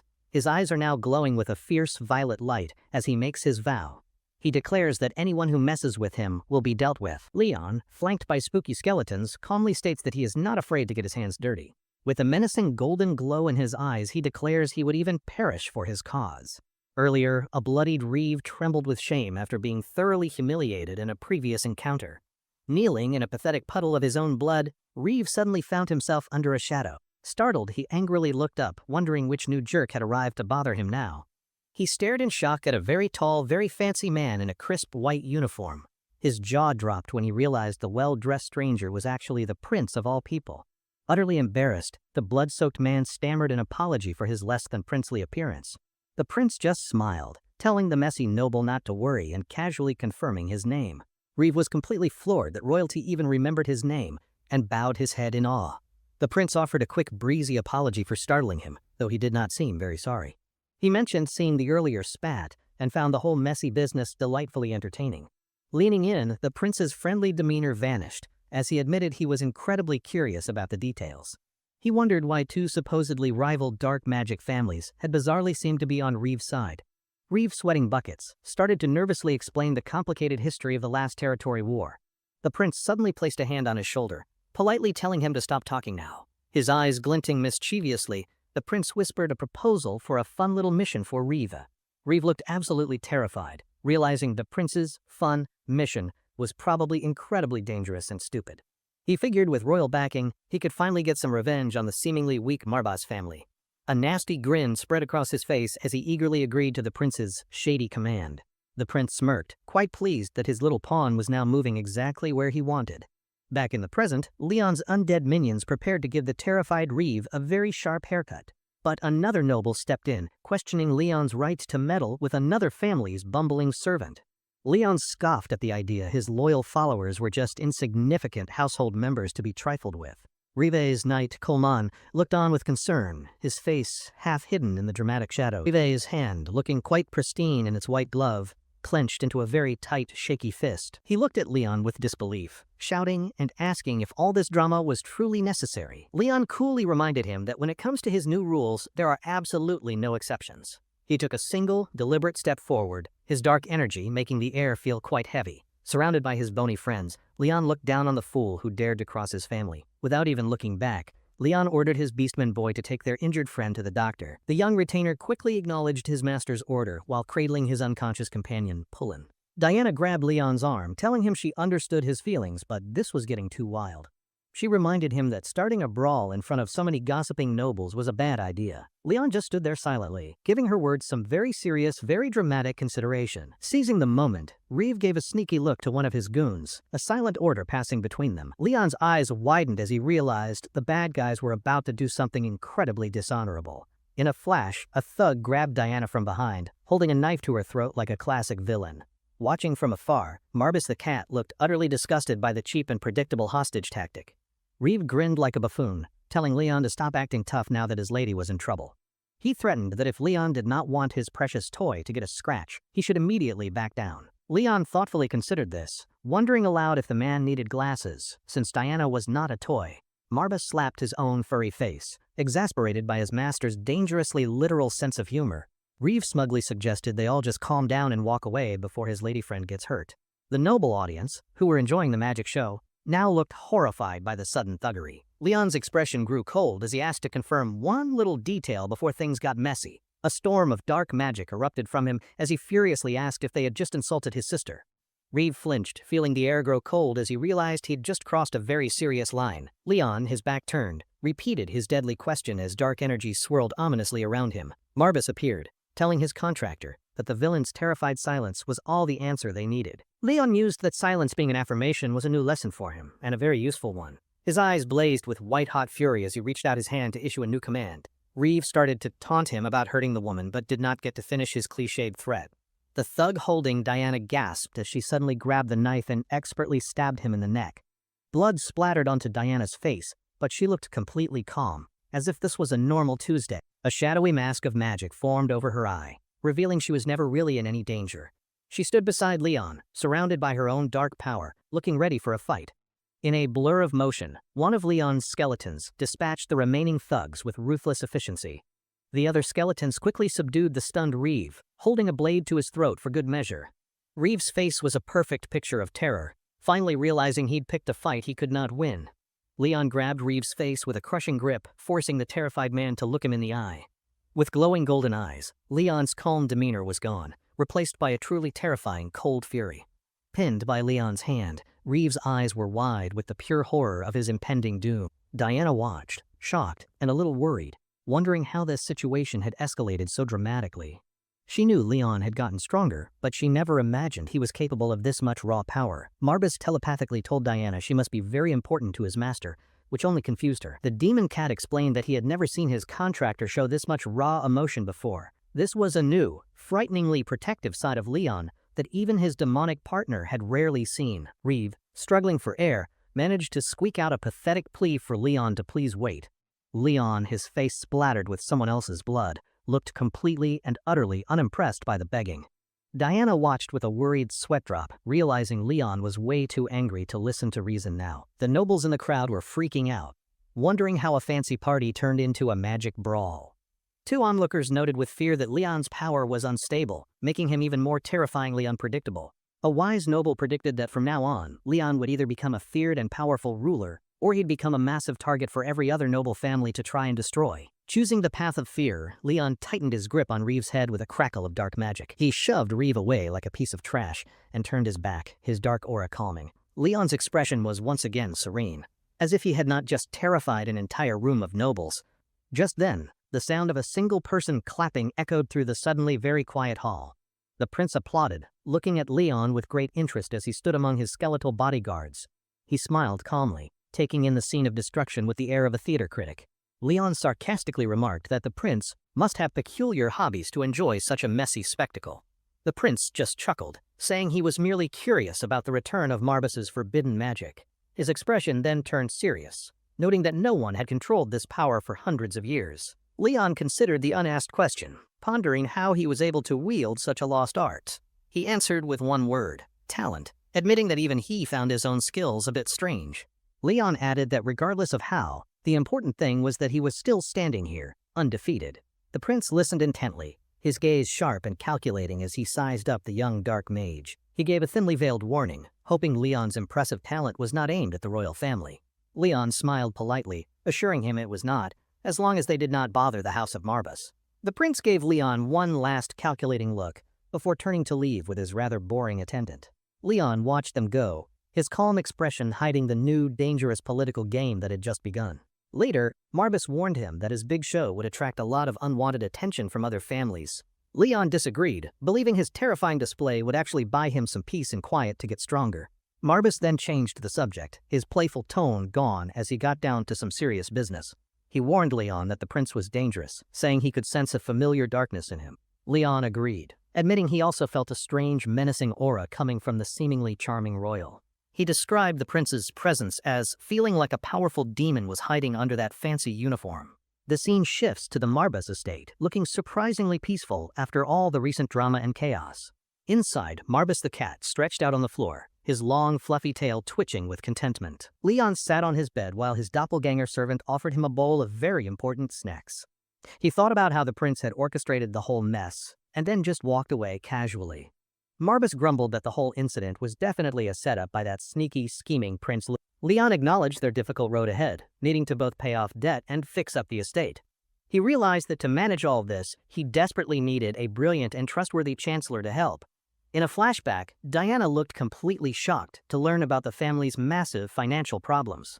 She had scolded him, asking if he planned to be in debt his entire life and pass it on. Leon had looked away, while Crow suggested he just become immortal to avoid all his money problems. Helen told the doppelganger to be quiet, while Marbus huffed about his contractor's embarrassing financial situation. Leon knew a good administrator would cost a fortune, realizing he needed money to make money. Marbus scolded him for worrying, telling him to stop complaining and start planning for the future. With new determination, Leon clenched his fist, vowing to find an excellent manager for his household.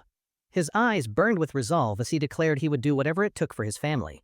He announced his simple plan to post a job notice, which made Marbus raise a furry eyebrow. Leon explained his radical idea. He would hire anyone with skill, whether they were a noble or a slave. Marbus seemed interested but cheekily hoped the salary for this miracle worker would be on the cheap side. Crow, still snacking, grumbled that Marbus's comment ruined a very cool and dramatic moment. Marbus glared at the doppelganger, telling him not to talk with his mouth full of peanuts. Crow hugged his snack bowl, declaring that it was his hard-earned reward and he would not share. Ignoring his bickering servants, Leon turned to the ever-smiling nun, Helen, and gave her an order. His expression grim, Leon called for his retainer, Pullen, to begin the first official family meeting. Elsewhere, in a magnificent moonlit castle, the prince was enjoying a quiet evening after a busy day. He lounged in a ridiculously fancy room with a glass of wine, looking quite pleased with himself. He mused that Leon was an interesting fellow, and likely the source of that dark scent he'd noticed. A wicked grin spread across his face, his eyes glinting with a dangerous, predatory light. He loosened his collar, preparing to reveal the very dark and very dramatic source of his power. A sinister, shadowy tattoo of a goat-headed demon was revealed on his chest, which is totally normal. He admitted to himself that his own hunger for power was just as strong as Leon's. Meanwhile, back in the Marbas territory, the town square was full of ordinary people doing ordinary things. A job notice from House Marbas had been nailed to the town's main bulletin board for all to see. A crowd of commoners gathered around, buzzing with curiosity about the strange and unexpected announcement. One man questioned if the famously broke Marbas family could even afford to hire a new chancellor. Another man pointed out the most shocking part. The job was open to anyone, regardless of their status. His friends gasped, staring at the notice in disbelief. This was certainly not business as usual. A grumpy man pushed through, scoffing that this just proved the family was desperate for cheap labor. On the edge of the crowd, a woman with white hair and glasses listened to their chatter silently. Her expression was calm, but her sharp eyes were fixed on the job notice with intense focus. She clenched her fist tightly, this opportunity clearly meaning more to her than anyone knew. Back at the estate, Leon held a meeting with his retainers to discuss their dire financial situation. Marbus sighed dramatically, finally grasping just how broke his new contractor and his family truly were. Pullen nervously explained they could only afford to pay their new hire a pitifully small salary. He reported that the prince's political maneuvering was blocking them from receiving the money they were owed. Frustrated, he admitted that while Leon had provided some funds, it was barely a drop in the bucket. Most of the money was immediately gone, used to pay off their enormous and ever-present debts. Leon, ever calm, stated their funds would not even last a month, and announced it was time to go. Crow dramatically slammed his fist on the table, declaring that this was a very serious situation. He then demanded to sign a formal contract that included a clause for a steady supply of peanuts. Walter entered, announcing that the chancellor applicants had arrived and were waiting outside for their interviews. Leon stood up, agreeing it was time to stop talking and start taking some decisive action.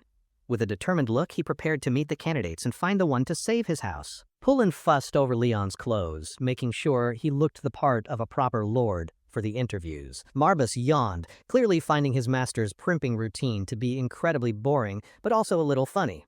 Leon sighed, looking very tired of all the ceremony and just wanting to get on with it. Finally ready, Leon and his entourage walked out to the courtyard to begin the selection process. The family's training grounds were shown, with neatly arranged weapons that had not seen much use lately.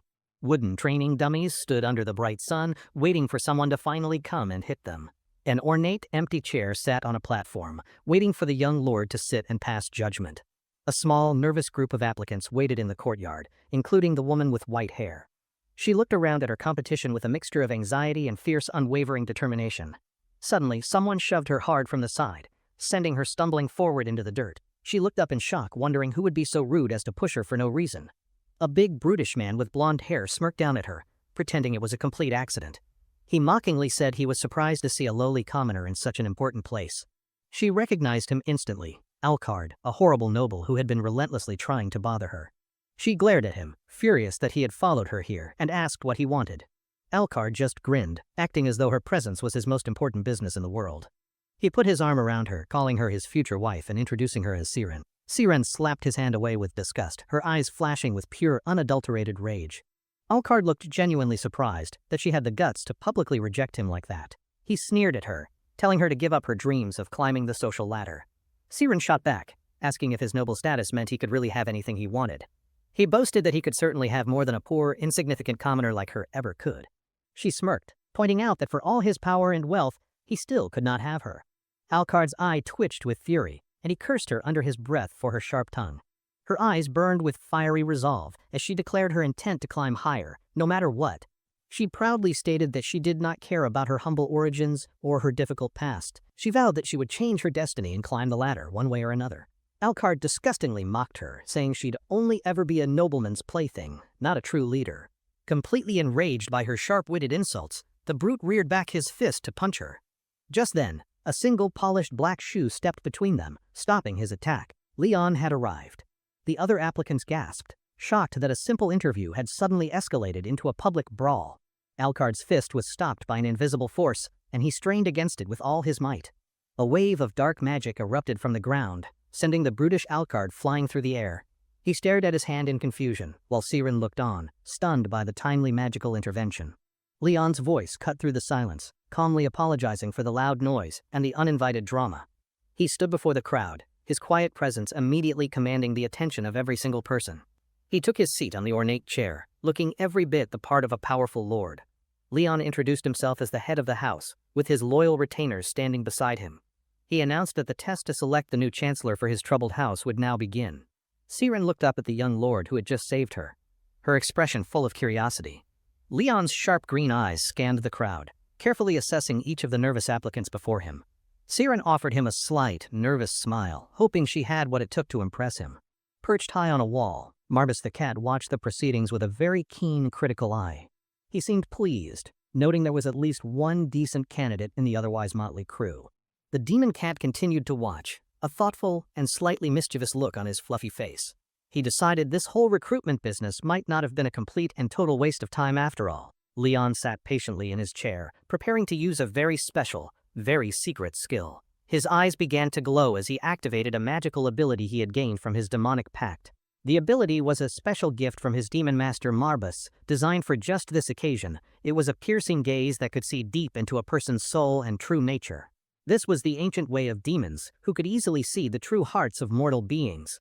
They could identify a person's greatest talents and deepest fears, which was very useful for manipulation. A demonic hand offered false hope to a crowd of desperate, pathetic souls reaching for salvation. Then, once their will was broken and they were completely dependent, the demon would strike them down.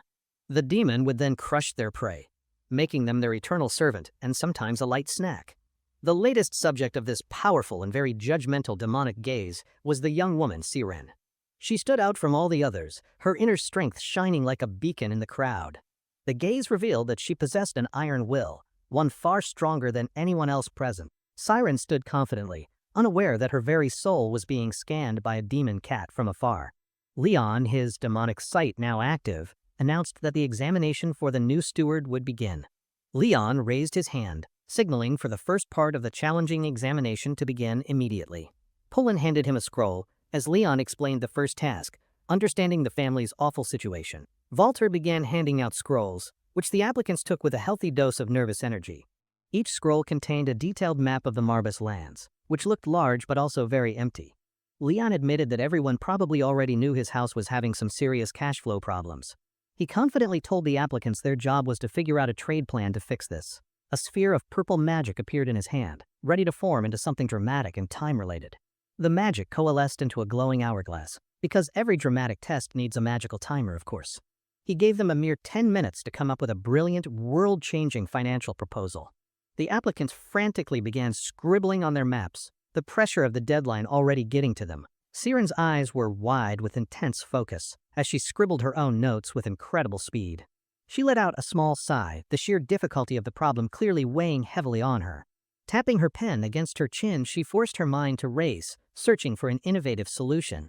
She reviewed the grim facts. The estate was remote and had nothing to sell except one undeveloped mine.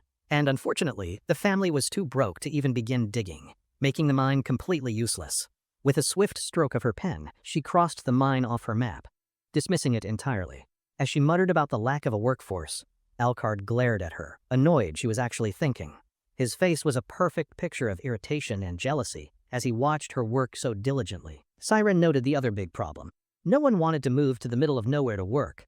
Alucard leaned in to whisper some discouraging trash talk, hoping to throw her off her game. She gave him a tiny, annoyed side-eye, refusing to give his pathetic attempt her full attention. Not wanting to waste a second, she immediately turned back to her map, completely ignoring him. Alucard huffed, turning away in frustration after his brilliant plan to be a jerk failed so spectacularly. He looked at his own map, scoffed, and declared the whole test to be utter nonsense anyway. But then he actually looked at the details and realized the problem was much harder than he thought. The magical hourglass ran out, its purple glow fading as the 10 minutes came to an end. Leon clapped once, announcing that anyone with a good idea could present it now. The applicants looked down at their papers, most of them looking like they were about to be sick. One brave but nervous young man raised his hand, asking to be the first to present his idea. Leon gave a slight nod, granting him permission to speak and likely make a fool of himself. The first applicant walked up the steps to the platform, looking more confident than he probably should have. He knelt before Leon, ready to present what he clearly thought was a truly brilliant and original plan. He held up his map, pointing to the mountains as he revealed the core of his groundbreaking idea. He started by explaining that the estate was a fortress, but had no valuable goods to sell. Then, with a brilliant smile, he presented his solution. They should totally check out that old mine. Leon immediately shot down his fantasy of finding jewels by asking where the money would come from. The applicant stammered, admitting he had not really thought about the whole money part of the plan. He quickly suggested they could just ask for a huge loan, as if that was an easy thing. Leon, looking bored, asked what he should do if no one was willing to lend them money. The applicant's face fell as he realized his entire plan was full of very large, obvious holes.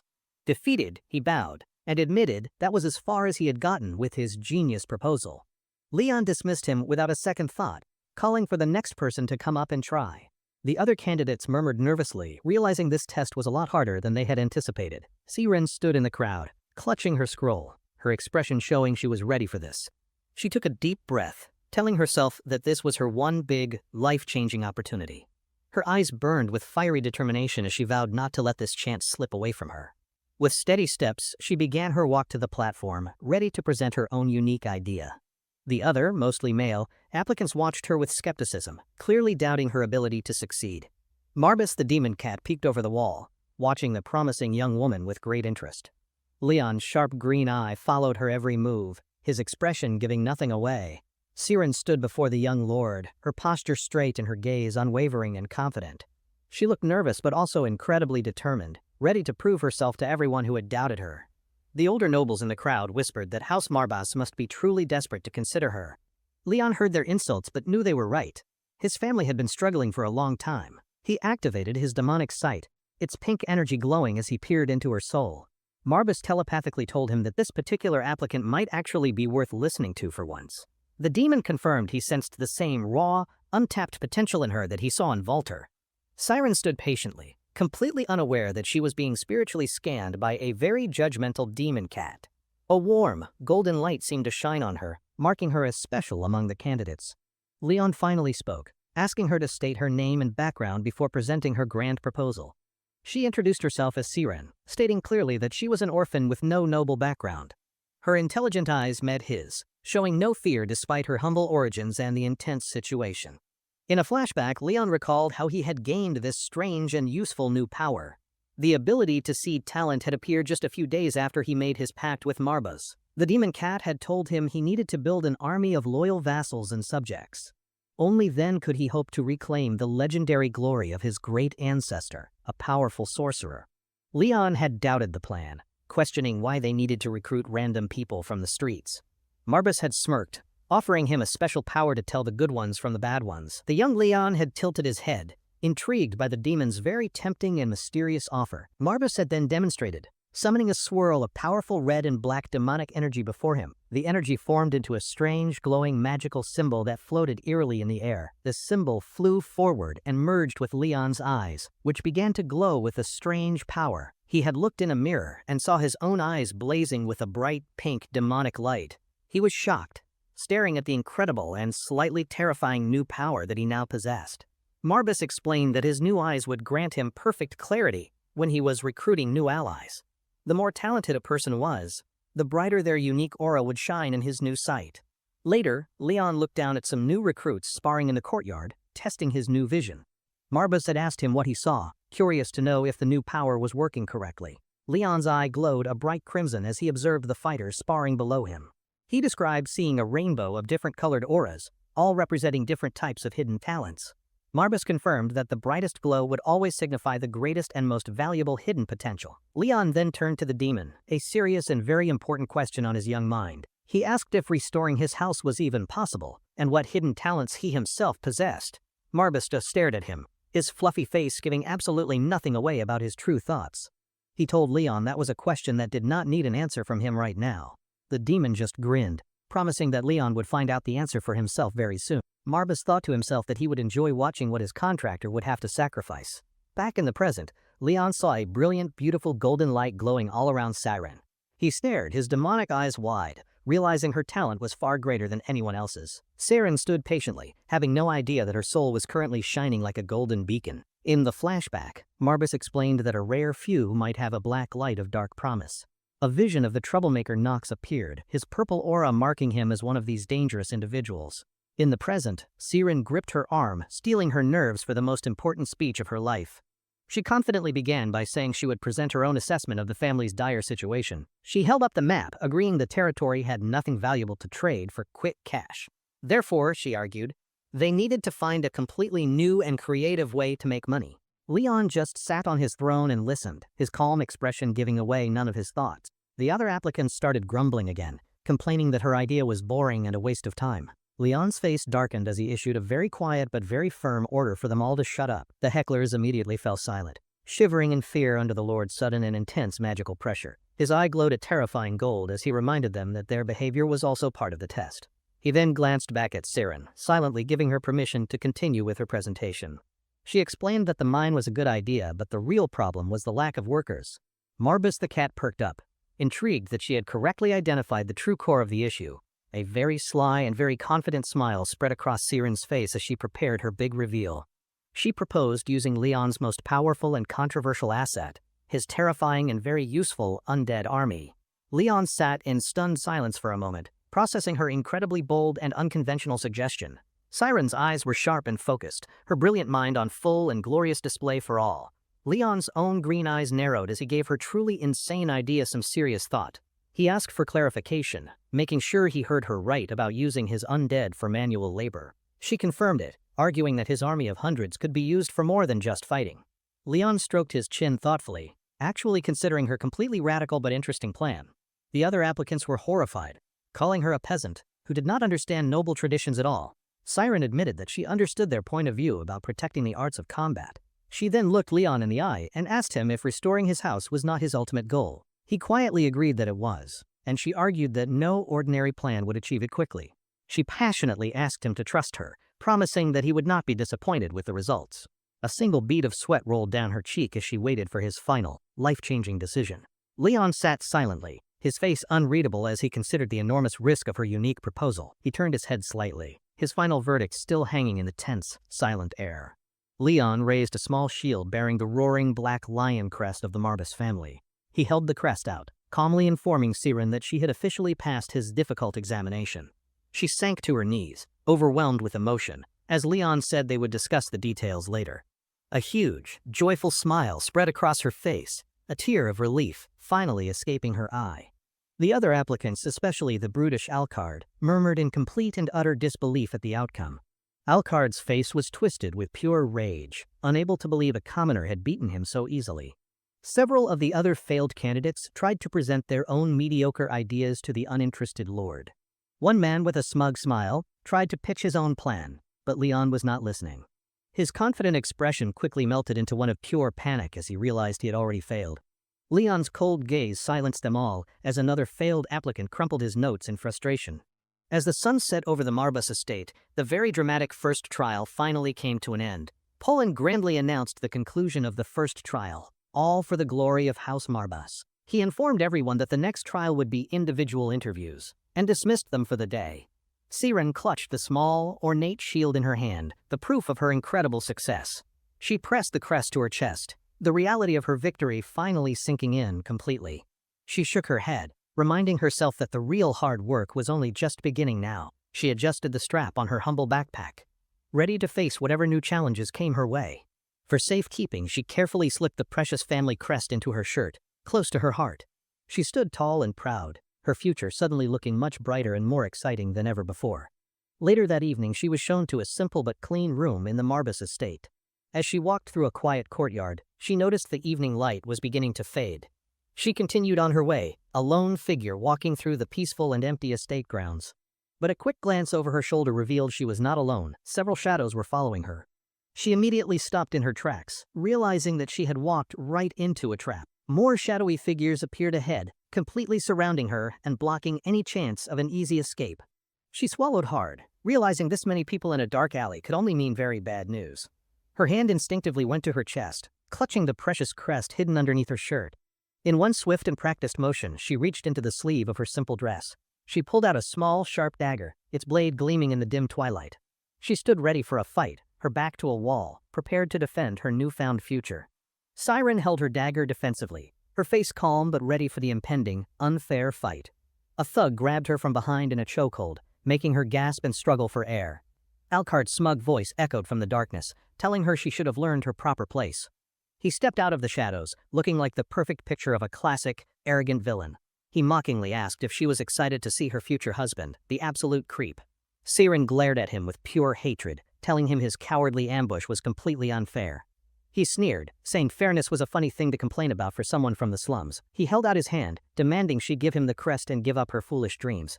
She spat back, asking if he really thought she would ever submit to a pig like him.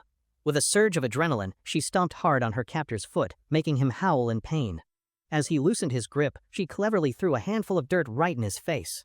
Now free, she lunged at Alcard with her dagger, hoping to end the fight quickly. But he was surprisingly fast, easily catching her wrist and snatching the small dagger from her. He looked at the tiny blade in his hand, completely unimpressed with her desperate, failed attack. He decided his new bride needed a serious, painful lesson in proper manners and respect. He signaled his men, who began to slowly and menacingly close in on the now disarmed Siren. The scumbag gave his final order, telling his thugs to just make sure she was alive when they were done. The thugs swarmed her, their hands grabbing at her as she was completely and utterly cornered. Just then, the Marbas crest she was holding flared with a brilliant, protective purple light. A huge wave of dark magic erupted from the crest, blasting all of her attackers away. From a distance, Leon watched, lamenting that he really hated having to kill his own subjects. He looked down at the scene, his magic now protecting Siren within a swirling dark vortex. Siren stared in shock, realizing that the powerful and terrifying young lord had come to save her. Dark energy swirled around Leon's hand as he prepared to deliver his final, decisive judgment. He accepted his grim duty, declaring it was all for the good of House Marbas. Huge, shadowy skeletal arms erupted from the ground, crushing Alcard's terrified thugs without any mercy. The ground trembled as Alcard stumbled back, watching the horrifying display of dark necromantic power. His face was a mask of pure terror, finally understanding that he was about to die. Dark energy swirled around Leon's hand as he prepared to deliver his final, decisive judgment. He accepted his grim duty, declaring it was all for the good of House Marbas. Huge, shadowy skeletal arms erupted from the ground, crushing Alcard's terrified thugs without any mercy. The ground trembled as Alcard stumbled back, watching the horrifying display of dark necromantic power. His face was a mask of pure terror, finally understanding that he was about to die. Siren watched the terrifying magic, a mixture of awe and fear on her sweat-streaked face. She turned to find Leon standing there, and asked what he was doing here in the alley. She was completely baffled by his sudden and very dramatic appearance in the middle of her fight. He calmly explained that protecting his talented new vassals was now part of his job description. The sheer force of Leon's magical aura forced the terrified Alcard to his knees in submission. He begged for forgiveness, claiming he did not know Leon had a special interest in the girl.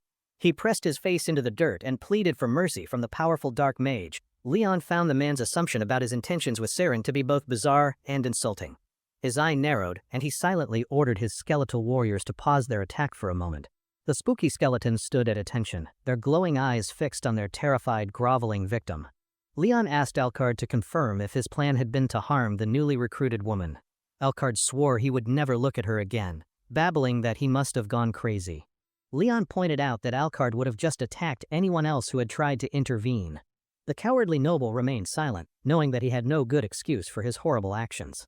Leon decided to ask one last question as his skeletal warrior raised its shiny, sharp sword. He asked the bully if his life of picking on the weak brought him any true joy. Alucard begged for his life, promising he would never cause any trouble ever again.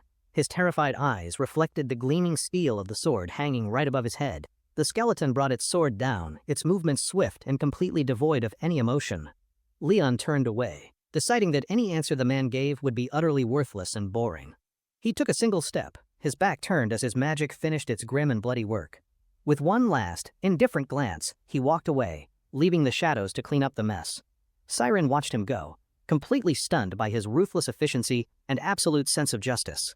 He turned to her and said that after all that excitement, a second trial was unnecessary. His green eyes gleamed, a silent invitation for her to begin her new and important duties. Later, back at the estate, Marbus cheekily asked if Leon just murdered one of his subjects. Leon calmly replied that he did, stating it was all for the good of House Marbas. Saren sat in a grand office, looking very small next to the tall, intimidating nun, Helen. She nervously looked around the fancy room, a bead of sweat on her cheek. This was her new life. Pullen reported that Alucard was a bad dude, and Leon assured him the problem was handled. Crow cheered for the extermination of worthless humans, while Leon just looked pleased the issue was resolved. He then turned and formally welcomed Saren to her new, exciting job at House Marbus. She was startled by his polite tone, asking why he was being so formal with her now. Leon explained it was just his habit to be respectful, asking if it bothered her. Pullen chimed in, telling her not to worry because their lord was just a bit weird like that. Walter added with a smile that he was also confused at first, but she would get used to it. Leon got down to business, praising her very creative idea to use his undead for financial gain. Saren smiled, but humbly admitted she was not sure if her crazy plan would actually work. Leon's eyes narrowed with confidence as he assured her that he would be the judge of that. He stated that all he needed from his team was their honest advice and good counsel. Pullen and Walter looked on with immense respect, clearly proud to serve such a decisive master. Even Marbus and Crow seemed to be on board with the new plan and their new co-worker. Saren was struck by how calm and clear-headed the young 15-year-old lord truly was. She wondered if the tragedy of killing his own father had forced him to grow up too fast. Leon blinked, noticing that she was staring at him with a very thoughtful expression on her face. He asked if she had a question, and she quickly said no, her mind racing with determination. With a confident smile, she thought to herself that this incredible opportunity was hers to seize. Helen then leaned in and whispered a very sharp warning to Saren, not to get too friendly with their lord. Pullen and Walter burst into laughter, finding the interaction between the two women absolutely hilarious. Even Marbus and Crow seemed to be enjoying the moment, breaking the serious mood of the meeting. Helen put a friendly arm around Saren, the two of them sharing a laugh, now officially co-workers. The scene shifts to a dark, ominous hall, lit only by the flickering light of candles. The eerie reddish glow gave the entire grand chamber a very sinister and unsettling atmosphere. A shadowed nobleman mused on the news of Marbas's return, deciding this simply would not do. He sat alone at a huge table, a grim painting of a fallen angel behind him. An attendant asked how it was possible, wondering about the ancient curse on the Marbas family. The mysterious lord corrected him, stating that there was indeed a way to break such a curse. He explained it was the way of a true prodigy to simply ignore all normal